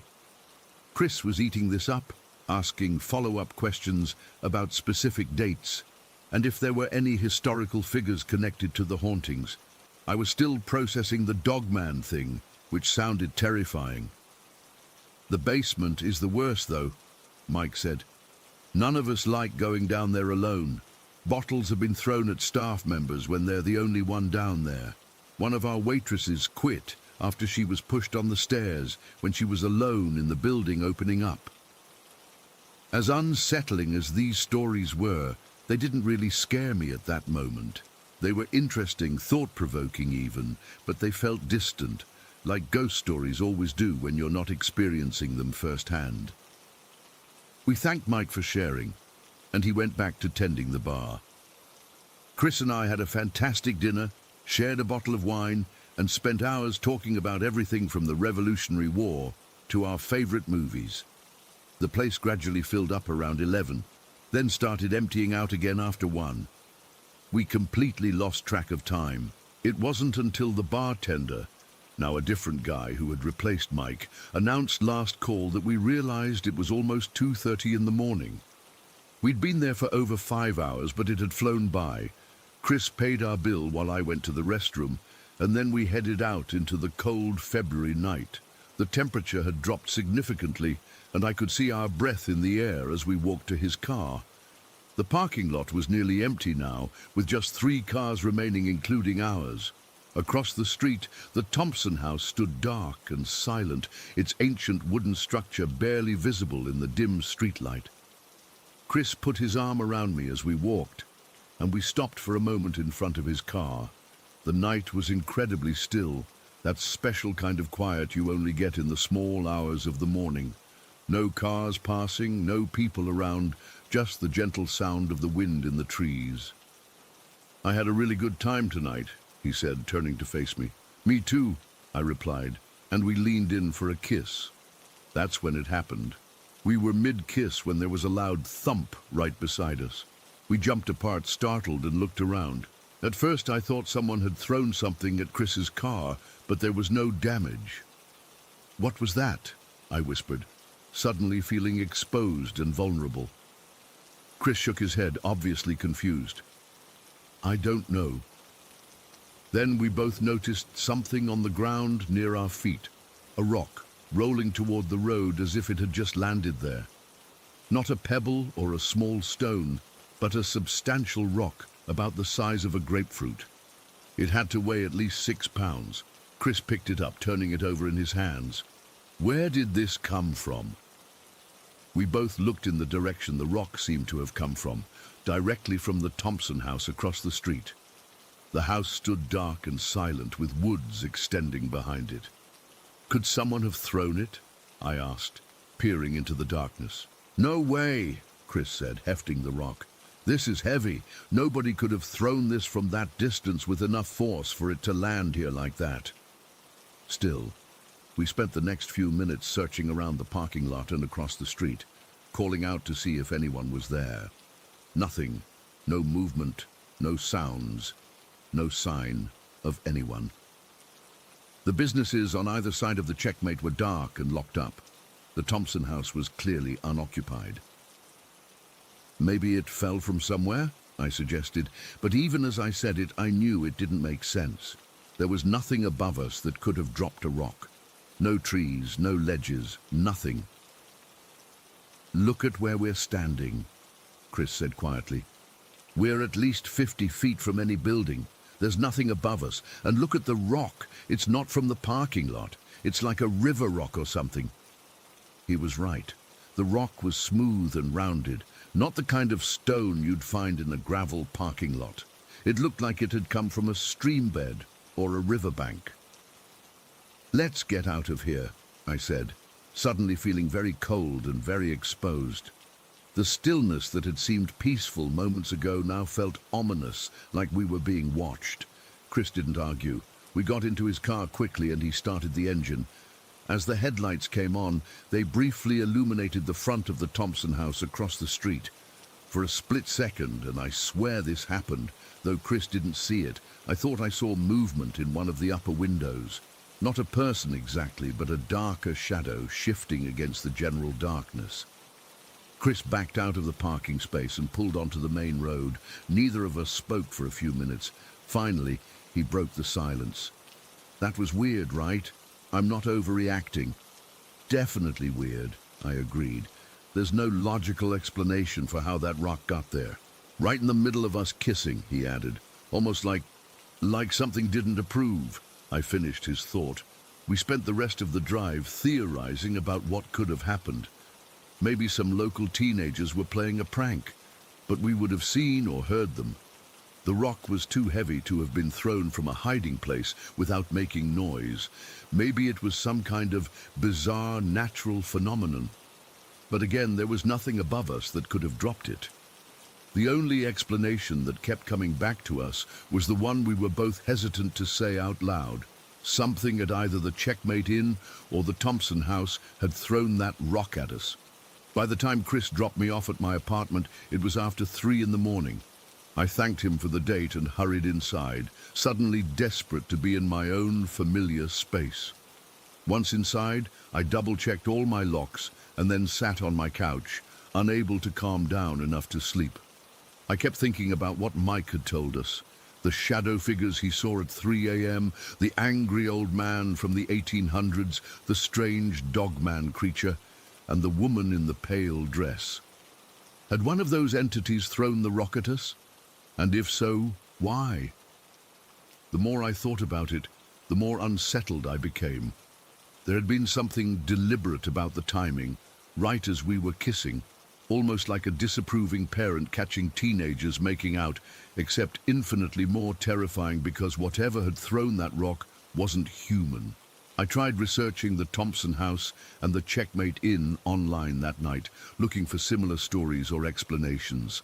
There were plenty of accounts of paranormal activity, cold spots, strange noises, shadow figures, but nothing about objects being thrown at people outside. Chris texted me the next day to make sure I was okay, and we talked about what had happened.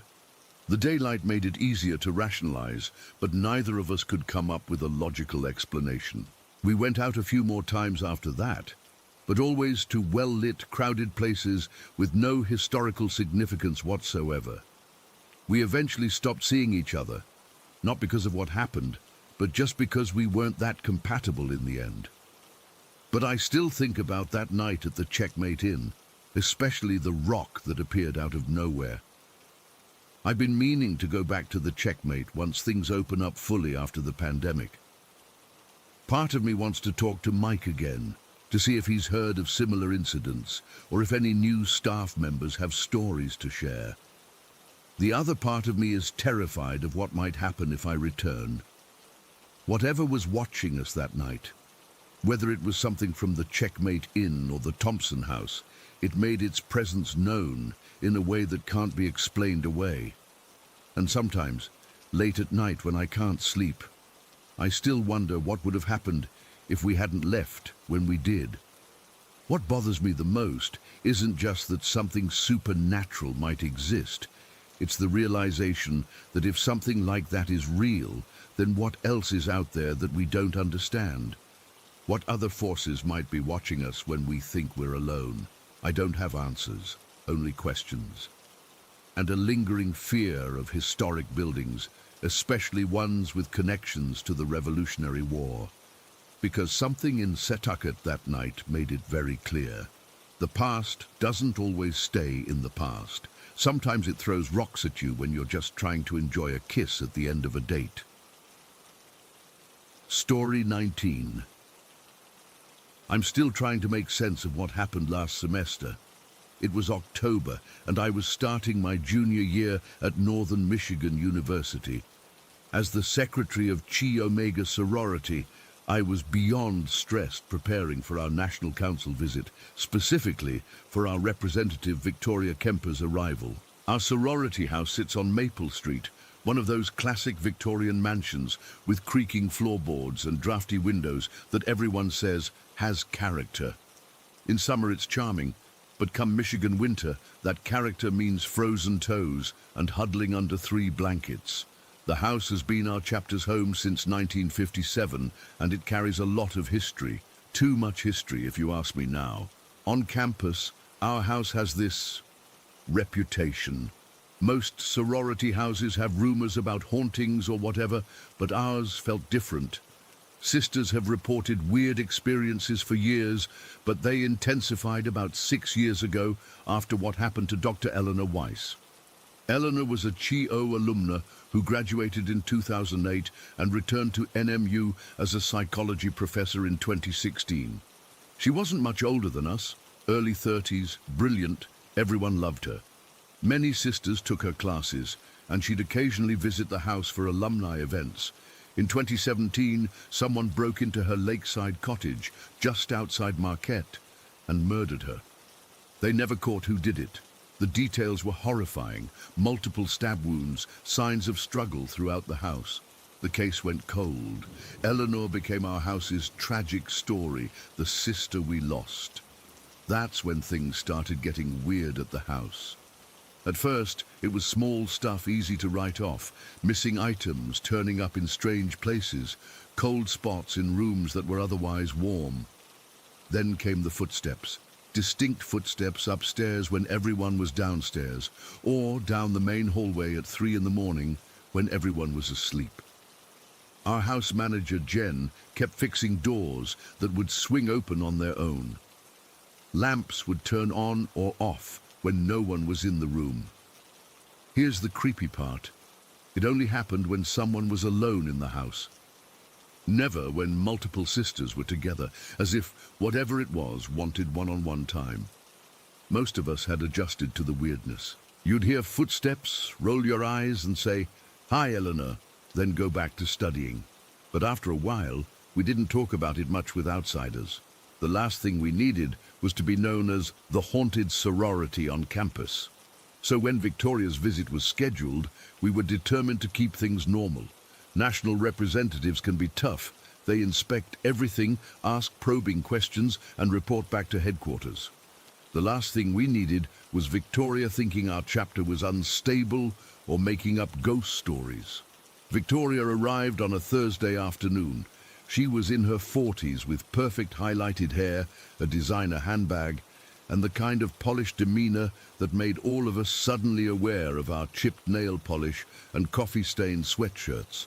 But she was actually quite nice, warm smile, genuine interest in our chapter. "I'd like to explore the area tomorrow while you're all in class," she told us that evening after dinner. "I've never spent time in the Upper Peninsula before." Our chapter president, Megan, suggested several tourist spots: Presque Isle Park, the Maritime Museum, downtown shops. Victoria took notes on her phone and seemed genuinely excited. "Perfect. I'll use my GPS and make a day of it," she said. The next morning went as expected. Victoria met with our executive board, reviewed our financials and event planning, and after lunch, she headed out to explore while most of us had afternoon classes. I was in the house that evening around 6, prepping for the dinner we'd planned for Victoria's last night. Megan texted saying she was running late from her lab. 4 other sisters were supposed to help with dinner, but hadn't shown up yet. As I chopped vegetables for a salad, I heard the front door open. "Hello," Victoria called out. Her voice sounded strange, tight, almost shaky. I went to the foyer and found her standing just inside the door, still wearing her coat, her face pale. "Are you okay?" I asked. She gave me an odd look. "Is anyone else here?" "Not yet. Everyone's running late. Are you all right? You look like you've seen a ghost." I immediately regretted my choice of words. Victoria set her purse down slowly. "Something strange happened. I'm sure there's a logical explanation." She paused, then asked, "Do you have any water?" I led her to the kitchen, poured her a glass, and waited while she drank half of it in one go. "I had a wonderful day exploring," she began, seeming to choose her words carefully. "I visited the museum, walked around downtown, had lunch at that brewery Megan recommended. Everything was lovely. My GPS worked perfectly all day." She placed her water glass down and looked at me. "But on my way back here, something odd happened with my navigation system. The cell service can be spotty up here," I offered, though that wasn't entirely true. "No, it wasn't that." Victoria shook her head. "I put in your address, 815 Maple Street, just as I had this morning. The GPS found it immediately, started giving me directions, but after about 10 minutes, it rerouted me. I figured maybe it was avoiding traffic or construction, so I followed the new route." She paused, and I noticed her hands were trembling slightly. "The directions took me through neighborhoods I hadn't seen before, then onto these winding back roads. I kept thinking we'd turn back toward campus, but instead I ended up on this narrow road through a wooded area. It was getting dark, and I was about to ignore the GPS and turn around when it announced, 'You have arrived at your destination.' A chill ran down my spine. "But you weren't here." "No," Victoria said quietly. "I was at a cemetery." My stomach dropped. I already knew which cemetery before she even said it. Park Cemetery, miles from campus. My GPS led me directly there and told me I had reached my destination. The gates were still open, so I actually drove in a little way, thinking maybe I'd entered the address wrong somehow, but I hadn't. I checked my phone. It still showed your address, 815 Maple Street. I must have looked as unsettled as I felt, because Victoria quickly added, "I reset the app, re-entered your address, and it worked fine after that. Brought me straight here. Probably just a glitch in the system." Neither of us believed that. I was trying to think of what to say when the front door banged open and Megan and 2 other sisters burst in, laughing about something. The moment broke, and Victoria seemed to pull herself together, smiling as they entered the kitchen. Through dinner prep and the meal itself, Victoria seemed fine, asking questions about campus life, telling stories about other chapters she'd visited. But occasionally I'd catch her glancing around the room, especially toward the empty corners or the doorway, as if expecting to see something. After dinner, we all moved to the living room for coffee and the homemade cookies Megan had brought. Victoria was in the middle of telling us about recruitment strategies when she suddenly asked, "Is this house very old?" Megan nodded. Built in 1888. It was a family home for decades before the university bought it in the 50s and eventually leased it to Chi Omega. "Lots of character," Victoria noted, looking up at the ornate ceiling medallion above the antique chandelier. "Do you ever experience anything unusual here?" The room went silent. 6 pairs of eyes darted around, no one wanting to be the first to speak. Finally, Megan cleared her throat. "What do you mean by unusual?" Victoria shrugged, trying to appear casual. "Old houses often have quirks, peculiar noises, drafts, that sort of thing." Another silence. Then Katie, our sophomore social chair, who sometimes couldn't read a room, piped up. "Oh, you mean like the ghost?" "Yeah, Eleanor visits all the time." I could have throttled her. Megan shot her a warning look. "Eleanor?" Victoria repeated, and so the story came out, reluctantly at first, then in a rush as sisters began sharing their experiences.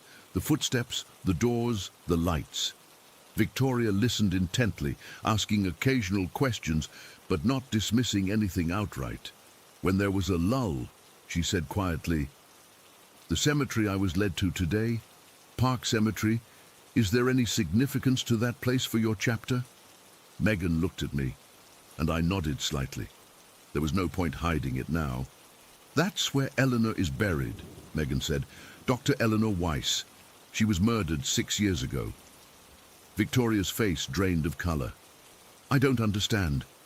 I found myself telling her the whole story, how Eleanor had been a beloved sister, how she'd returned as a professor, the brutal unsolved murder, and how the strange occurrences in the house intensified afterward. "We don't talk about it much outside the house," I explained. "People already think sorority girls are dramatic. The last thing we need is to be known as the sorority who thinks their house is haunted by their murdered alumna." "I understand completely," Victoria said, her professional demeanor returning somewhat. "And I want to assure you that nothing we've discussed will appear in my report." We all relaxed a little at that. Later, as sisters began heading to bed or back to their dorms, Victoria pulled me aside. "I'd like to see a photo of her," she said, "of Eleanor."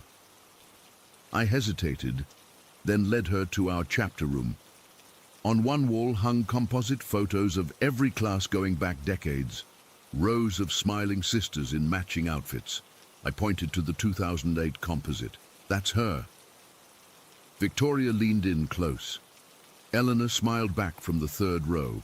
Dark hair, bright eyes, confident smile. Nothing to suggest the tragedy that would befall her years later. "She was beautiful," Victoria murmured. "She was brilliant too. Everyone said she was going to revolutionize her field." Victoria nodded, still staring at the photo. "I have a strange request," she said finally. "Would it be possible for me to stay in the house alone for a bit tomorrow morning? Everyone will be at the charity event, right?" I was taken aback. "You want to be alone in the house, after everything we told you?" "I'm curious by nature," she said with a small smile. "And if nothing happens, then I can reassure myself it was all just coincidence, the GPS error, everything." I wasn't sure what to say. It wasn't against any rules to leave her here, but it felt wrong somehow, like we were setting her up. "If you're uncomfortable with the idea," she started. "No, it's fine," I said quickly. "We'll all be leaving around 9 for the breast cancer awareness walk. The house will be empty until at least noon." Victoria thanked me, and we headed upstairs to the guest room we'd prepared for her. As I showed her where extra towels were kept, I noticed her glancing at the old mirror on the bathroom wall. "These old mirrors have seen so much history," she remarked, running her fingers along the ornate frame. "That one's actually relatively new," I said. We replaced a bunch of fixtures during renovations 3 years ago. Oh? She seemed surprised. It looks antique. That was the style we chose. The original mirrors were damaged during a particularly bad incident. What kind of incident? Victoria asked. I hesitated. About 5 years ago, our house manager at the time came in to clean over winter break. She found every mirror in the house shattered, every single one. The police said it was probably vandalism, but there was no sign of forced entry and nothing was stolen. Victoria's hand dropped from the mirror frame. It happened on the anniversary of Eleanor's death, I added quietly. Victoria didn't say anything for a long moment. Then she thanked me for showing her around and said she was tired from the day's activities. I took the hint and left her to settle in for the night. The next morning, all went as planned. We left for the charity walk, leaving Victoria alone in the house as she'd requested. I texted her the security code to lock up if she decided to leave. The walk lasted longer than expected. It was nearly 2 in the afternoon when we returned to the house. As we approached, I noticed Victoria's rental car was still in the driveway. "Looks like she's still here," I said to Megan as we walked up the path to the front door. Inside, the house was silent. Too silent. "Victoria?" Megan called out. No answer. We found her in the chapter room, standing in front of Eleanor's composite photo again. She didn't turn when we entered. "Victoria," I said softly, "are you okay?" She turned slowly. Her face was ashen, her eyes wide and red-rimmed, like she'd been crying. "I need to show you something," she said, her voice barely above a whisper. She pulled out her phone, opened the Photos app, and handed it to me. The image on screen was of a bedroom, specifically the guest room where Victoria had stayed. The picture was slightly blurry, as if taken in haste. At first, I didn't see anything unusual. Then I noticed the mirror in the background. Written in what looked like condensation on the bathroom mirror were 3 words: "Not your fault." "I was in the shower," Victoria said, her voice trembling. "When I got out, the bathroom was filled with steam, and that was written there. I almost dropped my towel. I was so startled. I grabbed my phone and took a picture before it could fade." Megan looked over my shoulder at the photo, her face paling. "Maybe someone came in while we were gone." "The security system didn't show any entries," Victoria cut in. "I checked, and I heard footsteps upstairs while I was sitting in the living room. Heavy footsteps pacing back and forth. When I went up to look, no one was there. But when I came back down, all the chairs in the dining room had been moved, pulled out from the table as if people were sitting in them. I felt cold all over, despite the warm September day. "Victoria, I'm so sorry." She shook her head. "There's more." She took her phone back, swiped to another photo and handed it to me again. This one was of her GPS screen in her car. The destination shown wasn't our address on Maple Street. It was a different address entirely. "That's Eleanor's house," Megan whispered, looking at the screen. "The house where she was killed." Victoria nodded. After I saw the message on the mirror, I got dressed and decided to leave for a while, clear my head. I got in the car, entered your address just to confirm it was still working correctly. This is what came up instead. I didn't even know this address. I had to Google it to figure out what it was. "Did you go there?" I asked, already knowing the answer. "Yes," Victoria said quietly. "It's a new house now. They tore down the original after the murder. But as soon as I parked across the street, my phone rang." She paused, swallowing hard. It was an unknown number. When I answered, there was just static, but within the static I could hear a woman's voice, very faint. She said, "Tell them it wasn't random." Then the call ended. We all stood there in stunned silence. "I think," Victoria said carefully, "that Eleanor is trying to communicate something important.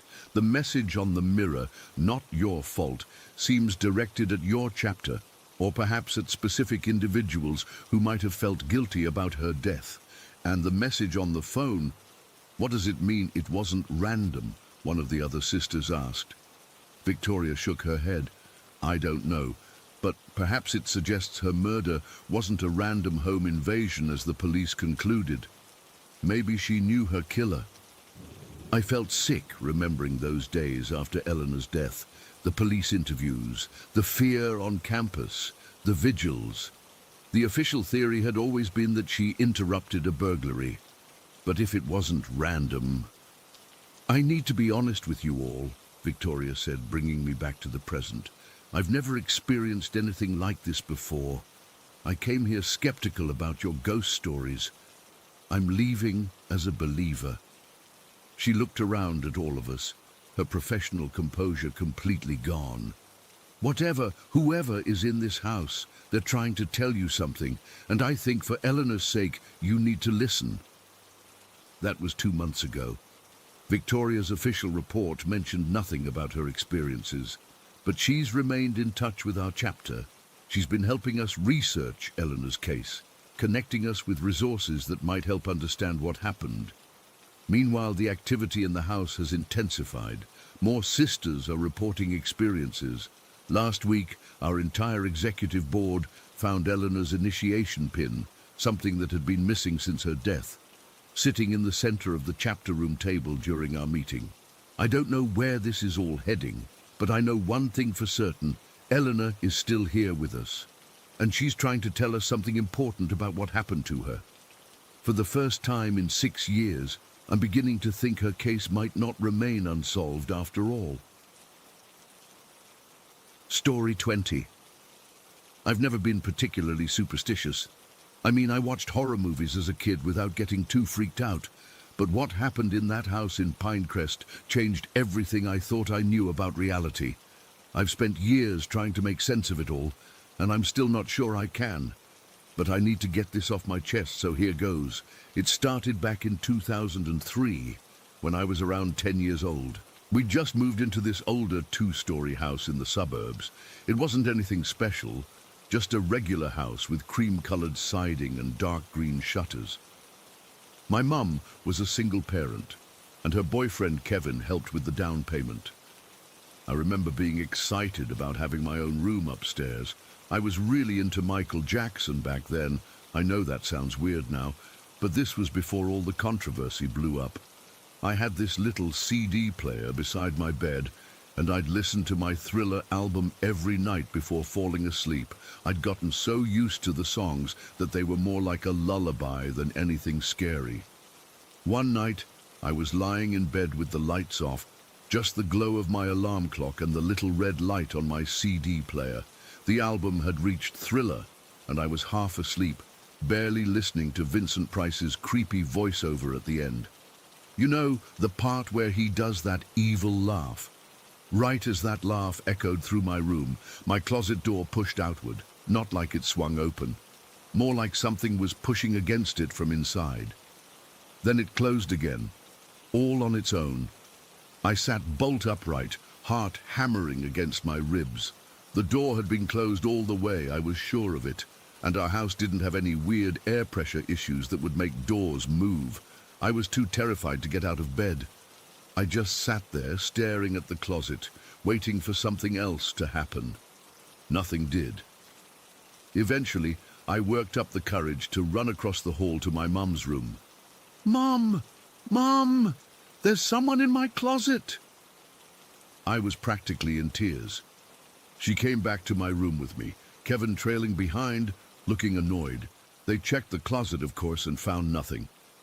Kevin told me it was just my imagination, that I'd been listening to scary music and spooked myself. Mom was a bit nicer about it, but she basically said the same thing. They left me there, with the lights on this time, feeling embarrassed but still scared. Nothing happened for a few months after that. I stopped listening to Thriller before bed, switching to my Walkman with some Linkin Park instead. I almost convinced myself it had been my imagination. Then came the night I saw her for the first time.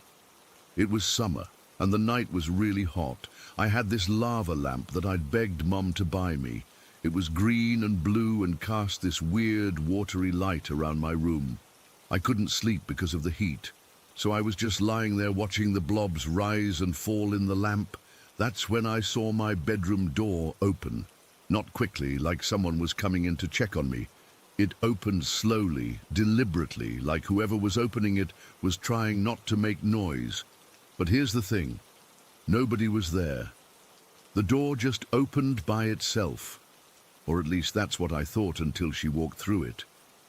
It wasn't like in movies where ghosts are all transparent and floaty. She looked almost solid, a heavy-set middle-aged woman with dark skin and a floral nightgown.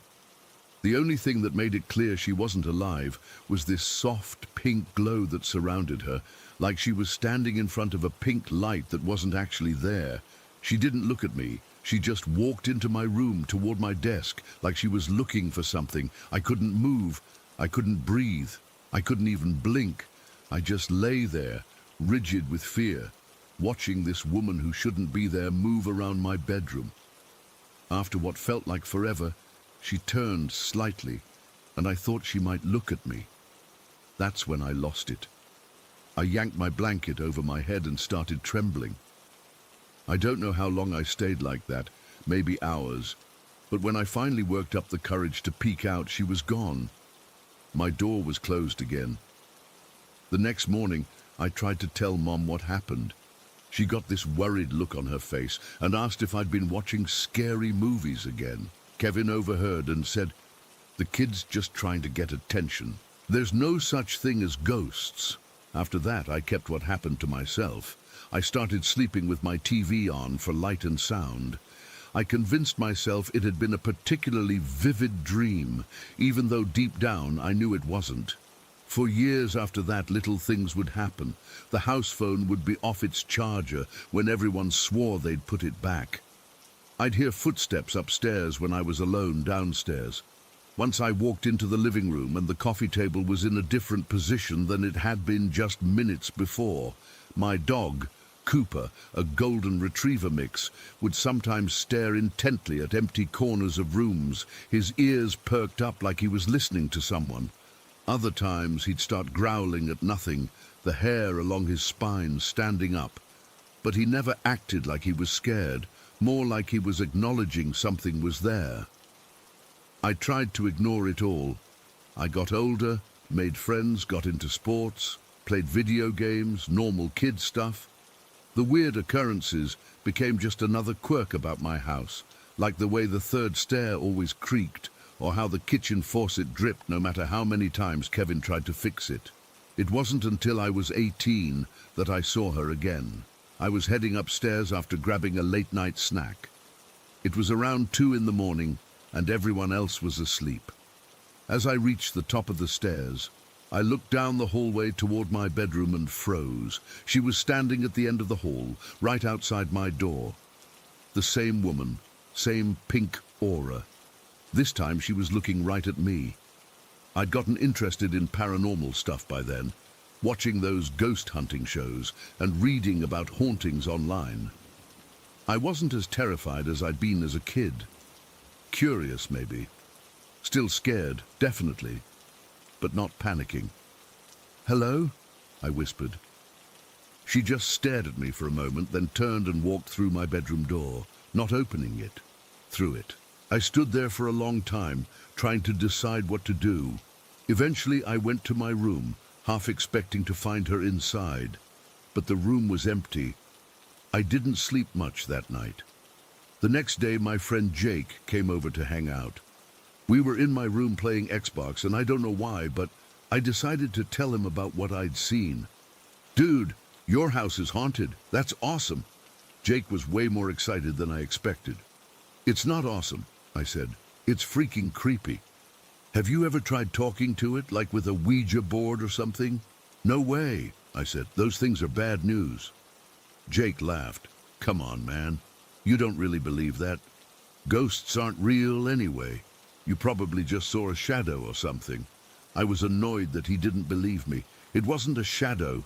I've seen her twice now. She's real." Sure, Jake said, clearly humoring me. "So where is she now? Hey, ghost lady, you here? Show yourself." He was practically yelling. "Shut up, man," I hissed. "Don't do that."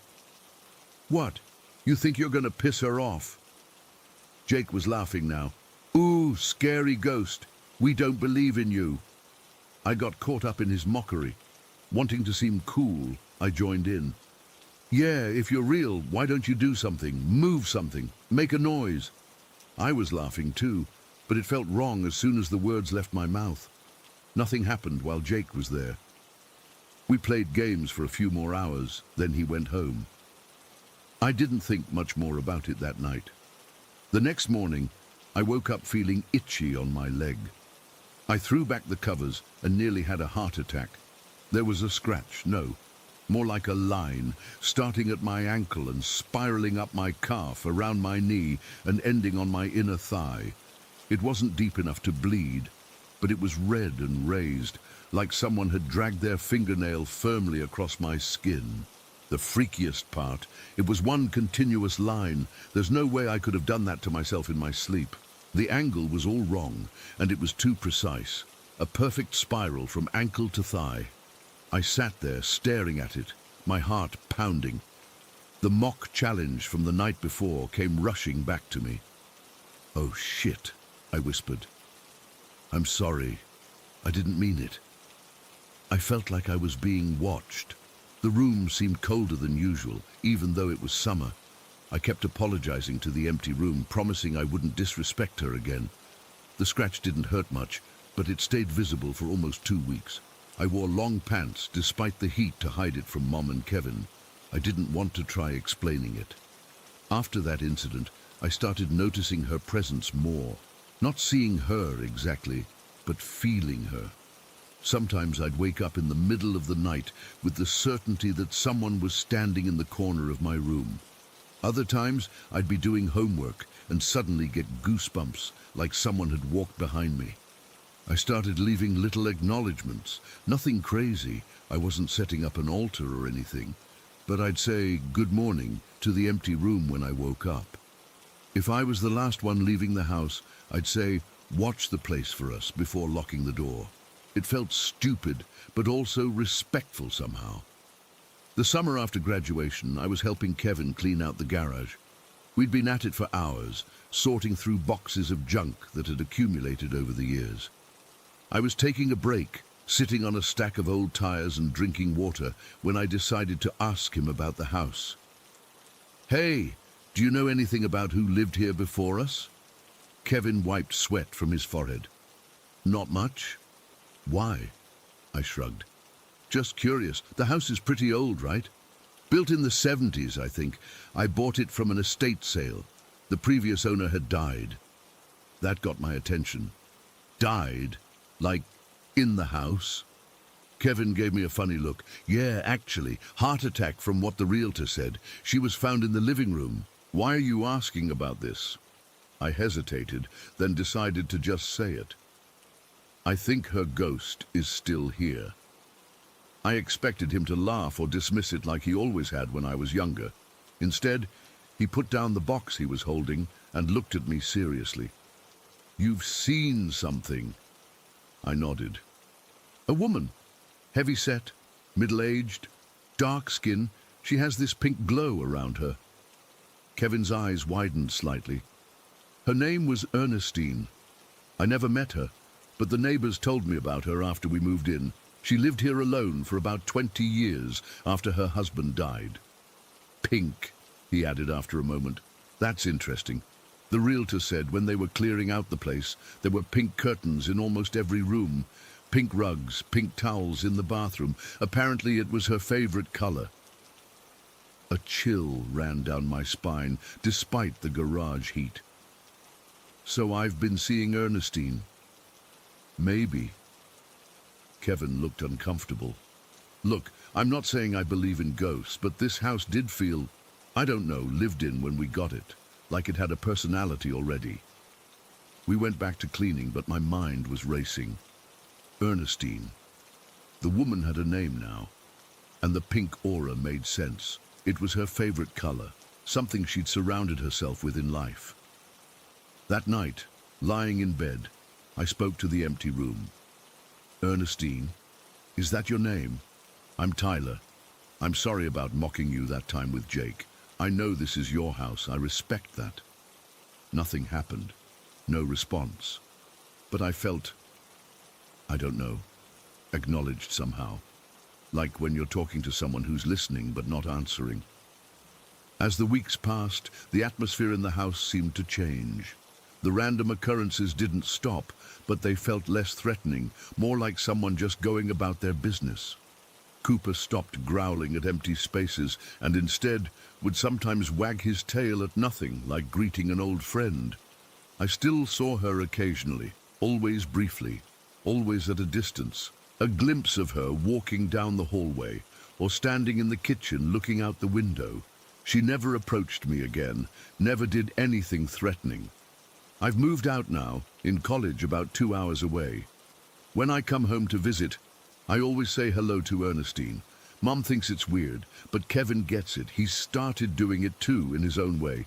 He'll fix things around the house and say out loud, "Hope that's how you like it, E." The scratch on my leg left a faint scar that's still visible today. Sometimes I catch myself tracing the spiral pattern with my finger, remembering. It's my reminder that there are things in this world we can't explain, things beyond what we're taught to believe. I don't know why Ernestine stayed in that house. I don't know why she showed herself to me, or why she marked me that night. Was she angry that we were disrespecting her? Was she trying to prove her existence? Or was she just watching over the place she loved, and us by extension? I've never told this story to many people. Most wouldn't believe it anyway. But I know what I saw, what I felt, what happened to me. I know the scratch that appeared on my leg wasn't something I could have done to myself. And I know that sometimes, when I'm back in that house, in my old room, I still feel her presence. Not threatening, just there, watching, waiting, maybe protecting in her own way. I still don't listen to Thriller at night, though. Some lessons you only need to learn once.